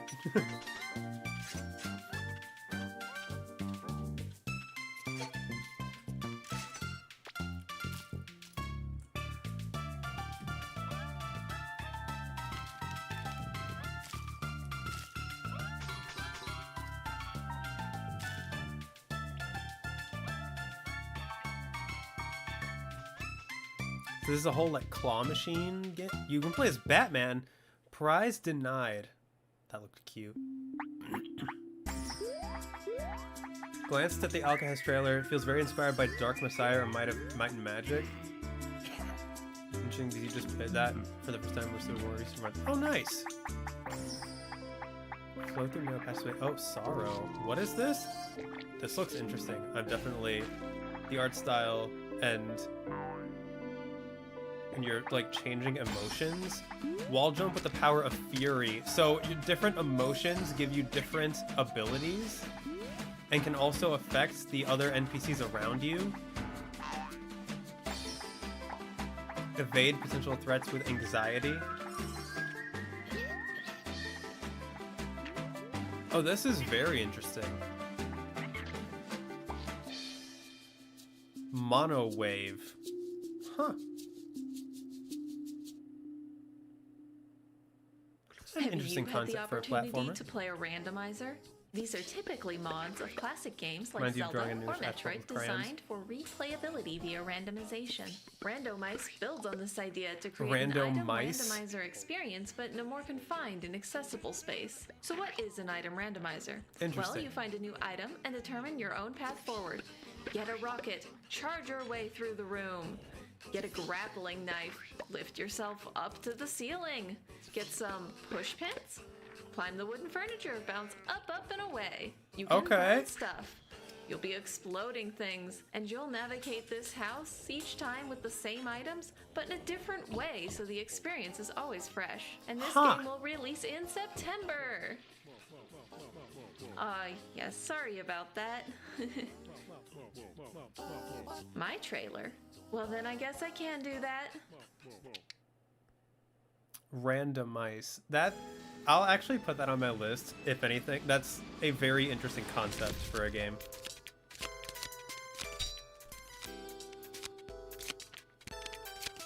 But yeah, I have vaguely heard of like Dark Messiah and Might and Magic. So, and I've heard good things. So the fact that you're comparing them to those gives me hope that could be good. Like even more hope than the trailer gave me, because the trailer looked very good. Card game, we need a card game counter. Noita, but you're a little mouse and the world is not horrifying. Is Noita also a randomized? Like, do you get items randomly?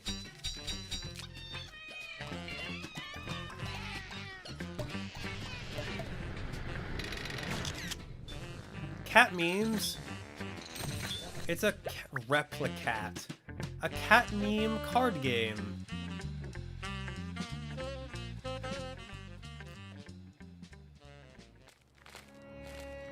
A very random game to put anything can kill you. Interesting. But is it like randomized in the same way that that would be randomized? Dark Messiah is way ahead of its time in many ways. Environment interaction is still pretty top tier. I feel like I don't know if you would have heard of Iron Pineapple, the YouTuber Iron Pineapple, but did Iron Pineapple cover Dark Messiah in one of his videos? In one of his like Steam dumpster diving videos? Because if he has, I might have seen it.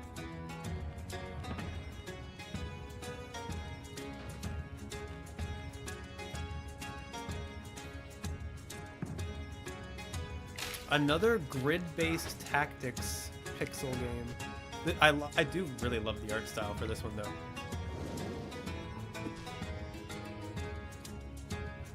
Fight Life Vanguard. All right. Was that a spaceship with a crucifix on the hood? Is this a horror, like, demonic priest game? Oh, you are basically playing as a priest.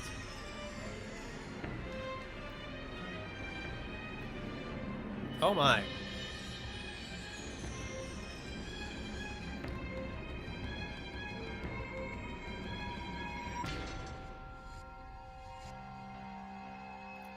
Requiescat in pace. Void Martyrs. Wishlist on Steam or be damned. That actually looks really cool. I don't know if I'll put that on my list. I don't know if that's a game I would play, but I really liked the art style and concept. And I loved the touch of the dying message being Requiescat in pace.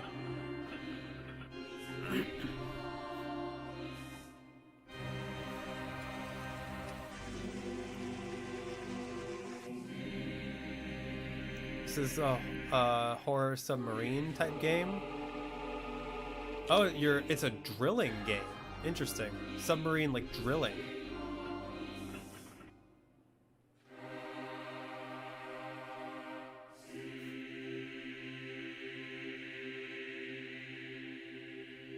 The Oily Depths. Iron Lung 2 Electric Boogaloo.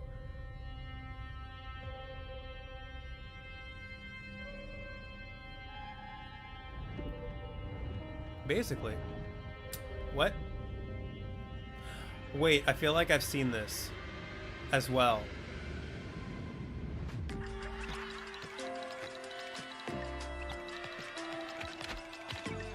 It's like Super Meat Boy, but with insane clowns.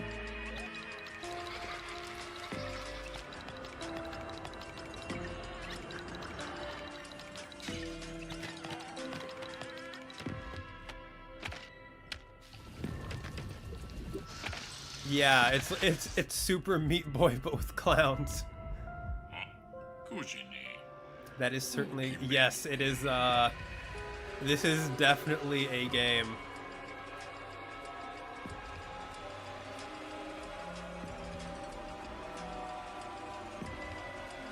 Clown meat. I mean, yep, that just about sums it up.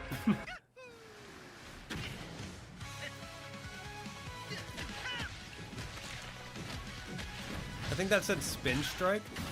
I've seen this too, actually. I think this is one of those games where you can customize your own moveset, like in Absolver. Like you can customize the combos that you can like bring into fights. Psychonauts meat circus level. There's a meat circus in Psychonauts? That sounds terrifying.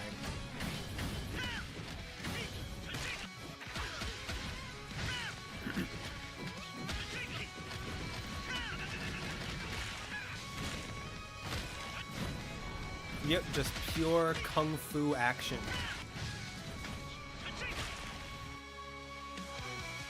Spirit Strike is what it was called. My bad.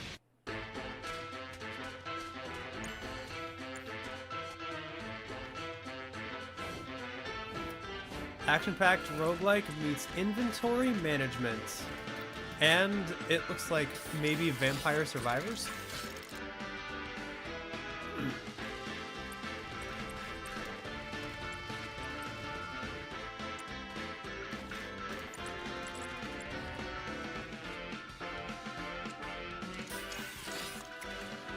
Interesting.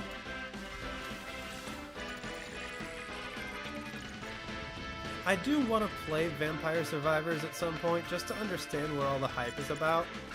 It doesn't look like a game that would appeal to me, but like, I've never tried the genre and I'm willing to try anything once, so I'll have to play Vampire Survivors at some point just to see if I like that style of game.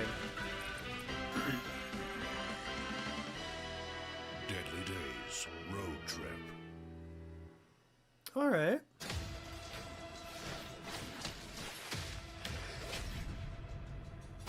I think I'll try, yeah, I'm gonna try Vampire Survivors before I try to get into any of the spin-offs.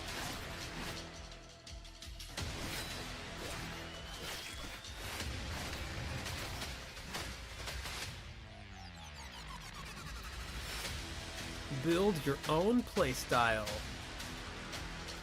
Okay, so different character classes and I guess different customizable abilities.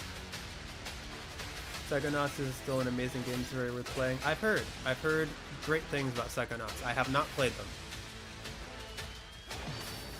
but I would not mind seeing about getting into it someday. I think the original Psychonauts is on Game Pass, so I can play it that way. I know Psychonauts, and I think the sequel is there as well. Syl and the Fading World. Interesting. Play the demo now.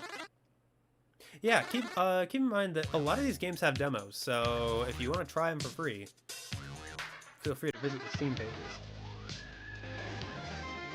The Enforcer's Katana. Fight crazy bosses.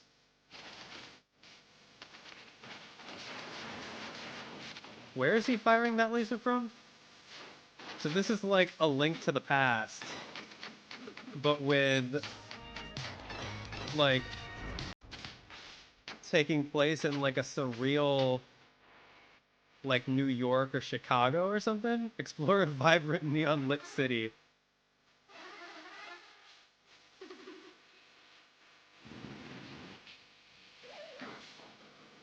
Interesting. Or maybe like Florida.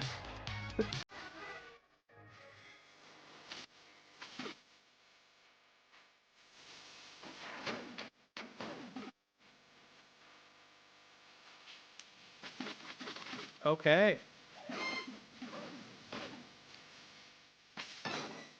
A very M-rated 2D Vice Magic City Mayhem.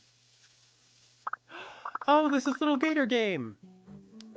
I was literally just talking about this earlier in the stream. Such a charming little game. Your favorite little gator is back. I played this one on Game Pass. I am going to be reviewing it. Yeah, highly recommend. A Zelda-like without any of the stakes. I know it looks like it's like for kids, but like it's very charming. And it's very short. It only takes like maximum 5 hours to beat. 5 hours to 100% actually. I basically 100% at the game.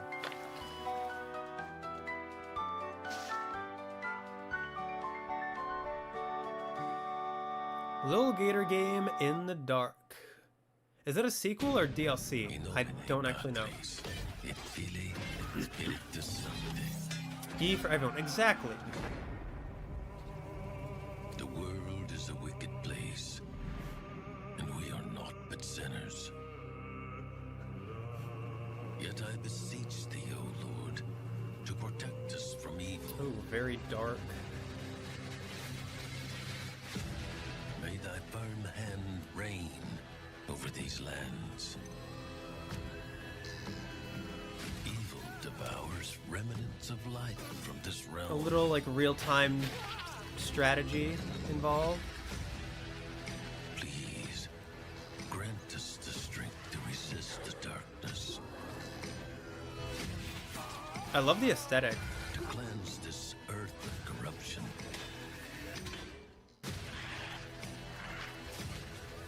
Band of Crusaders. Okay.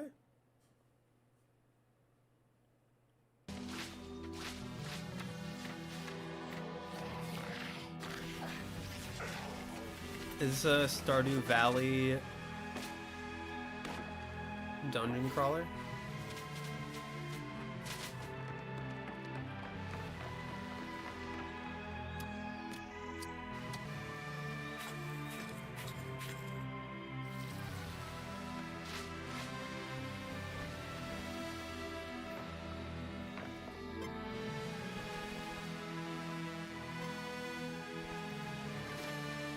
Oh, so it's like a little bit like Minecraft or Terraria?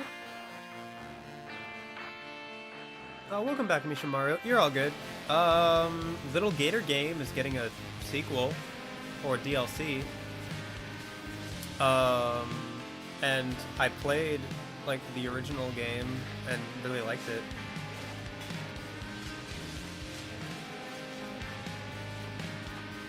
But other than that, just indie games. Tried playing Stardew Valley, but found it paradoxically stressful.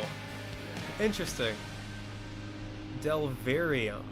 For the first time ever, there will be a Best Indie Games Fall Showcase Oh. occurring in September. Nice. Applications are open right now for developers, and subscribe to be in the know on all things indie games. Thank you for watching, and I have just one more thing for you. Okay. Nice.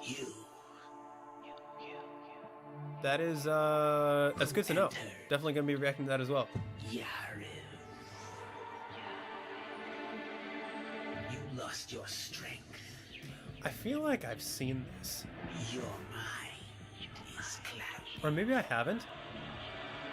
This looks very interesting. Like this, I recently played a game. I don't usually play games like this, but I played the demo for one. Like, Lunacid looks really good. And I played a demo for one during last Steam Next Fest called, oh my gosh, what was it called? It was like a bug-based one. Hark the Ghoul. And that one was really good. Verho. I'll put it on my list. Okay, and that's it. That does it for the Best Indie Games Showcase for 2025. I added 1, 2, 3, 4, 5, 6, 7, 8, 9, 10, 11, 12, 13, 14, 15, 16, 17, 18, 19, 20, 21, 22, 23, 24, 25, 26, 27, 28, 29, 30, 31, 32, 33, 34 wonderful looking indie games to my list. And that doesn't even account for all of the games that were already on my list from stuff I'd already heard of. So yeah. Overall, a really good showcase. How do I even organize that? I don't. The list is organized by most recent entry. And it just grows.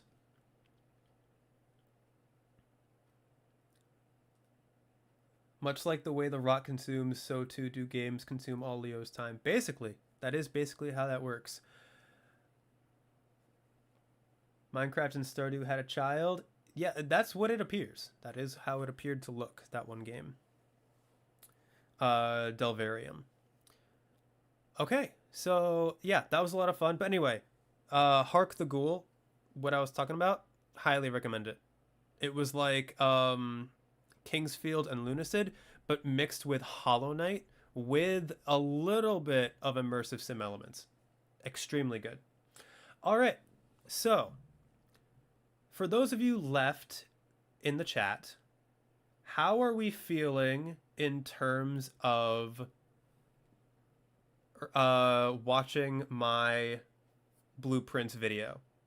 Because I know in like the middle of the stream, which was like 2.5 hours ago, some people had expressed interest in watching my blueprints video with me and maybe getting some developer commentary, and I said I was willing to experiment with it to see how it felt. I've never done anything like that before, but yeah, I just checked and the video is not doing well, which I'm not surprised by, but having this stream during when it was released didn't help. So yeah, how do you all feel? I see Mishamaru, you're good. JMT, you're good. Is everyone or anyone else interested in watching my blueprints video that I released today? Not adverse to it, but you haven't seen any of the blueprints videos yet? Alright, I mean,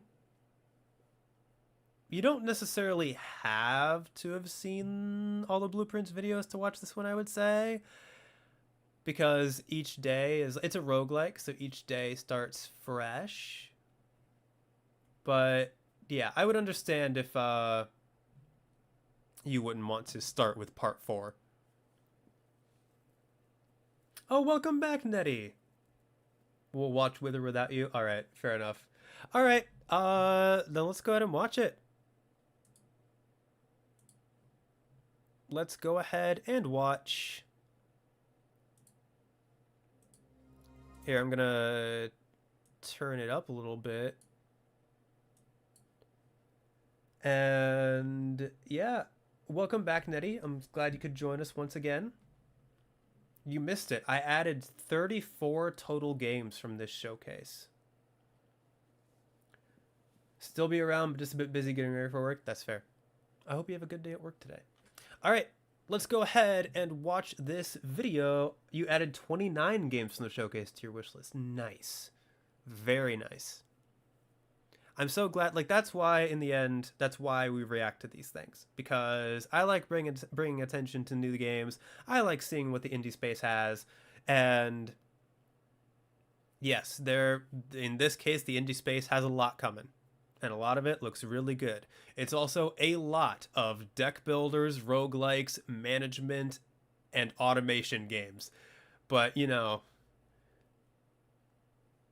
it is what it is. All right, let's go ahead and watch this video. Picky about games because money, but you have a few games to list yourself. Yeah. New Heck file yeah. detected. Launching file. So also, really quick, since we're doing developers commentary, it'll be weird to hear your voice at the same time overlapping. Probably won't be able to tell which one is you. that will be funny. We'll see how this goes. This will be a good experience and like learning opportunity for all of us. But fun fact for director commentary, I have I've considered changing my intro multiple times. I go back and forth on whether or not I like my intro. Sometimes I like it because I think it fits really well, but also sometimes I think it feels outdated and I could do better. But like, I've had it for so long that it would also feel weird to change it. So I don't know. For now, it is what it is. So that's my first piece of developer behind the scenes or let's play commentary for the video. So hello world, my name is Leo and today we are continuing. How's the volume balance file where I last left off? We had found out quite a few things, including the breaker box and like could we remake the same intro maybe. Simon, the grand nephew of Herbert S. Okay, Sinclair. Yeah, I'm giving him a recap, so Quill, you should listen.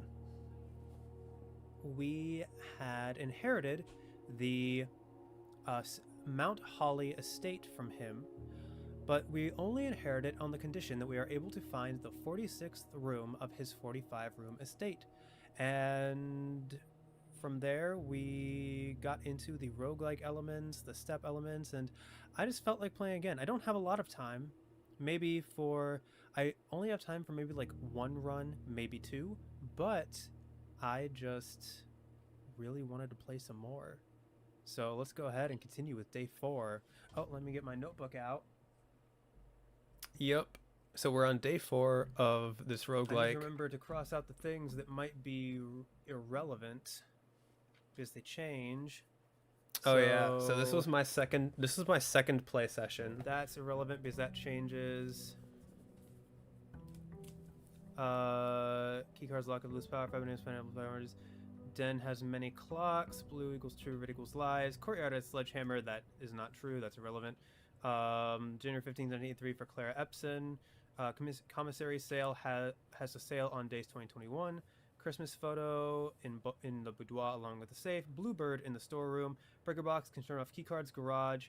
I actually saw during editing. It can also turn off. It can turn off the dark room and the gymnasium, which might be very handy. It doesn't turn them off like I think it's how the observatory.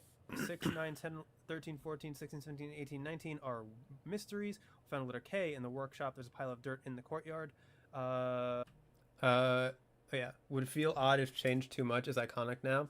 I agree. I feel like I could do like minor changes, but if I changed it too much, it would feel weird. For how many hours do you usually play in an average recording session? So I usually try to go for at least 3 hours.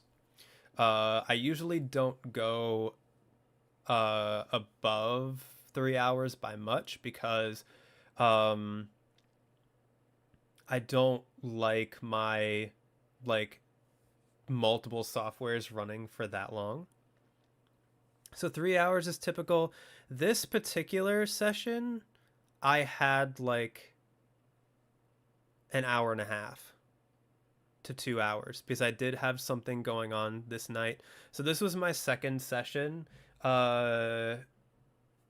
Before this, like a few days or something, I don't know, had been like my quote-unquote first impression session that ended up taking like 2.5 hours. And it was so long that I ended up feeling like I needed to do a full Let's Play, but also I really enjoyed it, so yeah, I didn't mind doing a full Let's Play. So yeah, if you guys have any questions throughout the video, feel free to ask me and I'll answer. But yeah, we have, for this one, it was about an hour to an hour and a half that I had, and I just wanted to squeeze in some Blueprints recording. I figured that I would not have a good run, and it would only take me, like, I'd only be playing for, like, less than an hour. You do sometimes sound very sleepy when a recording is at the end of these sessions. That's very funny. Because usually I try to start my recordings at, like, 3 or 4 p.m., but that I'm just perpetually sleepy, so that's very funny. We found out what some of the items do in the shop, and we got to order an item from the mailbox. So the first thing I actually want to do is I did see something outside that I did not see while editing, that I did not see the first time, that I wanted to check out. Feel free to let me know how audio balance is. We're gonna check that out first. If the video is too quiet, let me know. Fun fact. This right here. I edit out my coughing. I also tend to clear my throat when I play games, but I have the power to silence that when I'm editing. Maybe if I find a screwdriver, I can open this.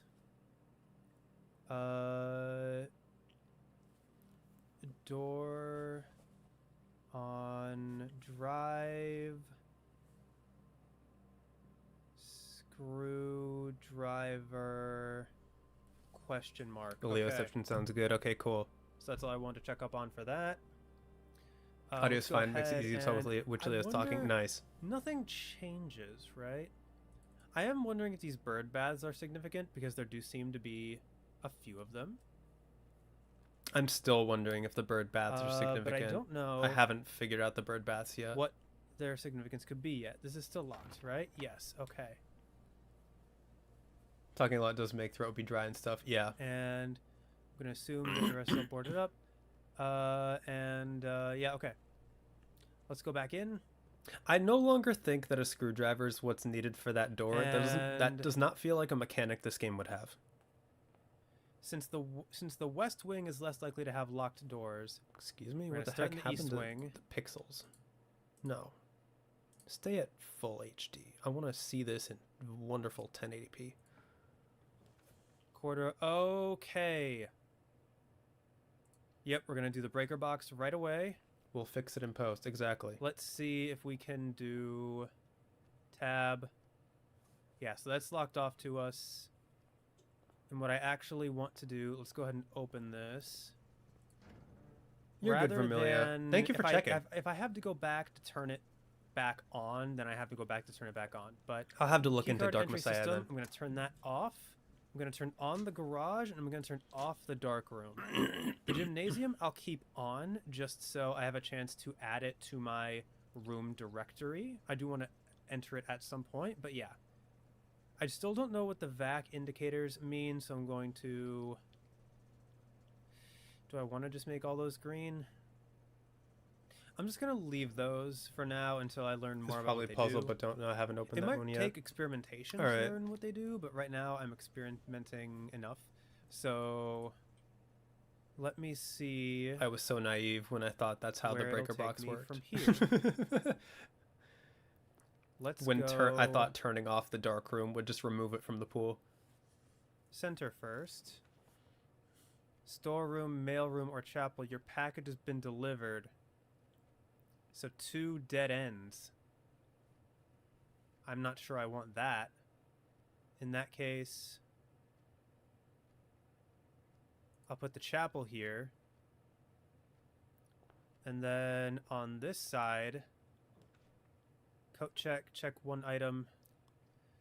Do I wow, want it was to do really the den? giving me a lot of dead the ends. Closet to get 2 items for the coat check.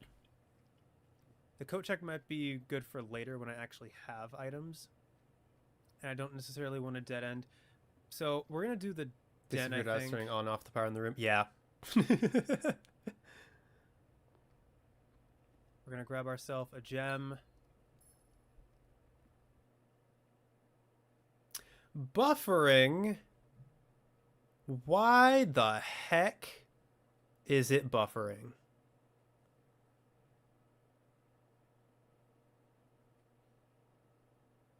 How dare you? Well, I'm just going to reload the page. That'll probably fix it faster than... Coat check 1 item. Like 30 seconds ahead. Do I want to do the den? If there's going to be a lot of buffering, maybe I'll turn it down to 720p. To make sure we can watch it. Clocks have changed. Okay, you know what? We're taking it down to 720p because... Oh? Maybe not? Is it just me, or is there a clock missing from this wall? Also, there's nothing there on that shelf.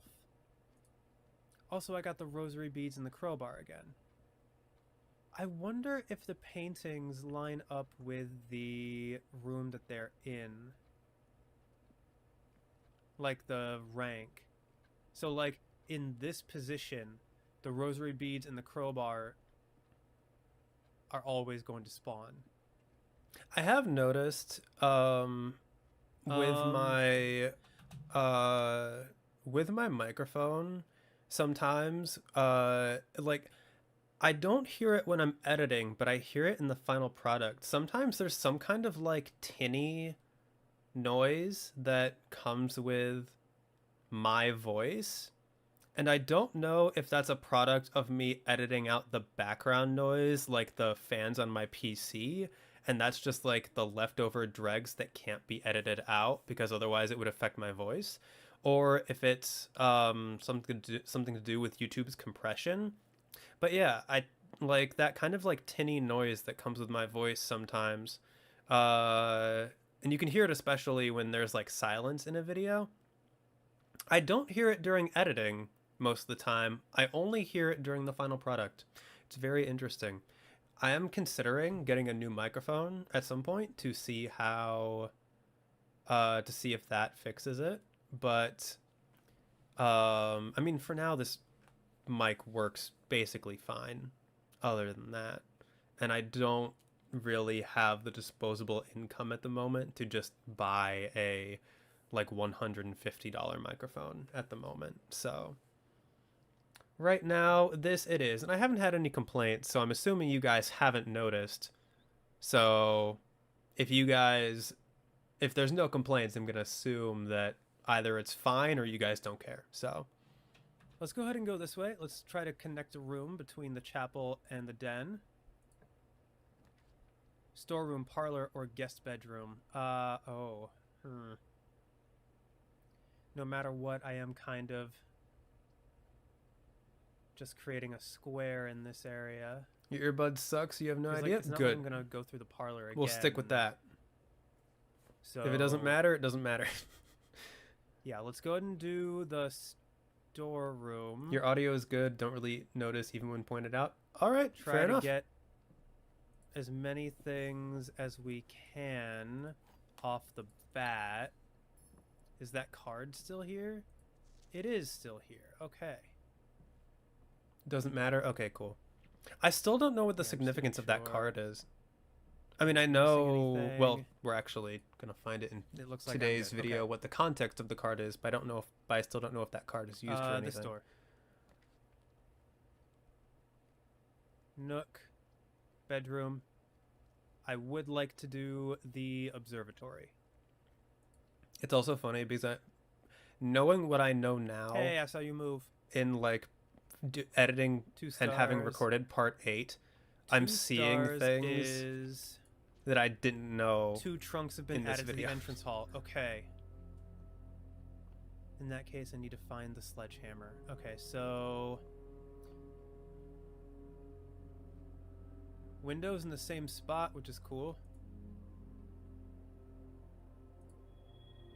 A pair of chests has been added to the entrance hall.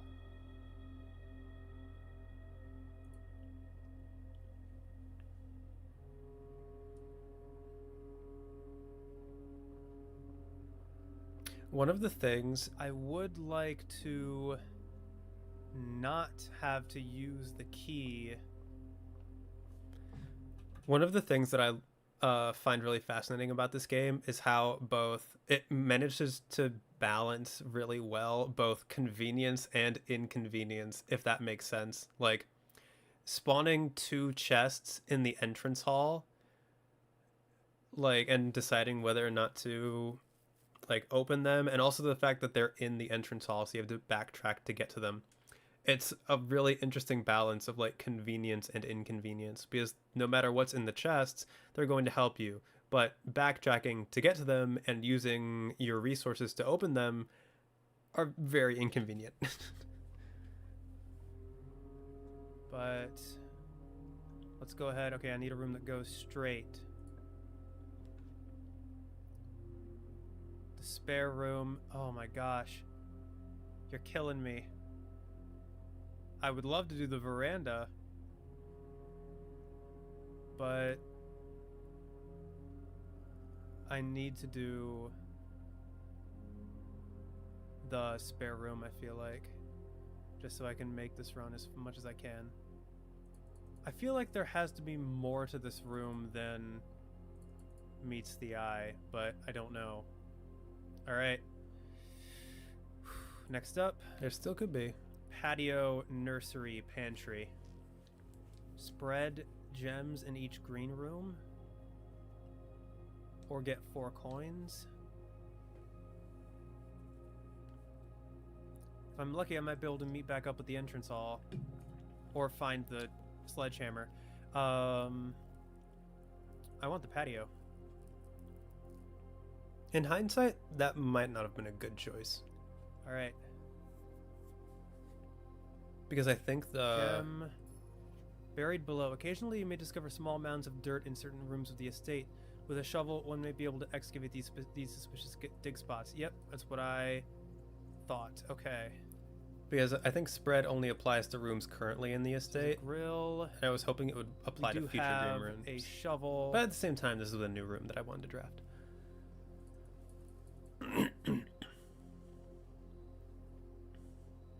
So I wonder if it's like only certain rooms can appear, or only like items can only appear in certain rooms. Like I wonder if I can like find the sledgehammer in the workshop and the courtyard and that's it. I now know that's no longer the case. But let's go ahead and keep going. I do still have some questions as to how random the roguelike elements actually are, but I have come to the conclusion that the well, I need to go with security if I don't want this to dead end. That the items are random. I will absolutely do that. Although I did also find the coin purse in the same spot in the parlor room twice. Enter. Keycard system. New rooms is also fun to explore. Yeah. Settings. Exactly. Security level. High. Change offline mode to unlocked. I got comments on the previous video saying that people were impressed that I managed to intuit to set to set the security level to high that quickly. I mean, it just made sense to me, like if all of the doors are going to be unlocked, but there's also a chance that regular doors are going to be locked, you want to minimize the regular doors as much as you can. So yeah. Main menu. Whoops. That was very smart. Yes, thank you. Exit. Okay, cool. Did that. That room's boarded up, so can't do anything about that. What is this? What can this be? The last letters look like they could be ING. I've seen so many other Let's Players also get to that point.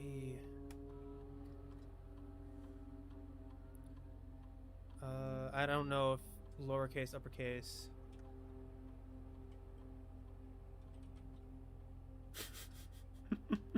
No, okay. Hey, that was I don't think that was a bad guess. But yeah, I wasn't trying too particularly hard to solve the password at this point, because I figured I would come across I figured I would come across eventually in like one of the rooms or something a version of the page that wasn't scribbled out. I figured a different puzzle would tell me the solution, but I do manage to figure out in a later episode through editing, because I was able to I just looked at it until it clicked, essentially. But yeah, I was close with smashing. I think that was a good guess. I just figured, because like, you know, everyone in the game is British, so okay. Smashing seemed plausible. We need a room that goes straight and to the left. Hopefully.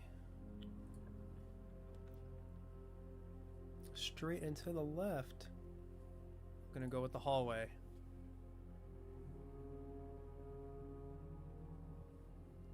Alright, I'm gonna try to get a room that goes left and right. You just looked at it normally and managed to get it that way? Yes. Can't do that. Oh, man. I managed to, like... So I can't circle around to get back to the chapel. Figure out, Let's do the parlor. It was pretty... And then... I think, like... Yeah, just, like, figuring out a couple more of the letters, I was able to piece together what it was. Because I had already figured out the S at the beginning and the NG at the end. So does that mean you still don't know how to see it more clearly? No, I do know how to... If you're talking about the if you're talking about the magnifying glass, I'm spoiling in my director's commentary. I'm spoiling future episodes because I've edited 4 other parts, and in addition to this, I'm 4 runs ahead. But yes, I do know about the magnifying glass. But no, I did not have to use it to figure out this password.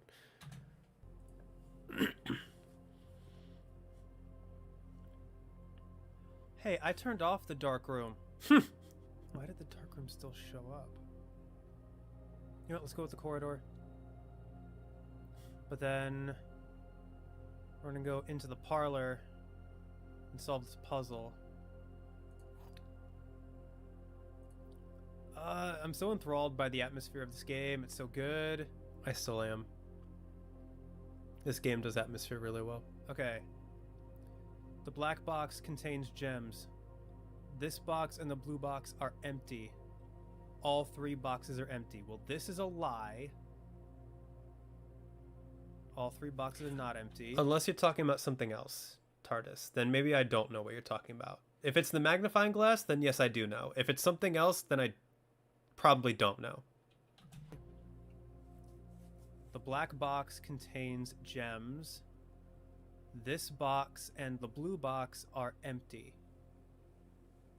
So, theoretically,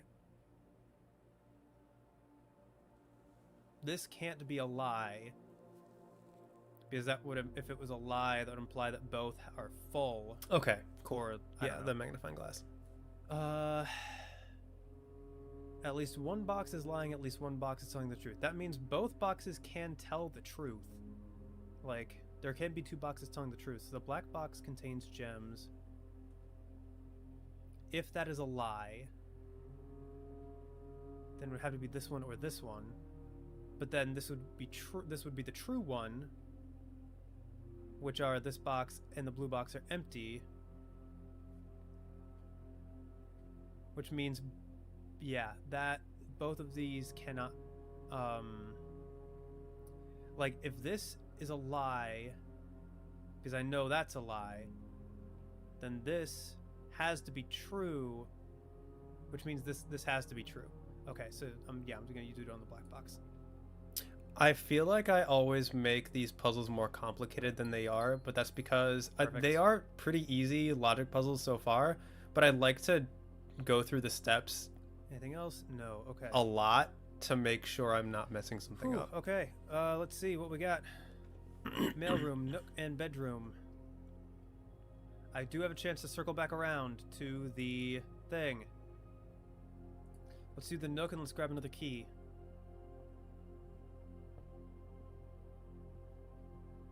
I am not doing so hot in terms of items. I've basically not found a single item. Okay, this door is locked. Of course it is. Exit. All right, Quill. Thank you so much for stopping by. I appreciate it. Have a good rest of your night. Yeah, you know what? Why not? Use the key.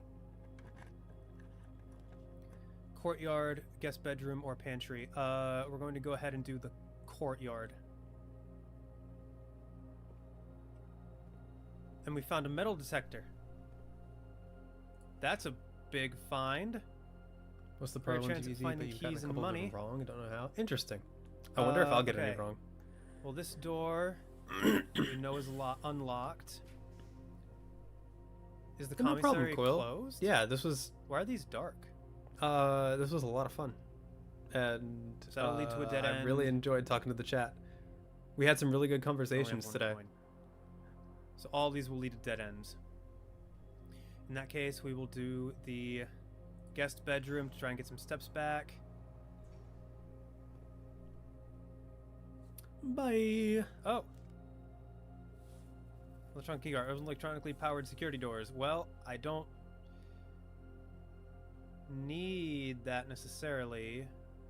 I think I've only ever gotten the key card when I've already shut off the that might be a good item to check if I get the code check. Key card doors. Really hoping for that sledgehammer at some point. But I do have a greater chance of finding keys, which is huge.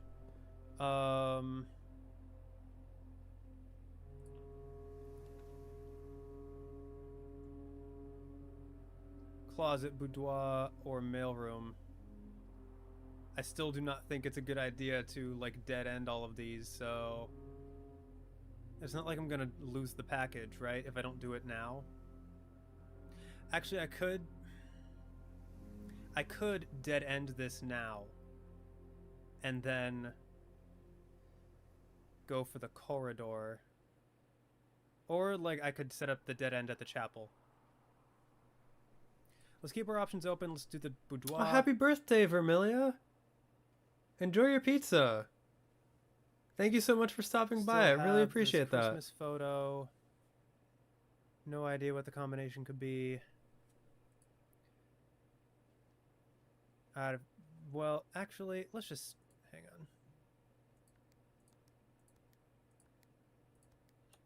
Holy crap.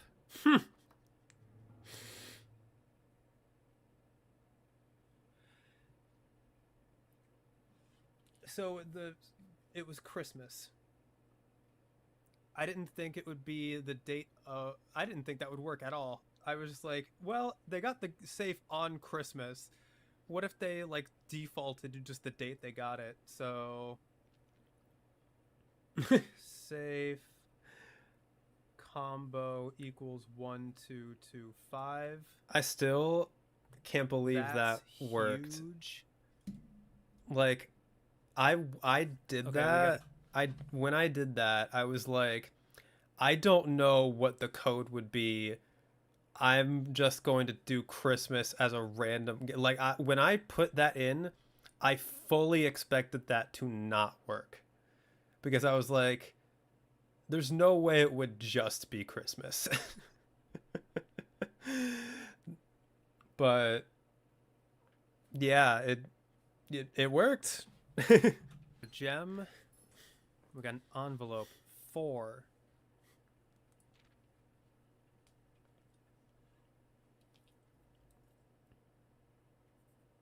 Red. You would not get this combination because we put the day before month. Envelope. 4.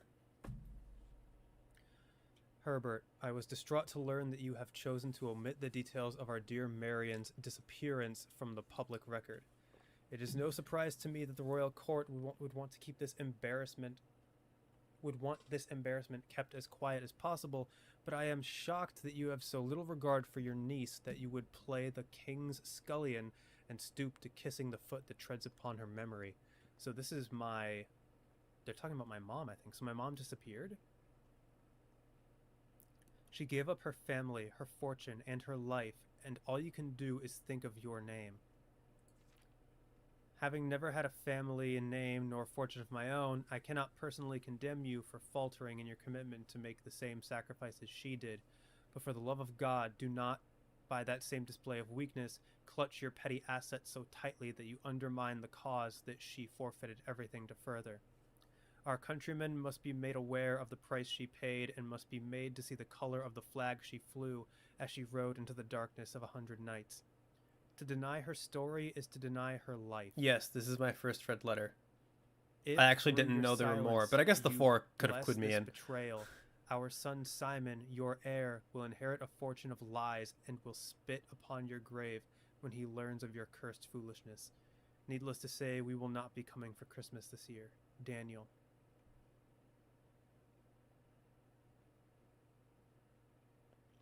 The story of this game is really fascinating. I love the lore that this sets up, like with the royal family and the like some kind of rebellion, and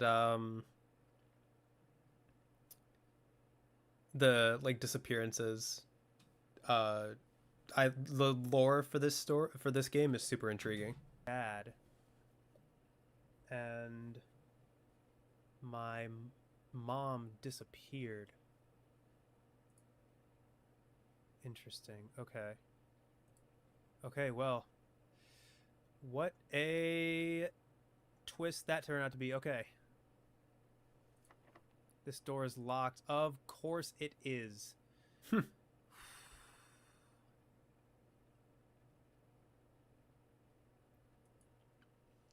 interesting. I got the You've got 4 red Interesting. envelope in my thing. Do I? Yeah, want I have not to- found any more besides this one. What am I? I'm at 40 steps. It'd be 1, 2, 3, 4, 5, 6, 7, 8. No, hang on. Let me. 40, 39, 38, 37, 36, 35, 34, 33, 32, 31, 30, 29, 28 to try to get an item which may or may not be the sledgehammer. And then that's going I have to go all the way back as well. 40, 39, 38, 37, 36, 35, 34, 33, 32, 31, 30, 29, 28, 27, 26, 25, 24, 23, 22, 21, 20, 19, 18, 17, 16. Yeah, it's not I'd have worth 16 steps left when I got back, and that's if I get... Oh, man. Okay. Against my better judgment, Oh, never I'm going to mind. try to head back.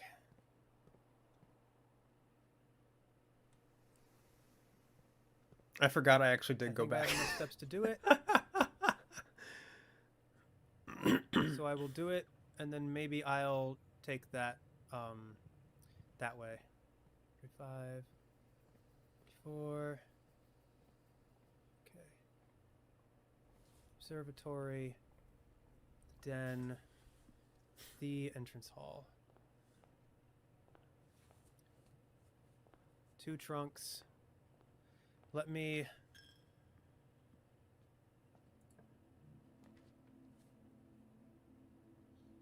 Commissary, billiard room, or pantry. Let's do the billiard room. There's a puzzle hidden in here somewhere. Maybe even...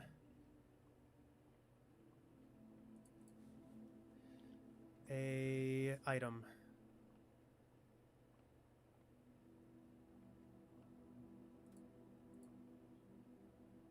I love the billiard room puzzle a lot.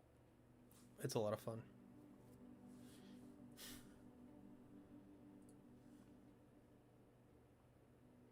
Nothing in the holes. Cannot click on the balls.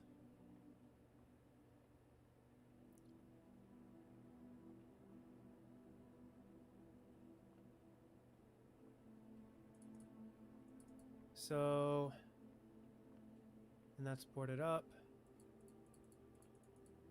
I wonder, it might be the same, might be different, but 4, 2, 4, 1, 4. 4, 2. That's the order of the 1, 4. how the for billiard balls are grouped together. Hang on.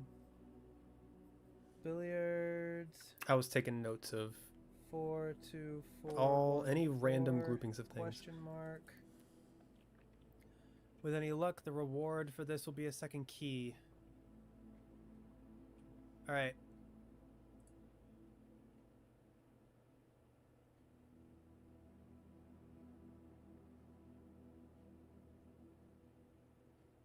Can I exit from this? Okay.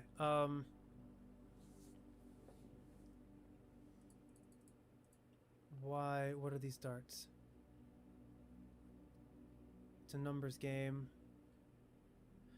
This looks like the observatory. I don't think that's relevant. Like the way it was positioned, This it looks looked like like the observatory ceiling. it still does look How at far am I away? the observatory ceiling to me, with one of the windows open, but I think that's a coincidence. Is that the observatory ceiling? And green and red. I believe that's the number 3 ball. Let me just see if I can figure out. Okay, so what happens if I just... Oh.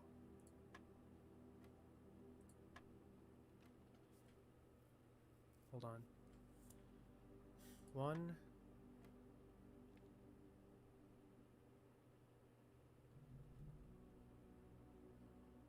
Three. Am I...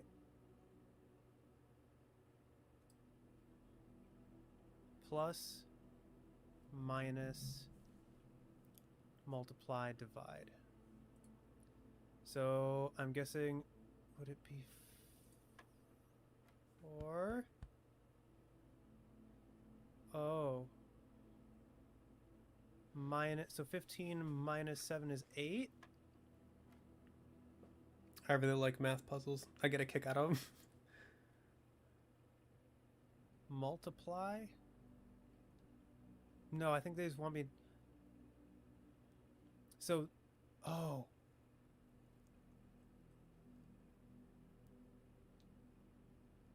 So blue must be add. So if I draw this, I'm just gonna draw very like a cone. This is add. This is subtract.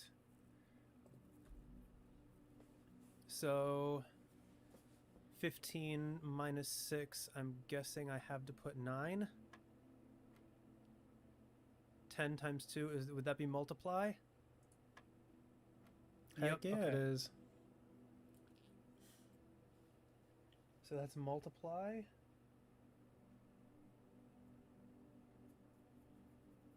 And this must be divide. I also do like how the puzzles are just like little brain teasers. So, and it must like be the surface like level puzzles the are just way little the brain order teasers. on the things. So add 9, subtract 7, multiply by 10 is another 20.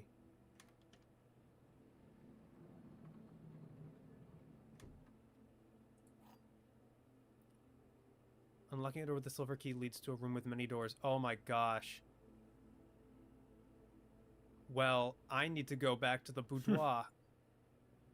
In that case... That was a lucky find. Let me just use this key that I have to unlock this trunk.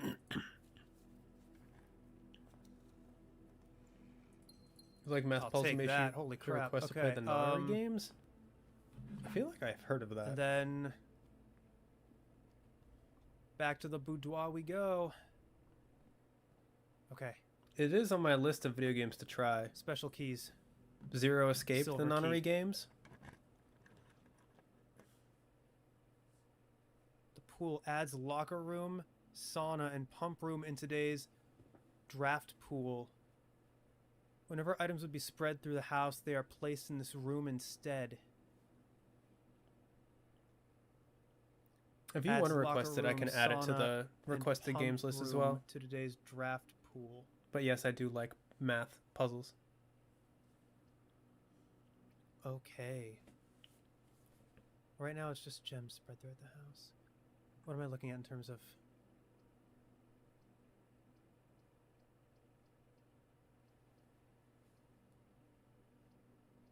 Definitely I want think the you pool. mentioned them in Discord before. All right.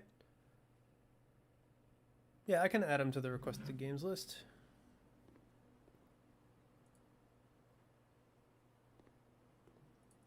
This is so cool.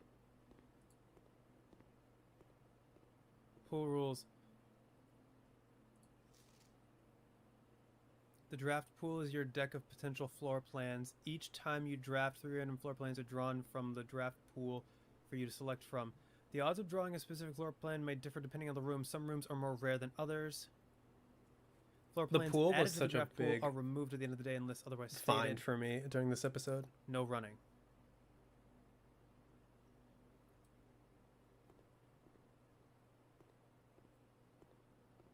Can I go in the pool? No. I still don't think I've uncovered the full secrets of the pool. But it's such a fascinating Let's see room. if I can create more. Let me go this way first. Passageway. That would be really handy. In fact, I think I'm going to do that. And then here. Drawing room, bedroom, or closet. Drawing room's tempting. Of the pool rules being mostly meta I'm until gonna do the the end. drawing Yeah. And then see if I can draft things that will be of some help to me. Okay. Let's see. Walk-in closet, commissary, or bedroom. I have no coins. I have 1 gem left. Let me do the walk-in closet for 4 items. I don't know if that was the best sleeping choice. Mask. First time you enter each bedroom with a sleep mask, gain 5 steps. Okay. But then again, it did end up working out really well in my favor anyway. 2 gems and a salt shaker.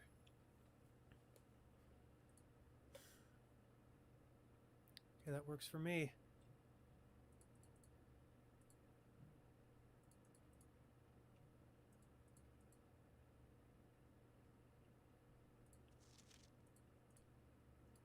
I'm so nervous when it comes to crafting dead ends because I never want to end my run early. So the boudoir is a bedroom.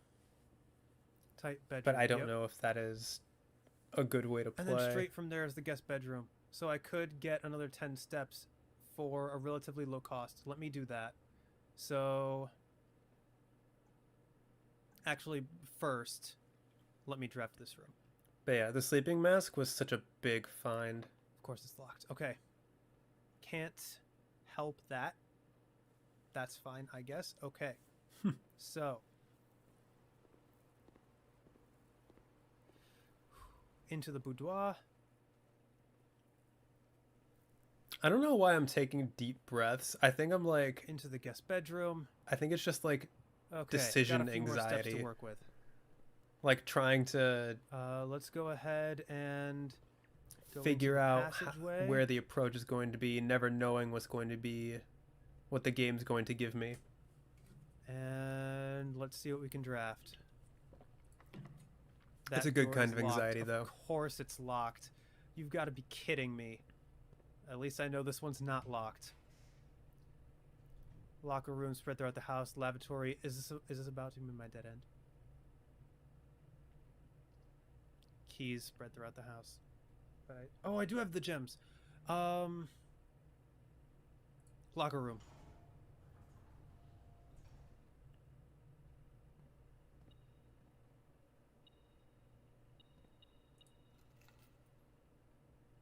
Spare set of car keys? What? The only car left in the estate should be in the garage. Car. I feel like that was really an unlucky draw. Because I needed a normal key. This run is going on for a lot longer than I thought. I wouldn't have started this if I knew I was going to be doing this good. And that's also really funny. So yeah, like I said at the beginning, I only had like maybe an hour to play before I had something that I had to do. So I was not expecting the run to go on as long as it did. I was not expecting me to do this good. So I think that might have also been a reason why I was like breathing like that, was because I was very much aware that I was the more well I did, the more time I was running out of. Oh, this locker's locked. Are all of them locked?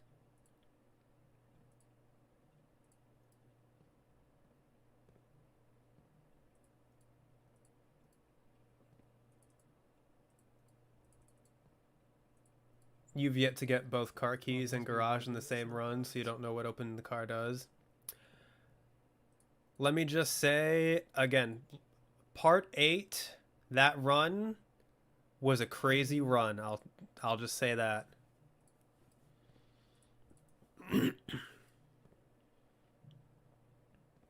Literally, like, 6 massive revelations and, like, so what things happen in part 8. If something is spread throughout the house. The poolside locker spread. What is spread? Addition. It's rare. Well, I need to figure out what... Okay. So does that mean there's keys hang on. I might as well. I'm so close. Oh, you've got to be kidding me. Lose half your steps. While drafting, you will no longer be able to see all 3 of your potential floor plans. And that is... Yeah, it is really cool, the different order that you permanent? unlock things. Also, debuff? I think this is the only time might as well. in my Let's do it. 8 runs that I have gotten a pull of all 3 red rooms. Okay. I don't think I've gotten a Money. pull since then that has been Not all necessarily 3 what red. Needed. Oh, an apple. Yes, please give me the steps. Yes, please give me the steps.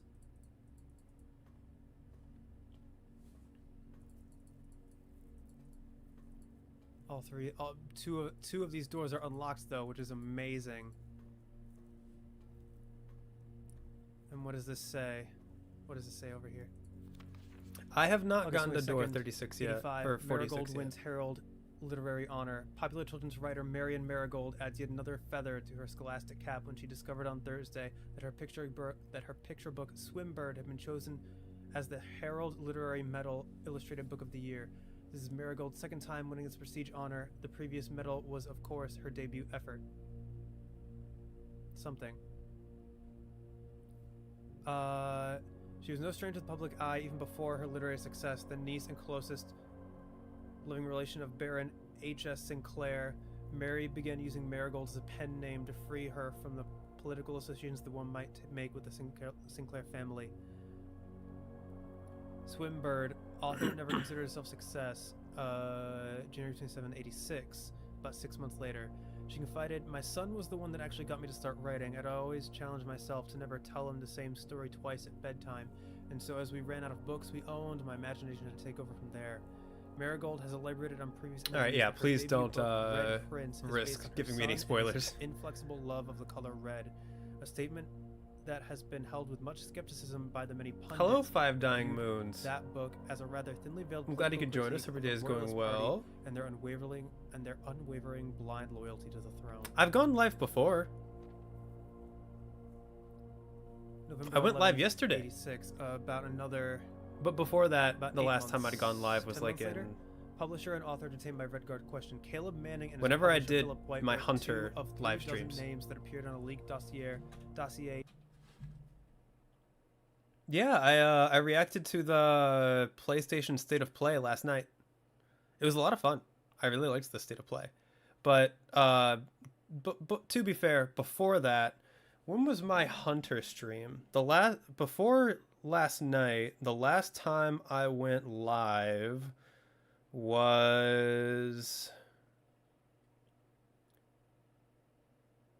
Oh no, it was last month when I collaborated with Nettybot for Split Fiction. So, yeah. I don't regularly go live, but I have gone live before. But yeah. No worries. No worries, Five Dying Moons. Yeah, nowadays I used to go live once a week until like October of last year. And now it's like only for like special things, but I do want to get back into regular live streaming at some point. I did also stream my reactions to the Nintendo Directs that announced the Switch 2. I did react to those. Those were painful. I had to get up so early. And by so early, I mean 9 a.m., which I'm not used to getting up for. Naming them as a person of interest in the... But yeah, I'm Tuesday glad you could bombing join us for this one. People last Tuesday. Although no Right group now, has just for come forward funsies, to officially take we are responsibility reacting for the to attack. my This is widely believed by authorities to be the work of today's the insurgent episode group of Blueprints RLCF, because who are also, I just who got also call themselves... Sorry, I'll pause it so I'm not interrupting myself. I just got done reacting to the Best Indie Games Showcase. It was about 4 hours of upcoming indie games and announcements. Upcoming indie game announcements, and while I was streaming, this episode came out because I'm doing daily uploads again, and people, I was like, maybe I should react to myself, and people were actually interested in that. So yeah, we're running a little experiment to see how well I like reacting to myself and giving like director's commentary on one of my videos, and hopefully the chat's enjoying it. I don't, it does feel weird watching myself in front of a live audience, but I am enjoying it. The Children of Blackwater. Ruffington Press was quick to dismiss the rumors in a statement released on Friday, maintaining that the popular author and Mr. White were simply victims of an unfortunate happenstance, whatever that means. This would not be the first time that the publishing house has defended a rogue employee. 3 years ago, an associated found your channel a year ago when you started Rain World and just really enjoyed watching you play through the game. I appreciate that. Charges were later dropped. Yeah, Rain World. Marigold drops publisher. Survivor, I really feel like I hit lightning in a bottle with that. Marigold has announced a split with her long-term publishing partner, Ruffington Press, citing personal reasons. The announcement came after the arrest last week of fellow author and colleague Caleb Manning. Have I done The Watcher? I have not yet. I'm currently on a Rain World break. I still need to do Saint as well. But I've done Survivor up through Rivulet. I only have Saint and Watcher left. And I guess Monk, but like Monk, I've gotten mixed opinions on whether or not people want to see it, and I don't think I'll do Monk myself because I've heard it's very similar to Survivor. But yeah, right now I'm on a Rain World hiatus. It'll come back when I feel like bringing it back, but yeah, I'll play Saint first and then I'll play Watcher whenever it does come back. Monk is Survivor Light. Okay, yeah, that's what everyone... I've had a few people who have said, like, stuff happens in Monk that's pretty crucial, but the other... a lot of people have said that, like, it's not... There's not enough differences to warrant a Let's Play of it, so... Referred to as her mentor, friend, and confidant. This lore is really interesting, by the way. Like, to distance himself from the publisher this week. Finding the archives here was a really massive find, like getting to learn, even though I'm like reading this fast because I'm running out of time in this episode when I've recorded this.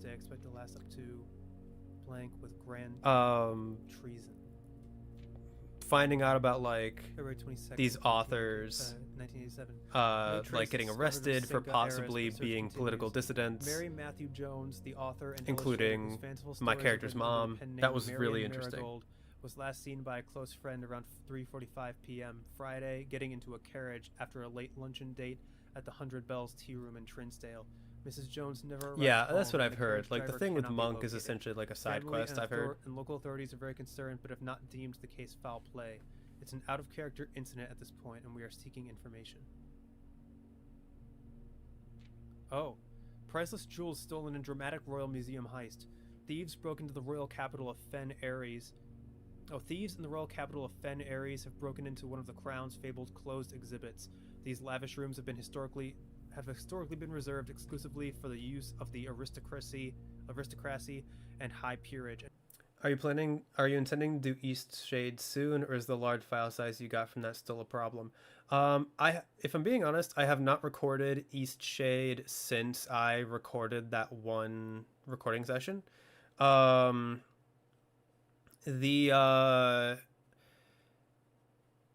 Because I was originally going to make that like a backup Let's Play, but recording all of those Let's Plays at once got like, it was really stressful to record at that time. I do intend to circle back to it. The large file size I'll just have to use external storage, but hopefully that won't be too big of a problem. But yes, don't worry, I do intend on circling back to East Shade at some point. But right now I'm just having a lot of fun with Blueprints and Deltarune and Clair Obscure. But no, I do still intend to circle back. Can you tell what my username is about? It's an iterator name. Probably the maybe referring to the 5 neurons that Moon has by default, or like when you bring her one. And access has never been granted to those outside noble circles, at least not until today, as local police and forensic experts have been spotted in virtually every corner of the museum grounds, searching for clues. Okay, so yeah, I was just in the said they were alerted in the middle of the night by reports of several masked intruders seen breaching the south wall and brandishing firearms. The intruders broke into the museum, subdued the royal guard, and disabled the security system. By the time the militia arrived on the scene, the burglars simply vanished. Although an official registry of the lost jewels has not been publicly announced, among the treasured artifacts rumored to be stolen is the renowned ruby crown of Orinda Ares, the priceless crown jewel whose material worth pales in comparison to the historic value. If these rumors are true, it was an iterator name. I was just like, maybe to go in deeper into detail. Wow. Like, okay, hang on. Deeper than an iterator name, maybe 5 Dying Moons is like, you know, Moon has 5 neurons. So I only that's, have like 20 I was like, minutes maybe left, if so there's a hopefully I can deeper finish meaning this than that. within the next 20 minutes. But Okay. yeah. So yeah, I only have like 20 minutes to finish my to wrap up this recording at this point, which is why I was reading super fast. Confidential archive floor plan. What?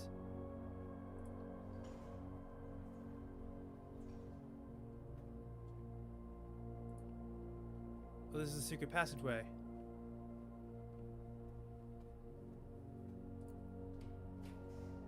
Sana, tomorrow you will start the day with 20 extra steps. Sana was a Package has been big delivered. find. So this is what it means. That's the debuff.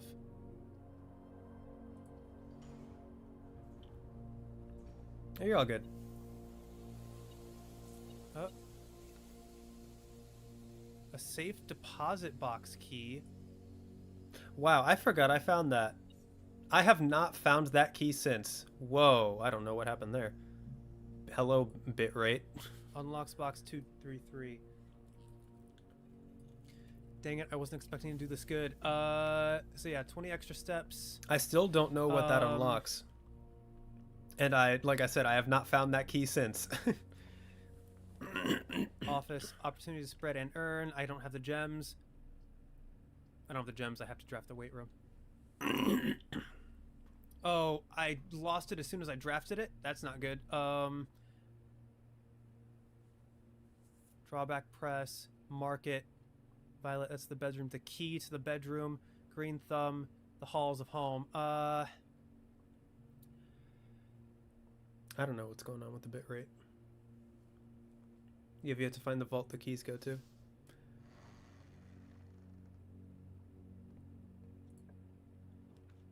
Mage chamber, less likely to find items laying around your house. This counts as 2 bedrooms.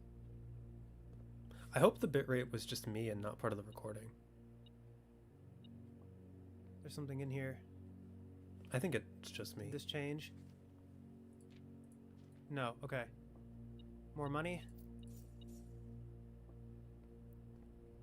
Okay,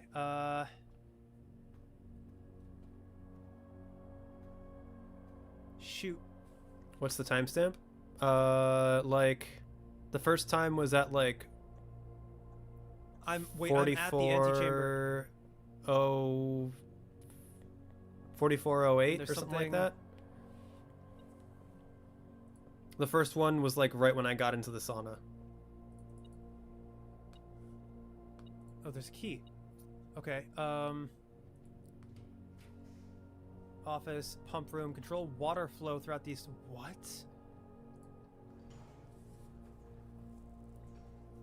I found so many important things right at the end of my run. Oh. No, it's a wall. No. This door is locked. Use key. When we're likely to draw red rooms while drafting pantry. It's no, in I'm the doing recording? So good. Oh, I was no. doing so well.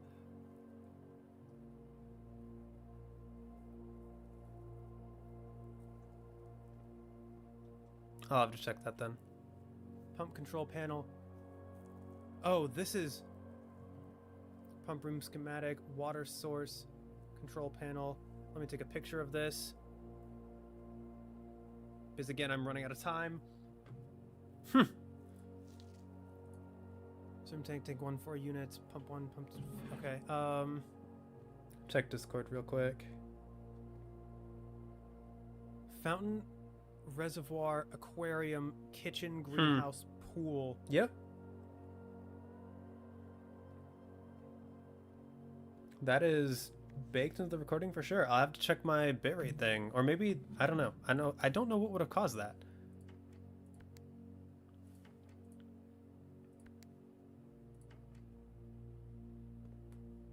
Oh, I mean, I don't have time to figure this out. I'm like running out of time. Or I wonder if that happened during the render, because that didn't happen while editing. I wonder if that happened when the video rendered. No, this is locked.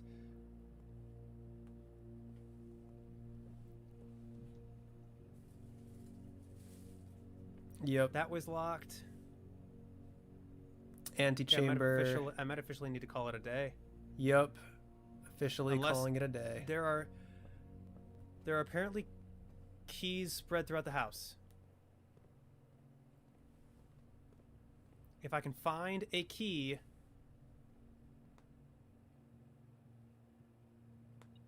Sometimes the render just nukes things. Yeah.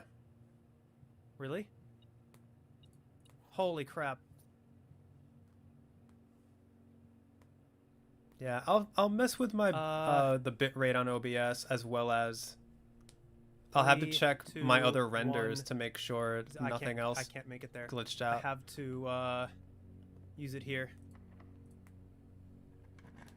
Last person to give advice on the recording software hates me. That's all good. Thank you for checking. Archived. We try to record something as either bitrate, weird frame drops from parts, speed up randomly. Lavatory? This was a really unlucky draw. Getting the lavatory was so unlucky. Oh my goodness. No, I was hoping for the coat check because I wanted to I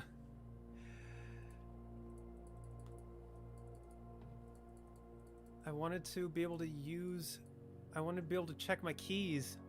But yeah, I can tell you that did not happen in the recording. recording. But I didn't know this was going to be. I was hoping this would. And be while a dead end. editing. But yeah, I was hoping for either So it coat had to check be the or render. not dead end. So yeah, let's just call it here because I have to go in 10 minutes anyway. I must call it a day. Holy crap. Sizable manor. I was not expecting it to go that much. I was not expecting Yeah, that at all. this was a good run.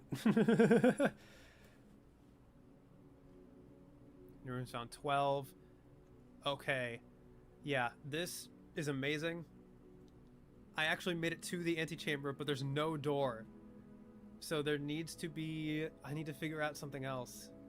I need to figure out how to actually open it. It said there's levers, but I don't know where those levers are. I need to figure out the pump room. I need to figure out... But in order to get to the pump room, I need to do the pool. And the best way to get the pool is to get the silver key, which means I need items. The utility closet and doing the breaker room is definitely a good call. Because as many doors were locked that I had just as many doors unlocked because I had a high amount of electronic keycard doors, which was cool. So yeah, this game is awesome. I'm definitely looking forward to playing more, and man, we're really up in the average view duration. When we come back, we'll also have 20 extra steps for my stats for this video. Huge. Hopefully that won't go to waste. So beyond that, yeah, we shall see. So thank everybody so much for checking out the video. I really do appreciate it.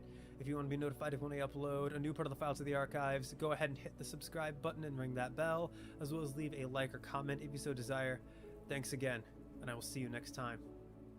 All right, well.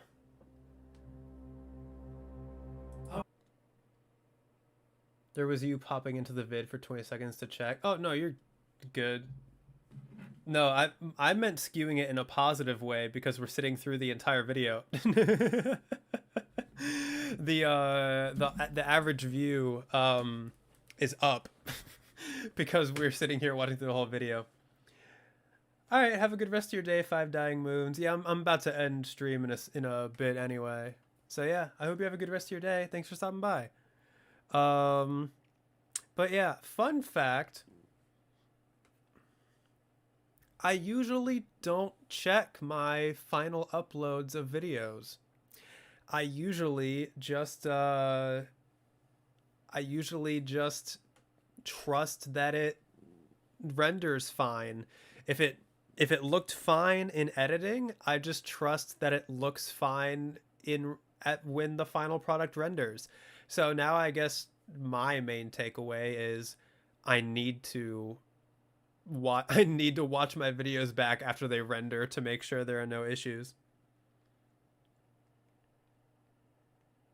I hope this is the only video that has issues. I hope like I haven't gotten any reports of any issues from like Deltarune or anything in the comments, so hopefully this is an isolated incident. But yeah, I'll try to be more careful in the future regarding my renders. Because yeah, now that I know that could be a thing, imagine you go through it several times, the editing process probably couldn't sit through and never watch it with me. Exactly. So didn't notice anything anywhere else. So yeah, it might just be an isolated thing. But yeah, I usually, like, I sit through the entire video when I'm editing. So I'm usually like, I usually assume it's fine. Never seen issues before for what it's worth. Okay, cool. Then maybe it was just an isolated thing that was caused by who knows what. But yeah. So what did you guys think of me reacting to this video?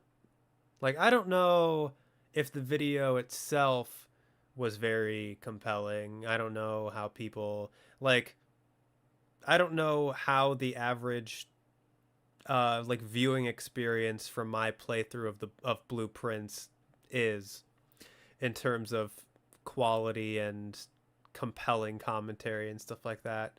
But how was this me reacting to it? Pretty insightful and chill? Nice. Twas okay. I'll take it. Yeah, I don't know if I'll do this again. I will admit that this definitely felt a little weird. Like reacting to myself. But at the same time, it was fun offering little commentaries and like thoughts on, especially like knowing what I know now about the game, having played more of it, seeing what I was saying before and stuff. Blueprints, that is the kind of game that seems hard to comment on because it's quiet and requires focus. Behind the scenes is always fun though. Yeah, it's like I always try to, like, especially with as the videos have progressed, I've tried to focus only on times when I talk, and only leave parts when I'm not talking in if I'm like exploring a new room or something. But I'm glad that you liked the behind the scenes stuff. Did you guys have any questions for me regarding any behind the scenes stuff or Blueprints or this video? Just to make sure any of your burning questions don't go unanswered. You like try to figure out what the puzzle alongside, you like trying to figure out the puzzle alongside me? I appreciate that. Thank you. Yeah, it can be fun to like see if you can get it before the viewer does. How many episodes ahead are you right now? I'm currently editing part 8, which I recorded 2 days ago.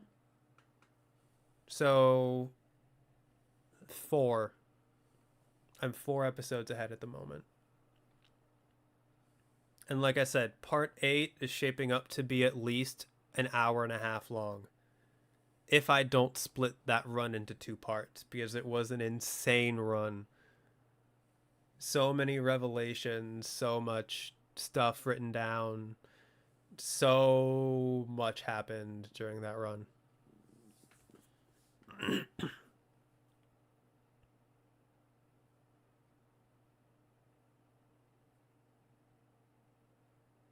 But yeah, I'll have to check my other renders to make sure there's no issues. And I wonder if there is actually, granted it could be just YouTube's compression, but I am wondering if there is actually something up with my bitrate on OBS, because I thought it was fine because I set it to the numbers that are supposed to be fine, but maybe it's not. Very excited for more blueprints. Should probably watch your Claire Obscure videos though. Yes, please. Please watch my Claire Obscure videos. I would love for those to get more attention.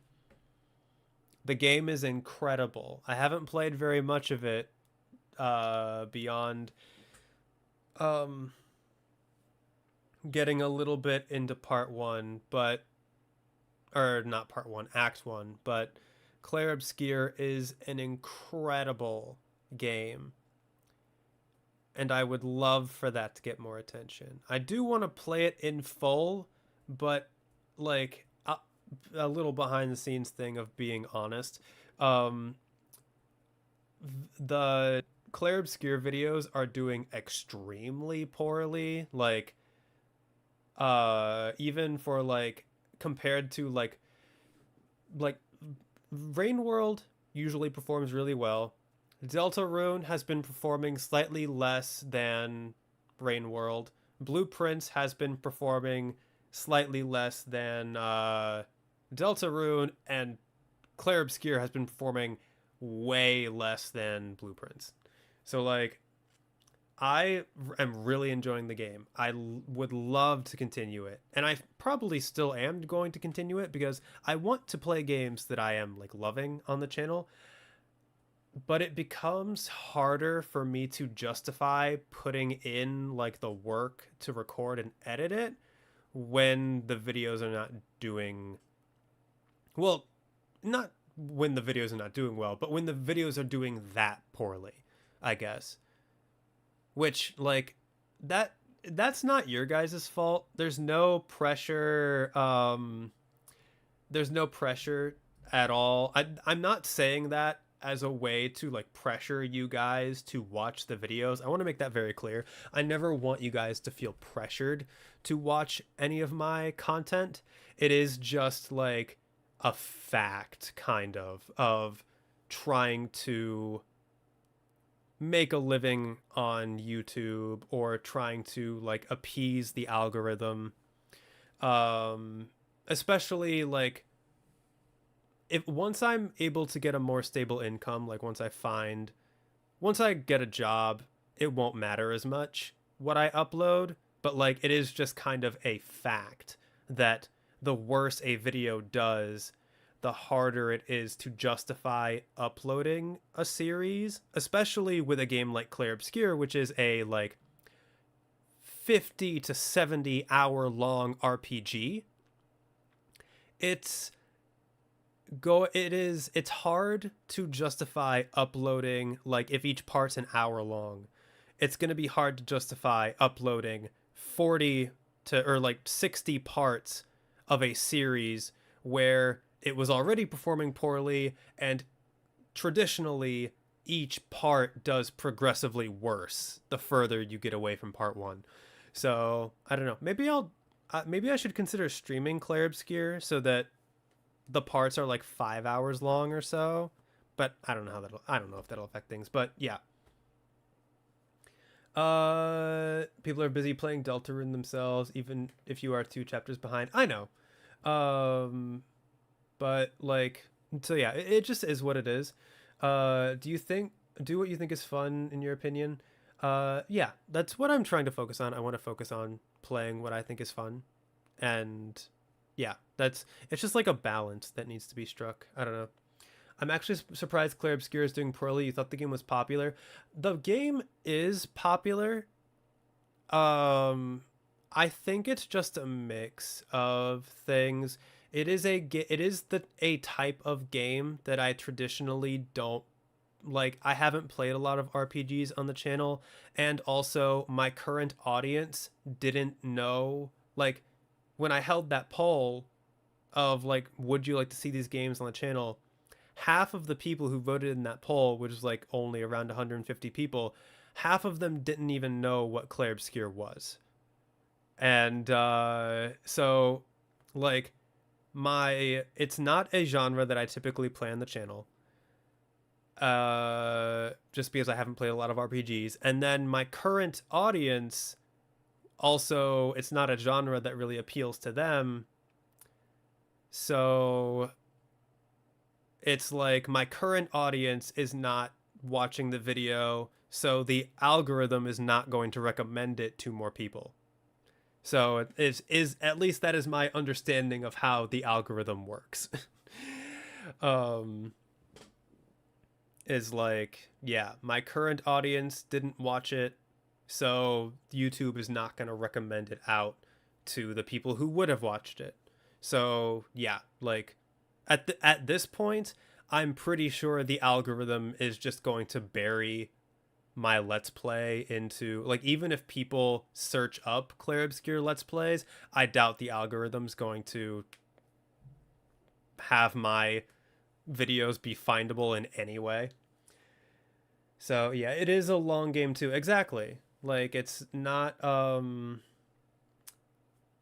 like, I don't know how well the structure is going to play for Let's Play in terms of like editing, like editing filler stuff and stuff like that.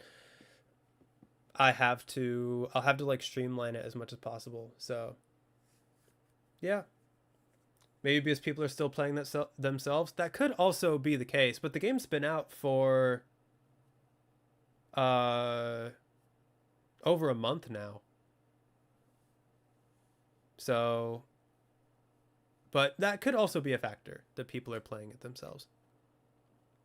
But yeah, it is what it is. I would love for it to be doing better, just because I love the game. I love what I've played so far, but I'm trying my best not to let the fact that it's doing poorly influence my decision to keep playing it. I would like to keep playing it because it is very fun, very beautiful, very existential, and everything about it is just amazing.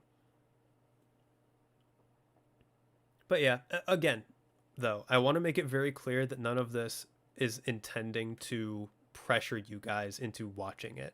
You guys watch whatever you guys want to watch, and like, it's not on you guys to make my content successful.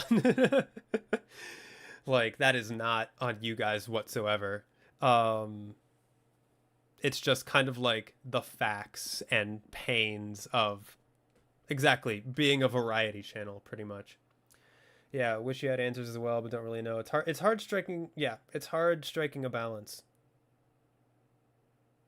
I did see, there was a VTuber that I was watching talking about this thing, and it's like, and she was talking about how making a living out of something that you love is actually kind of a bad thing, because a lot of people hype up like, oh, if you love something or are passionate about something, you should make a living out of it. But this VTuber said that essentially, if you try to make a living out of something you love, especially if that something is like art, then there is a very high risk that you are going to be creatively stifled, because you are going to be forced to make compromises to try to do stuff like appease the algorithm and appease like your audience to try to keep people coming back. And the only reason why she, like this VTuber, felt that she like had the proper creative freedom to be able to do whatever she wanted on her channel was because she had a secondary or like primary, I guess, source of income that wasn't her YouTube channel. And like that is an extremely valid point, and it's a point that's like hard to argue against, because yeah, like if I wanted the channel to be financially viable, I would not have dropped Rain World.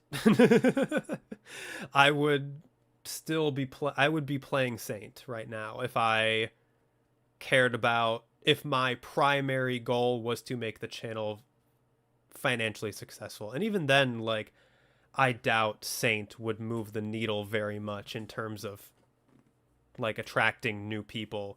It would take a lot of luck in addition to that to move the needle all that much. Rain World players, yeah. Exactly. They are a very dedicated fan base, and I know a lot of people are looking forward to Saint.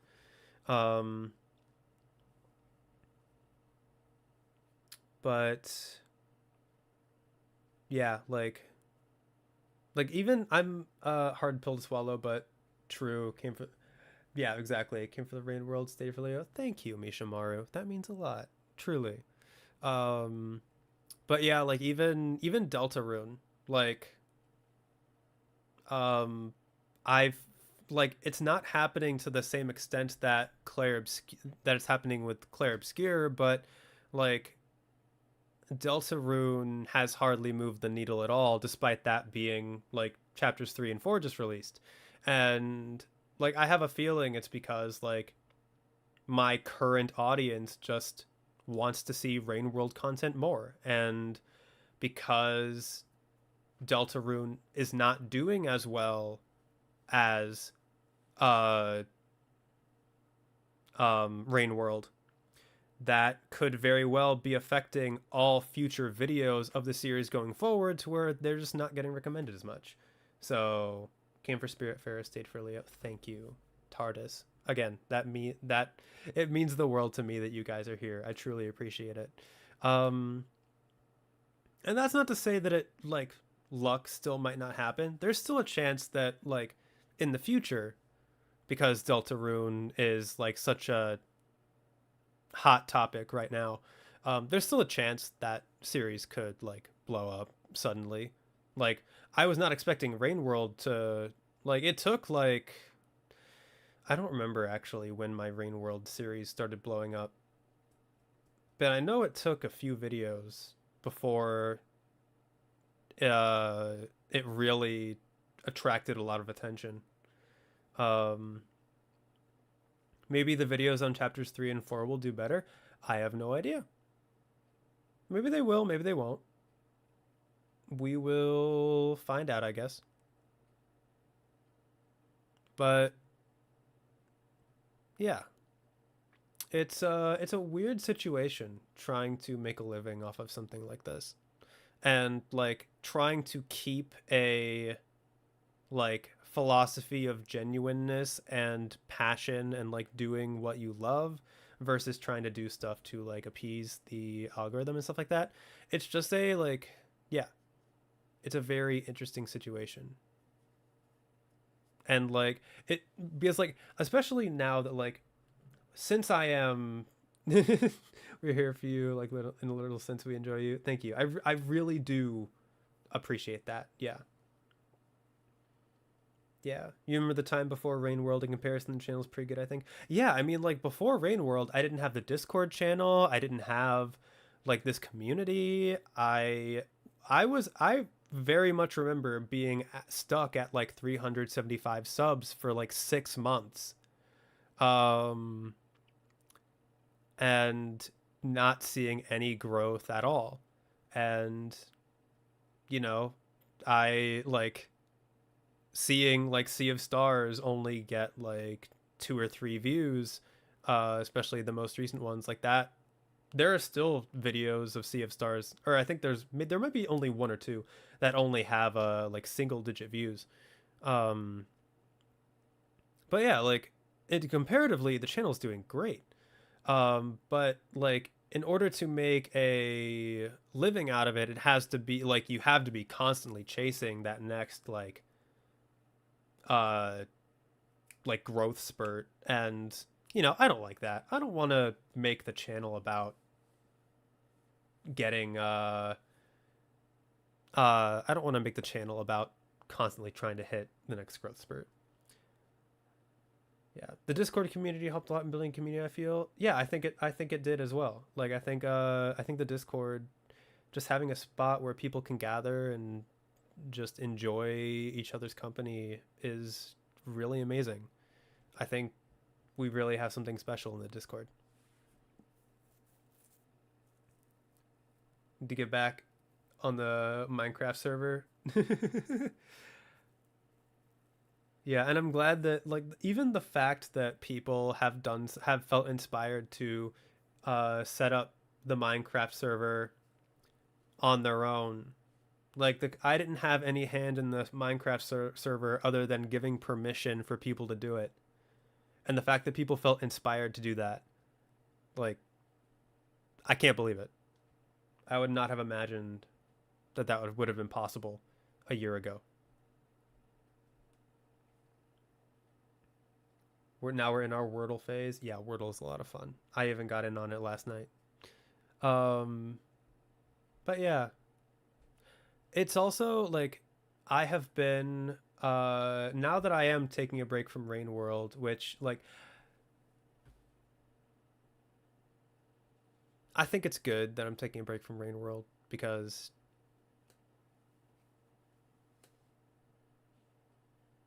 yeah, well, it's not something I want to get into, but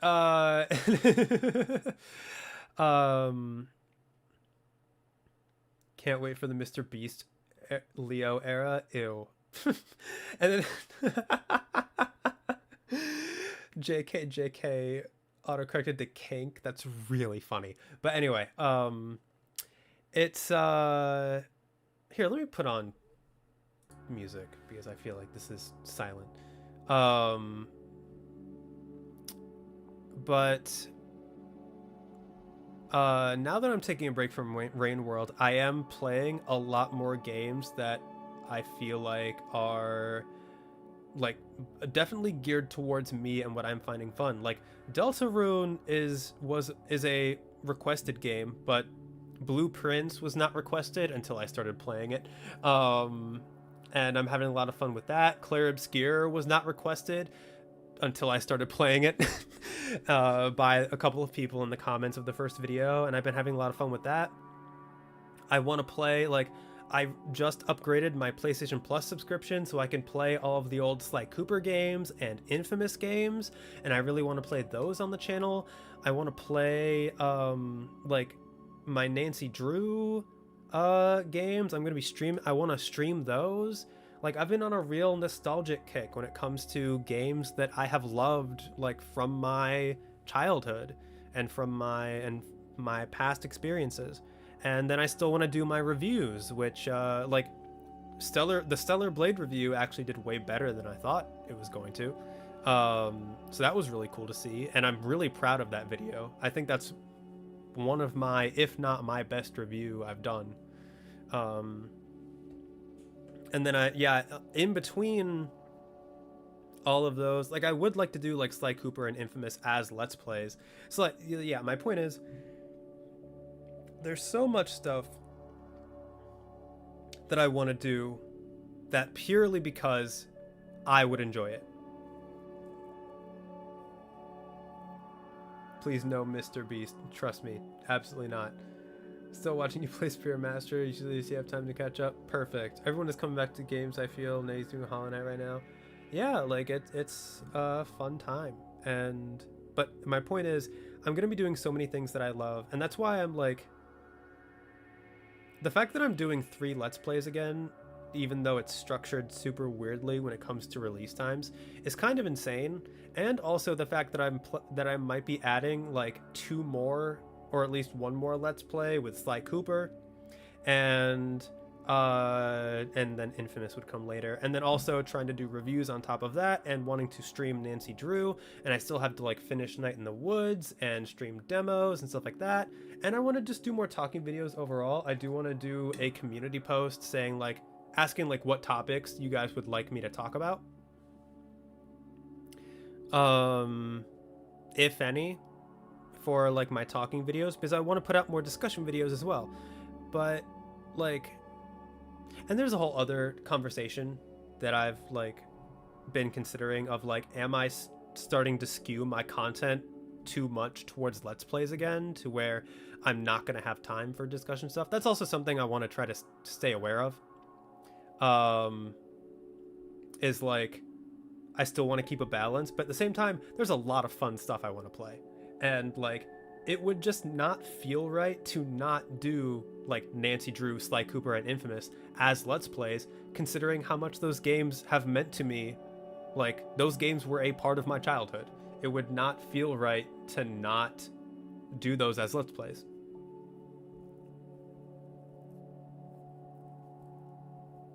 Oh, you're all good, Nettie and JMT. I know that was a point going off of what I had said. So you're all good. Yeah, you do get this feeling a lot, speaking as one creator to another. Yeah. But anyway, all of that to say, I think like, I have a feeling none of that content's going to do well, I think, is the point I was going to try to get to. I have a feeling none of that stuff is going to do well because it's all different from Rain World. I mean, let's be real. I was going to say it's different from other things I've played, but I'm a variety streamer. I play a lot of things. It's all different from Rain World, and so I'm not expecting any of it to do well. But like, at the same time, I'm having so much fun.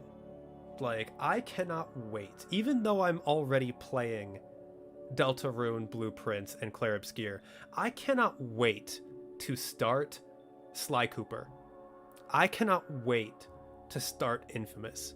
I cannot wait to start streaming Nancy Drew. Because in Nancy Drew, there's even ones I haven't played. I've played a lot of them. I haven't played all of them. I plan on playing those as well.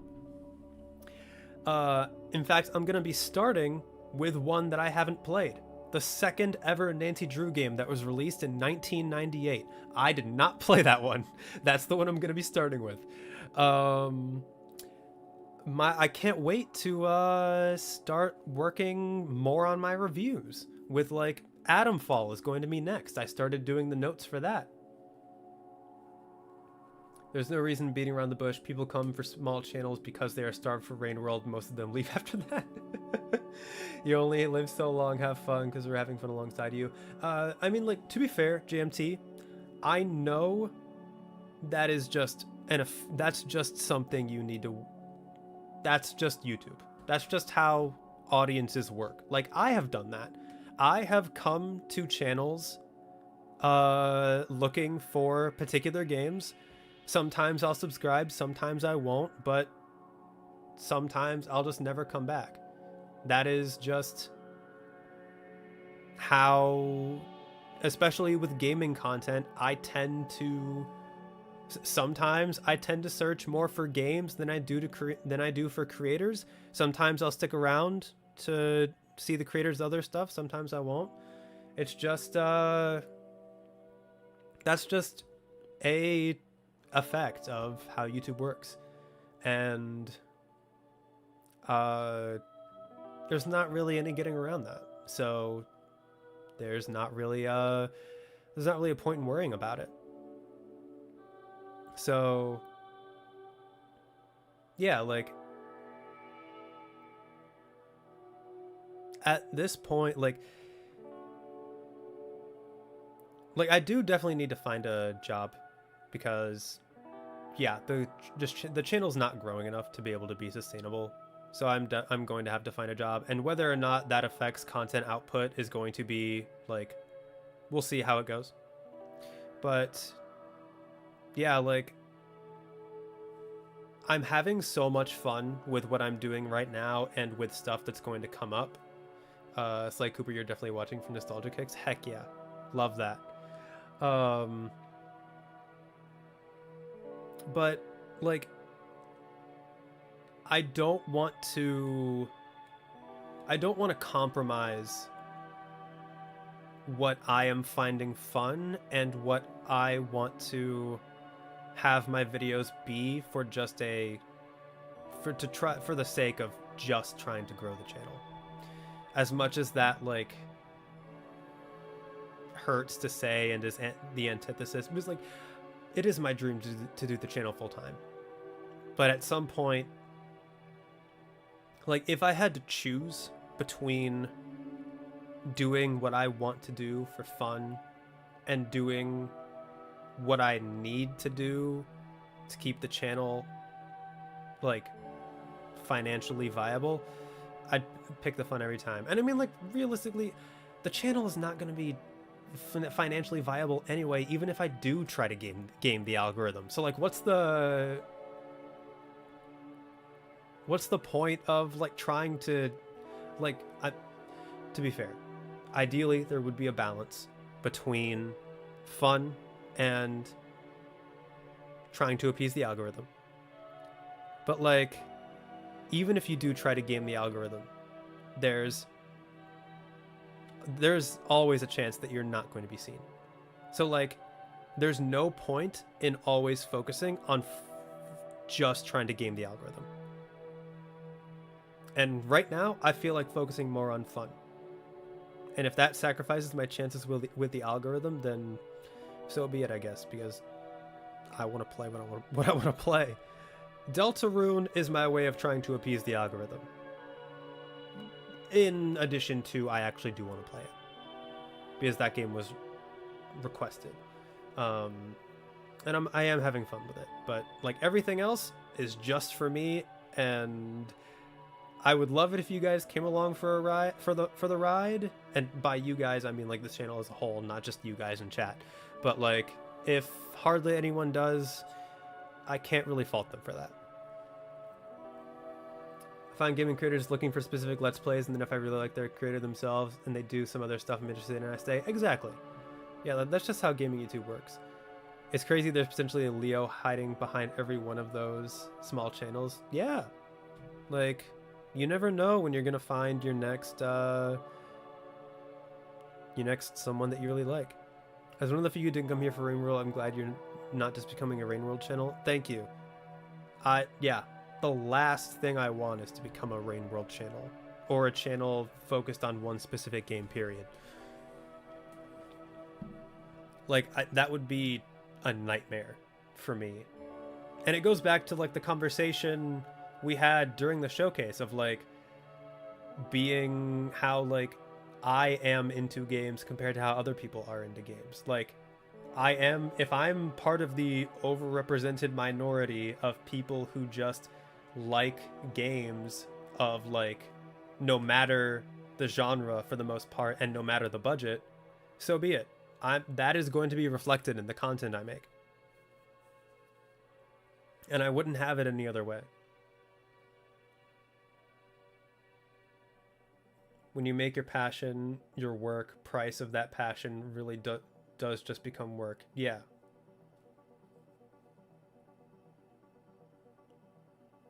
If you want to make a financial viability thing, there are compromises that are going to have to be, like, made, but there can be a balance, I think, of, like, passion versus work. But passion should always, if you are focusing too much on the work, then I think there is something wrong. And yeah, passion should always be at least half, if not the biggest part of it. Passion needs to fuel the work. Exactly. So yeah, if I do end up doing 4 Let's Plays at the same time, maybe I'll just release them. Like, maybe I'll do, like, Deltarune and Blueprints Day, and then Claire Obscure and Sly Cooper Day, and just, like, alternate it every other day that way, of like Blueprints and Deltarune will happen on the same day every other day, and then Clair Obscur and Sly Cooper will happen on the same day on the off days. And then I don't know, we'll see what happens beyond that. I like what everyone's got that dog in them, the dog being Leo. Thank you.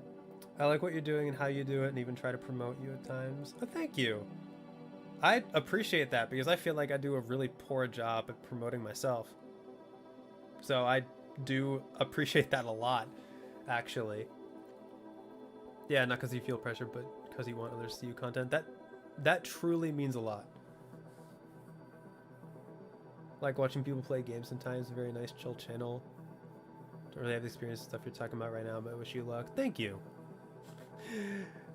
Yeah, I really do appreciate that. And like, oh, what was I going to say?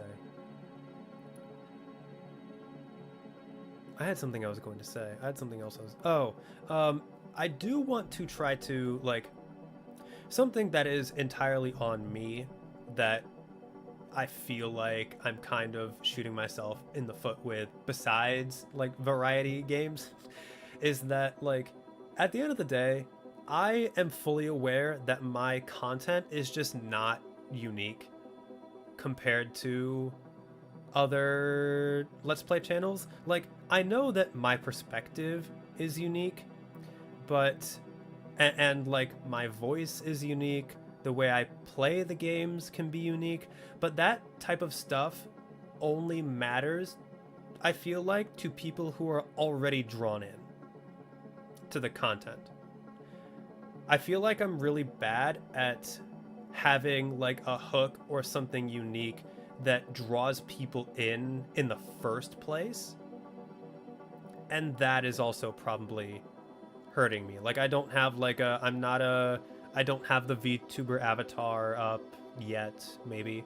I don't have like someone else on the channel with me. My videos don't have any like crazy edits or anything like that.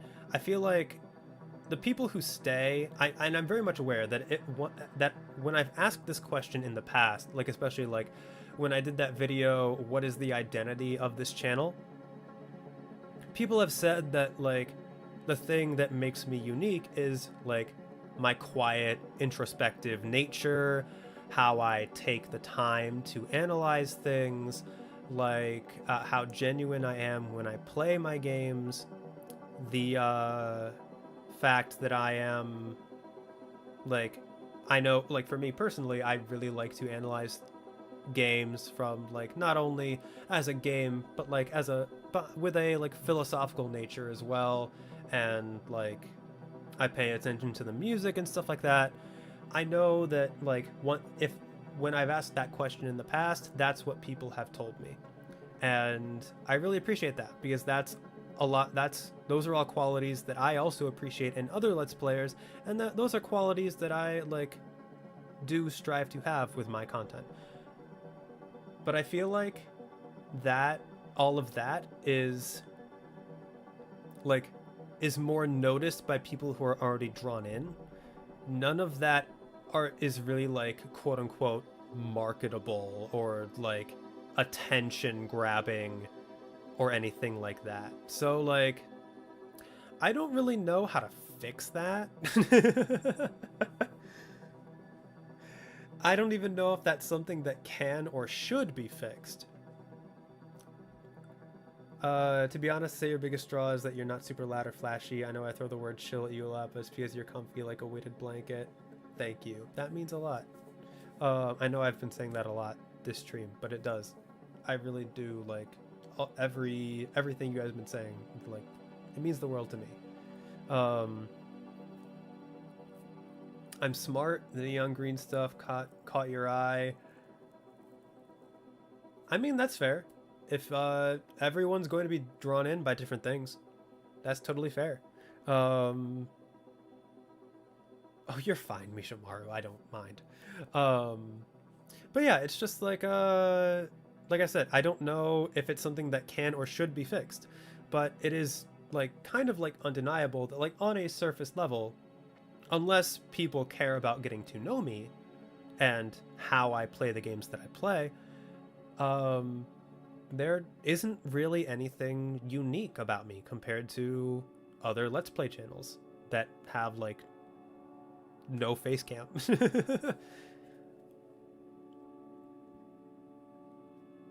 Like, that is another thing with, like, for example, with Claire Obscure. If you search up Claire Obscure Let's Plays, you're going to get, like, because it's so popular, you're going to find, like, 50 or 60 other Let's Plays, probably most of them with face cams or with a VTuber avatar. To be fair, who also probably already have established audiences.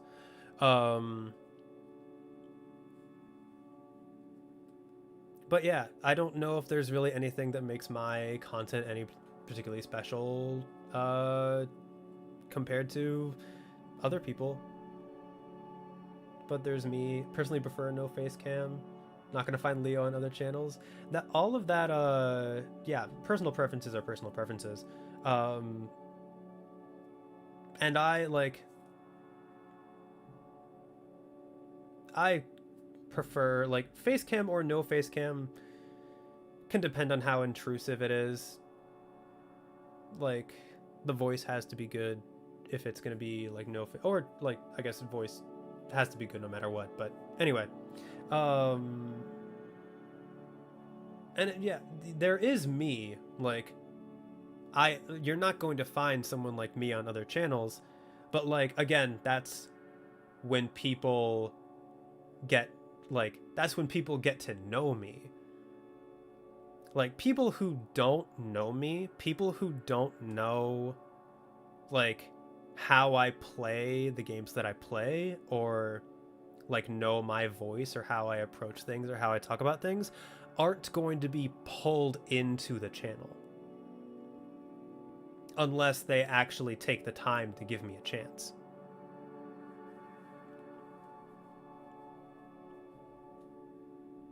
You find the avatar stuff kind of distracting if it's too big or noticeable, or like the avatar sprite things Nettie drew for Split Fiction.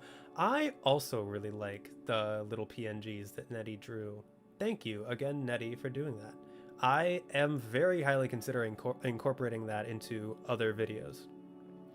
Won't lie, it's haunting hearing you echo the same sentiments you lie in bed stressing about, but you still feel seen. You're indifferent to facecam VTuber, no face PMVG, or etc. Yeah.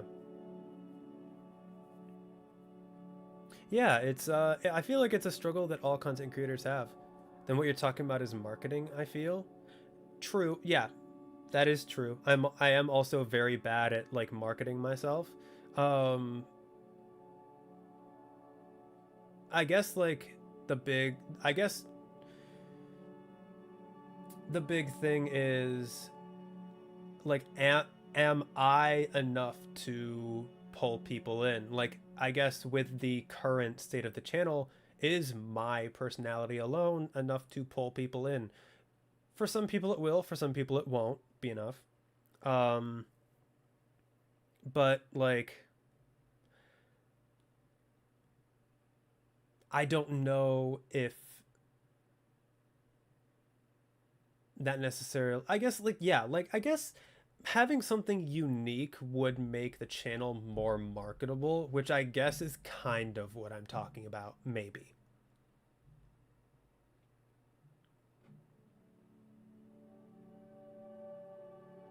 I don't know. I feel like it's like they're connected things. Not exactly the same, but like very much connected. Before you do, let me make a better one. If you want to, by all means. I won't say no. I'm also not going to pressure you to do that, because I know you have your own life and you're working on your own projects. But if you are offering, I will absolutely, I won't say no. That would, thank you. I think it'd be nice if the Leo PNG tuber was just at the corner of the screen. Yeah, that's what it would be. Hello, welcome back, Senior Sally. You are like we've just been having a long conversation about behind the scenes YouTube stuff. And we also we did in fact react to my blueprints video today.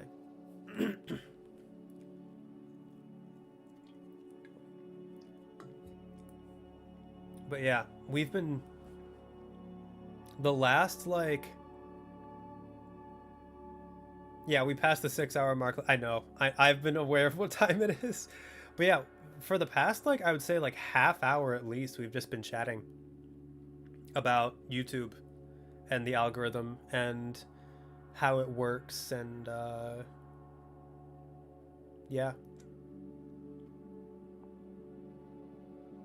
This was fun. This has been a very nice conversation, because yeah, I feel like a lot of the stuff that I've talked about is stuff that I can't really, it feels weird to talk about in any other context. It's not stuff that comes up a lot in regular videos typically.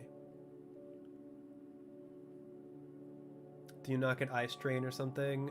I mean, I wear glasses already, not just regular prescription glasses. I am probably ruining my eyes by staring at screens for too long, but it's not like my eyes hurt right now, so I think I'm okay.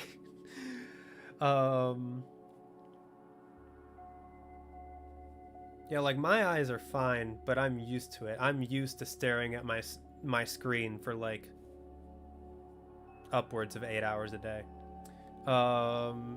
Personality is likely what makes people stay. I know I've turned off Let's Plays or games I love because I don't like the Let's Player's attitude and such, but don't know how it can pull someone in. Exactly. Yeah, personality is what gets people to stay. Doesn't necessarily draw people in, because a lot of times there needs to be that hook of either a face or a good VTuber design, or some kind of creative editing, or some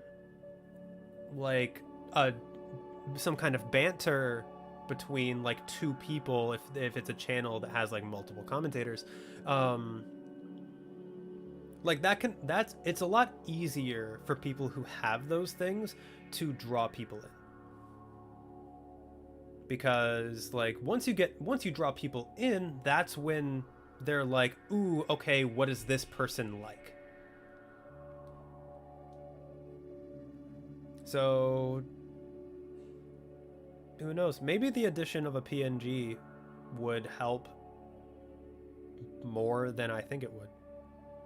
Because at the very least, I'd have a little thing that's ooh, what's this person like? Even if it doesn't move very much at all and is not very reactive.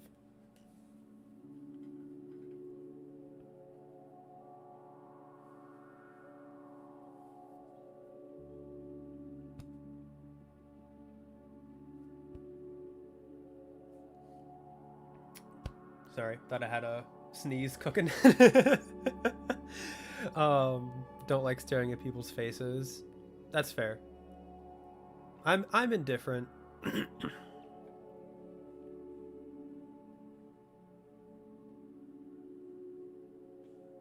Fake sneeze.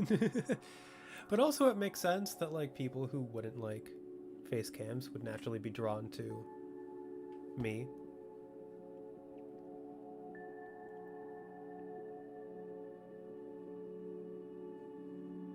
So yeah, hate when sneeze but not seasoning. Exactly, I hate it too. It's the pressure builds up, but then it's just no. But then it's just no.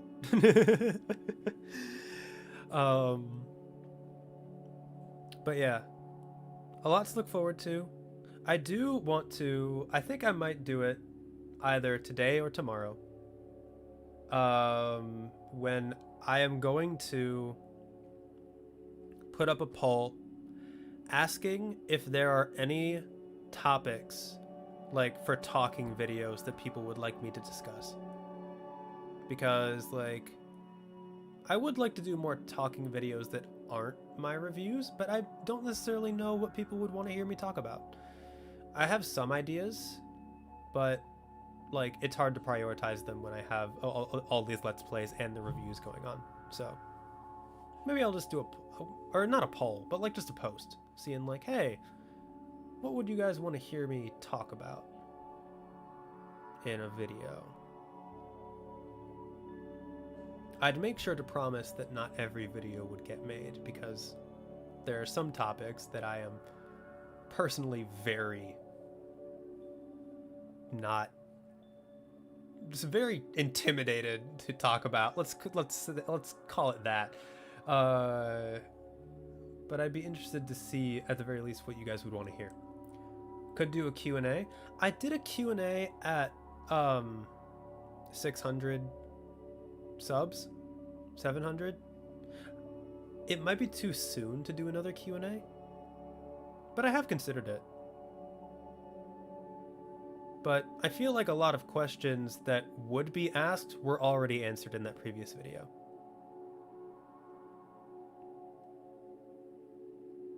Thoughts on Israel-Palestine? Do you want me to answer that now? Oh, kidding. Okay. I mean, that's like a short enough, like, I'll be honest, I'm not informed enough on that particular issue to be able to form a strong opinion one way or the other, but I am, like, considering one side's been doing like war crimes against civilians and the other side is made up of mostly civilians who are just trying to live peaceful lives, I am definitely like in the camp of Free Palestine. But also I am not going to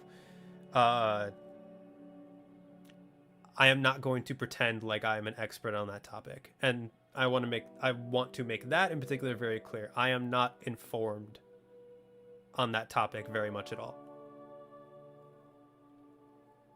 But yeah, Free Palestine. What's your favorite fruit? I love berries. Raspberries, strawberries. I'd say probably raspberries would be my favorite. And then tropical fruits like pineapple and stuff like that. Love those.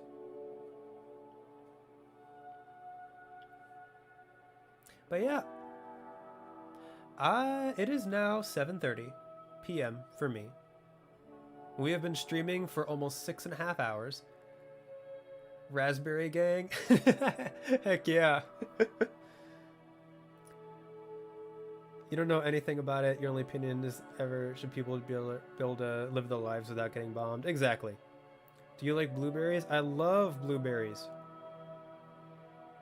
They have to be like firm though. Firm and tart. I don't like them soft. Favorite current song? Oh God.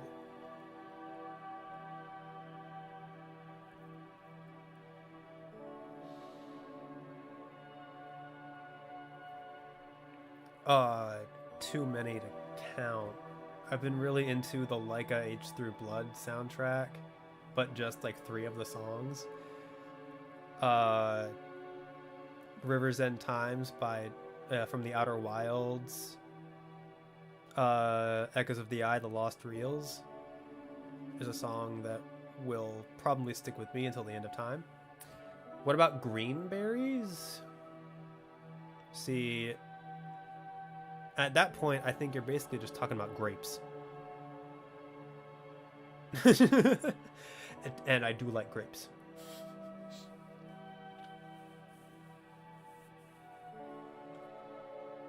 Do greenberries even exist? No.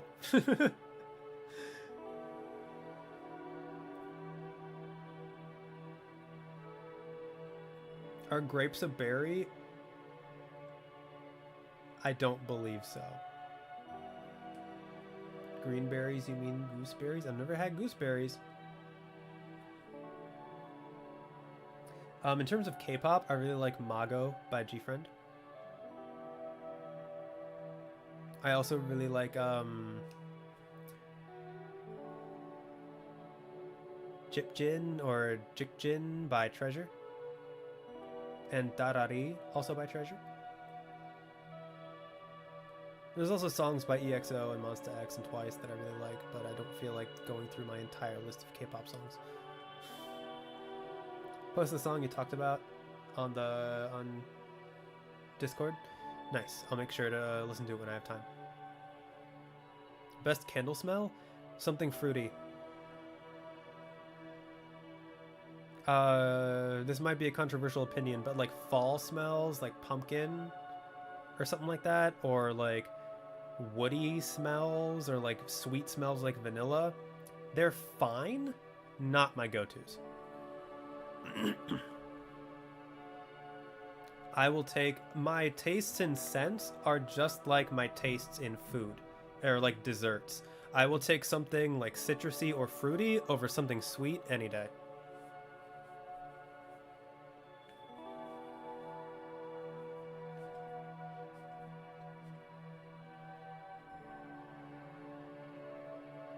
You love vanilla? Hey, like, vanilla's a good smell. I'm not knocking it. Just, I prefer fruits. You like fruity smells but despise the smell of oranges? That's so interesting. Well, I don't love the smell of oranges, but I'm indifferent to it, I guess. Prefer sweet or earthy? That's fair. Mommy likes lavender or aromatic candles.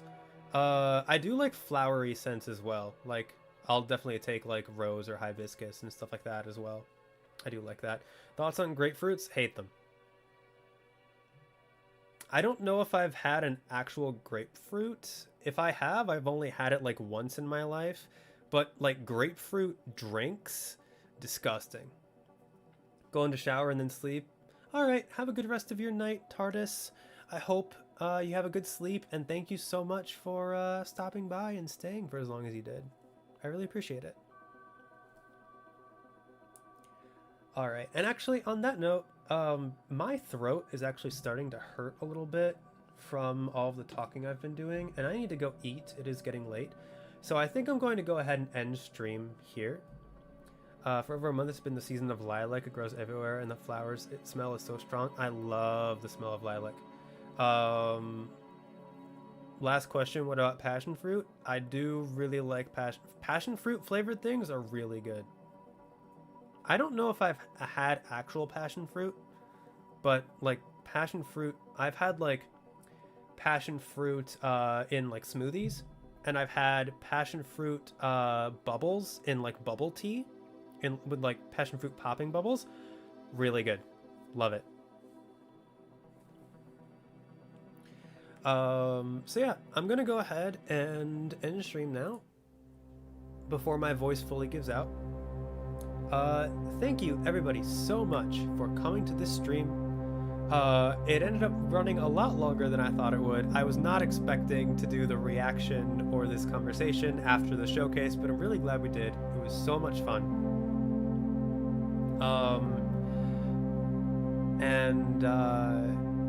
Yeah, thank you Senior Sally, thank you Mishamaru, thank you GMT, thank you Justin, thank you TARDIS, thank you Nettie, thank you guys so much for being here, and to those of you who stayed for part of the stream but couldn't stay for the whole thing, for those of you who lurked, for those of you who are watching the VOD in the future, thank you as well. I really do appreciate all of your support. You guys make these streams that much more special.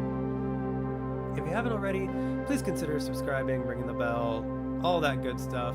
Links to Discord, Ko-Fi, and Blue Sky are all in the description below, if those interest you. I am considering adding like special stuff to the Ko-Fi for people who want to do like monthly donations. It'd be like a minimum $1, but you could like donate whatever you want. Like a single tier where you could donate whatever you wanted, minimum $1 a month, and you'd get like exclusive stuff, like early access or early access to my like early access to videos or access to my scripts for reviews before they come out. But that's something I'm just considering. I'm not like, that's not a for sure thing. I'd have to gauge interest before I did any of that. But yeah. Thank you all so much for stopping by again, and I will see you guys next time. I will be streaming tomorrow, Summer Games Fest with Jeff Keighley, 5 p.m. EST. I do fully plan on streaming my reaction to that. So, keep an eye out for that tomorrow. I hope you guys can join me. So, yeah. Goodbye. Goodbye, everyone. Have a good night. So long. Farewell. Arrivederci. Adios. Sayonara. Good afternoon. Good morning. Good evening. And good night.